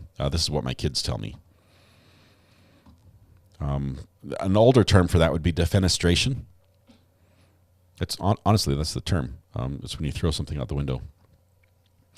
I know that because as a kid, that was the saying that we'd be called to dinner. It's basically, we'd be called to come and eat before we throw the food out the window was the phrase. And I know it sounds weird now. I don't ever recall the food being thrown out the window. But it was como spis before we throw the food out the window. And the word for that is defenestration. It doesn't have to be food, though. I guess you could defenestrate a person if you wanted them to not be in your house and you had a window available. Pressure cooker has a little thingy on top that moves back and forth and hisses. Right. Like a snake before it bites you. Rudy, we're on the same page here. Dangerous. I understand. RA is teaching out. No, Adam, not doing that. Not doing that. Edie made me laugh so hard. If I paid $600 for something that's going to blow me to bits, I'm going to be super upset. Well, hopefully you get some good green beans in the process.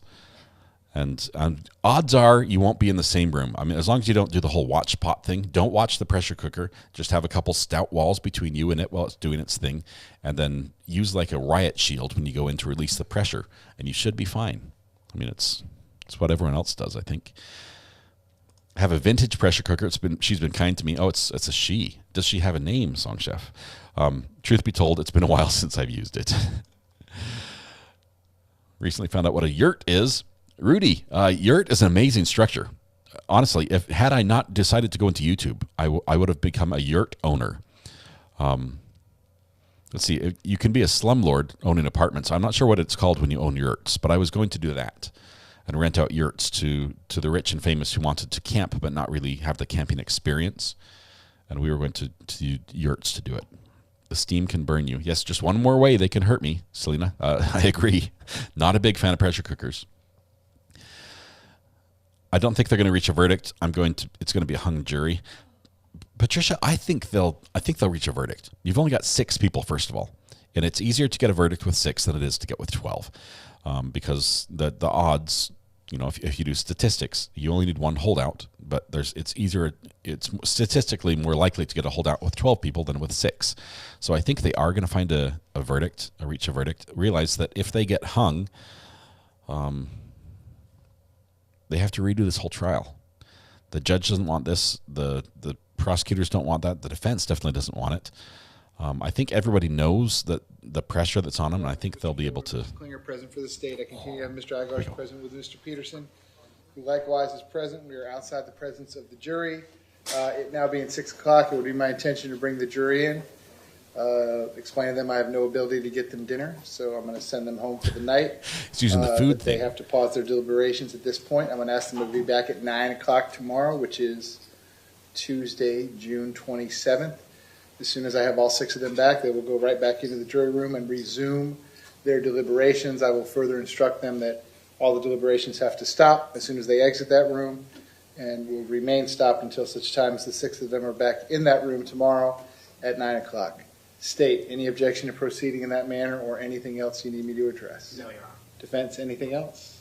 Just one question. Would the court entertain asking the jurors if they I'm not a want to camel. continue to deliberate? If they're close, they might have a verdict fairly soon.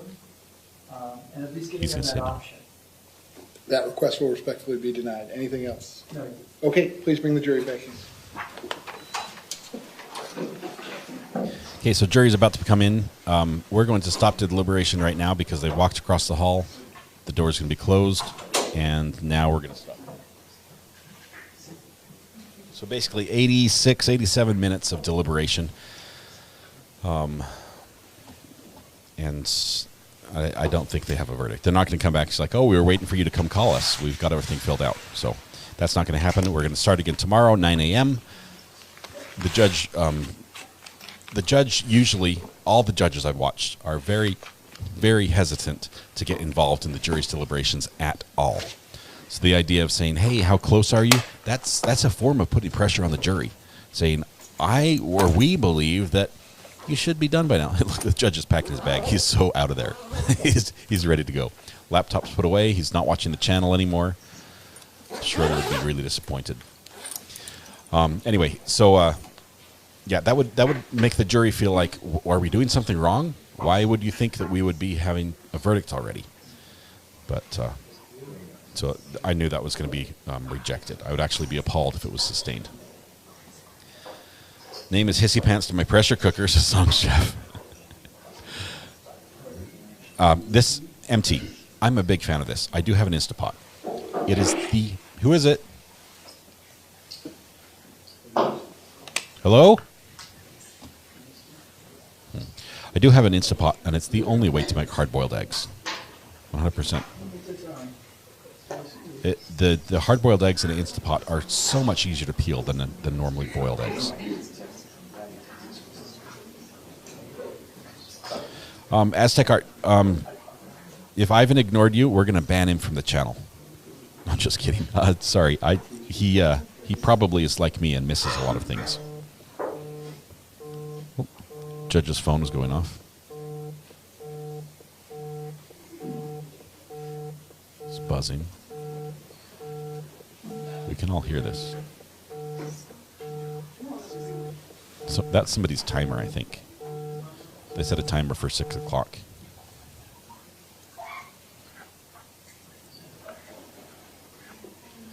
Have you seen the meme with the pressure lid lodged in the ceiling? No, that's not a meme. That's like a documentary of my grandma's beans. Bring the jury.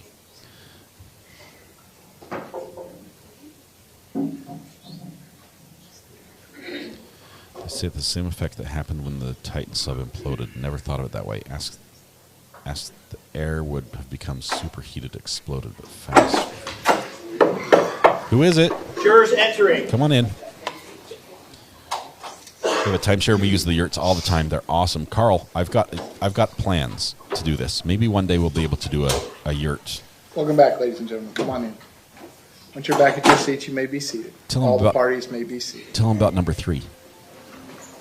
So, ladies and gentlemen, here's the situation going forward. I don't have any ability to get you dinner, so we're going to pause You on the can deliberations stay here all at this night, point. but you're going to be hungry. I'm going to send you home. I'm going to ask you to Hang be on, back Ivan. here tomorrow at 9 o'clock in the jury room, which is Tuesday, June 27th at 9 o'clock. Let me give you a couple specific Ivan, hang on. instructions in addition to the normal instructions that I always give. Even though your deliberations have started, now we're going to press pause on the deliberations. So we're going to go back to the old rules. In other words, even though you're going to be together walking out of the building tonight, even though you're probably going to be together when you return tomorrow when you're walking back up here, all the deliberations have to stop. There's going to be no discussion about the facts, the testimony, the evidence, the witnesses, nothing that has to do with the case until you're back in the jury room tomorrow morning, okay? All of the evidence, all of your notes, everything will remain in that jury room, and it will be sealed up tonight. No one's going to go in there. And it'll be waiting for you when you come back tomorrow. So we're going to pause on the deliberations at this point. So you're not going to discuss the facts of the case, evidence, witnesses, or testimony amongst yourselves or anyone else. You're not going to do any research, nothing on the news. You're not going to read the newspaper. You're not going to look at social media, nothing Don't on read the about internet. juror number 3. No research directly or indirectly from any source whatsoever. I wish you all a good night. I'm going to see you back at the jury room tomorrow, which is Tuesday, June 27th at 9 o'clock. And as soon as the 6 of you have returned, you're going to go right back into the jury room. As soon as you all are back together in the jury room, you may resume your deliberations. So with that being said, I hope you have a good night. I'll see you tomorrow morning. Just the judge. Peace out. Okay. We'll let them leave. I don't think there's anything else that they need to talk about tonight. We'll listen just very quickly. The judge usually does ask. Ivan, are you on the phone still? Yes, sir. All right. Sorry, I had the volume turned down, so if you did a rant or anything, I missed it. Never, no. I respected I wanted to hear it too. Okay. I just look, anybody in the channel who's trying to get a hold of me, if I miss you, sorry. I'm a space case with a business to run, and I'm me. I'm me. If I miss you, I'm not ignoring anybody. That's all I want to say. Literally, that's all I want to say, okay? Yeah. Understood. Thank you very much, Ivan. I try to give everybody the attention I deserve. Literally, I'm not ignoring anybody. Okay, love you, RA. Love you, Chad. Love you. Have a good night. We're gonna do this again at 9 a.m. tomorrow morning. So we'll start. Amen. All right. Thanks. See ya. So it wasn't intentional. He is busy. He's got a business and everything. Why only 6 jurors? The charges. They only have 6 jurors for those charges. Had they been more serious charges, they would have 12 jurors, and it just saves a little bit. Okay. Yes, I see all the jokes about the Instapot. As far as how long I cook eggs in the Instapot, I use the rice button because I don't know what else to do. Both of them are white, and I figure white rice, white eggs, they probably are cooked the same amount of time. Although, now that I think about it, the rice is getting soft and the eggs are getting hard. So I don't know how it works. It's magic. I push the rice button and it works. And then I let the air out without burning myself. How you put on the big mitt and that's what I do. Yeah, I could make a movie about that. I'm pretty good at it too. Let's see. Make sure you put in like 2 cups of water. You have to have water in the bottom. You can't just do the heat because then you'll have like burnt eggs. They peel so easy. It's the best. It's the best. It is the only way to do it. Once you've cooked a hard-boiled egg in a pressure cooker, or Instapot in this case, which I highly recommend, don't do the pressure cooker. You will never go back, because trying to peel an egg that was cooked another way, you'd rather just throw the egg out than try to peel it. Great day, Abby. Thank you very much. Good to have you all here. I put an inch or so of water in the pot and put my eggs on the rack or steamer inside so they're elevated out of the water. Gail, that is the right way to do it. Ivan says you're all the best. Thank you, Ivan, for calling in. Appreciate it. You match your food color to the button color. Yes, I'm a simple man. You know, what can I say? What else is white that you can cook? That I don't know. I think it's just rice and eggs for that button. Chicken. I guess you could cook chicken with the same button. Okay, we're all here. I think I caught up. Aztec Art, yes, do stick with us. This is a fun group. If we've offended you in some way, it was probably unintentional. We are very, very sorry. We would be very sad to see you go, especially if your feelings were hurt for some reason. Give us a chance to make it better. I've got the pressure cooker for you, picture for you. Check the burner, says Katrina. Okay, checking the burner now. It's loading. Wait for it. Oh, Red Pan has a great... You like the Red Pen? Do you want those colors and everything? Because I can do that. I can make that happen. Whoa.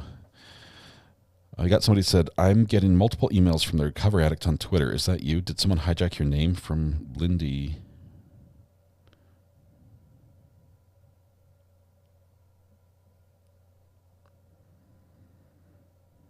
That's not me. That's not me. I think I don't know what my YouTube, let me check my YouTube handle. Sorry, 1 second. I take it personally if somebody's like pretending to be me. That's not nice. I have a hard enough time being me on my own. I don't have to, watch other people try to be me and do it poorly. Okay, just 1 second. Mrs. R.A., she's like, it was an accident. Let's see. My account. I am Recovery Addict 2. And this is Recovery Addict 1. So I'm your Recovery Addict and the number 2 on Twitter. That's me. Okay. Lindy, hopefully that helps. Thank you for bringing that to my attention. Okay, Katrina, I'm not seeing the text yet. I'm watching the burner. It's just not coming in. I'll watch for that. Need the pressure cooker picture. All right, I think it's time to wrap up. We've been here all day. The judge has already said we're not getting dinner if we wait any longer. So it's pretty much we have to go home now. Thank you, Diet Coke Mama. This is the best chat group, and RA is the best channel. Mrs. RA is the best, but you know that already. Purple, we like purple. Your logo would look good on it. Purple logo on black or purple hoodie with black logo. I don't know where black came from. It doesn't have to be black. It could be white and purple, I guess. In Messenger, it is you, says Rosie. Oh, there's. Okay, that's a hard pass. This is the picture of the pressure cooker lid, not just blowing up through the roof, the vent above the stove into the ceiling, but also blowing down through the stove, as every action has an equal and opposite reaction. Wow. Yep. Not going to do that. Pack a lunch for tomorrow. Please do that. We're going to be here for a couple hours, I think, for sure. What does the Instapot look like? It has buttons and a screen, an LED screen. That's how you know it's different. If you have a pressure cooker that has a dial that looks like it would fit on something that's made in the steampunk era, that's not an Instapot. An Instapot plugs into the wall. It's electric, and it has a little button where you choose your food. And then it just works its magic. Okay, purple hoodie with your logo on it. KCG, I'll try that. Black with purple is my vote too. We'll make a couple variations. Everyone knows you only do jury duty for the free food. That's why I'm here. Actively hunting fake RAs. Beware imposters. Thank you, Ivan. I can count on you to have my back. You can use a rice cooker for eggs. Sharon, I don't know. I've never tried a rice cooker for eggs, and I think they generate too much heat. And I think the key element is you need to be able to have the eggs lifted up off the burner so they don't get hot, like too hot, because the edge of the pan will get too hot and it would scald the eggs. But the Instapot, with using the elevated rack, you can put eggs on there and cook them and hard boil them. Amazing, absolutely amazing. All right, it's good. I'm gonna call order to the court. Tish, I'm breaking out the gavel again. It's time to go home, everyone. We've been here for too long. It's time to go home. We're going to start again in the morning, as we do. White eggs, white rice. That's how it works. Simple recipes. I guess you could mix the two and make egg fried rice as well, probably with the same button. It was actually Twitter. Okay, I'll check Twitter. Yeah, that one. My Twitter is Recovery Addict 2 on Twitter. Have a rice cooker you've never used. They're good for rice. Really good for rice. All right, tonight when you go home, please hug the people you love, smile at someone, make their day just a little bit better, and please stay safe till we go live again. It will be tomorrow morning at about 8. I'm looking at my story because I'm cutting into our exercise time. 8:30, 8:45. If she says she's just going to be exercising, she'll be right there exercising, back and forth, shaking it, getting the moves on, breaking a sweat. So I'll just go live and not tell her. I'm just like, and we're live, and she'll panic, but it'll be good. Anyway, good night, folks. It's wonderful. We'll be back at 8:30 tomorrow morning. 8:30. We'll do a little bit of a roll call. Haven't done that in a little bit. So if you want to be there, if you want to win the internet, please be first in chat. We'll open it up probably an hour or so before we go live. I would literally fight someone for this channel. No lie. Ivan, I believe that's true. I think the chance of you serving more time for something related to this channel is slightly higher than the average person's. But just kidding. Thank you all. It's been a blast. It is so good to be back. It was great to actually be able to see that some of you are actual real people and you exist. You know who you are. Thank you very much. We'll see you guys tomorrow. Have a fabulous day. And I'm late. Wait. There we go. One more. Okay. Good night. Bye.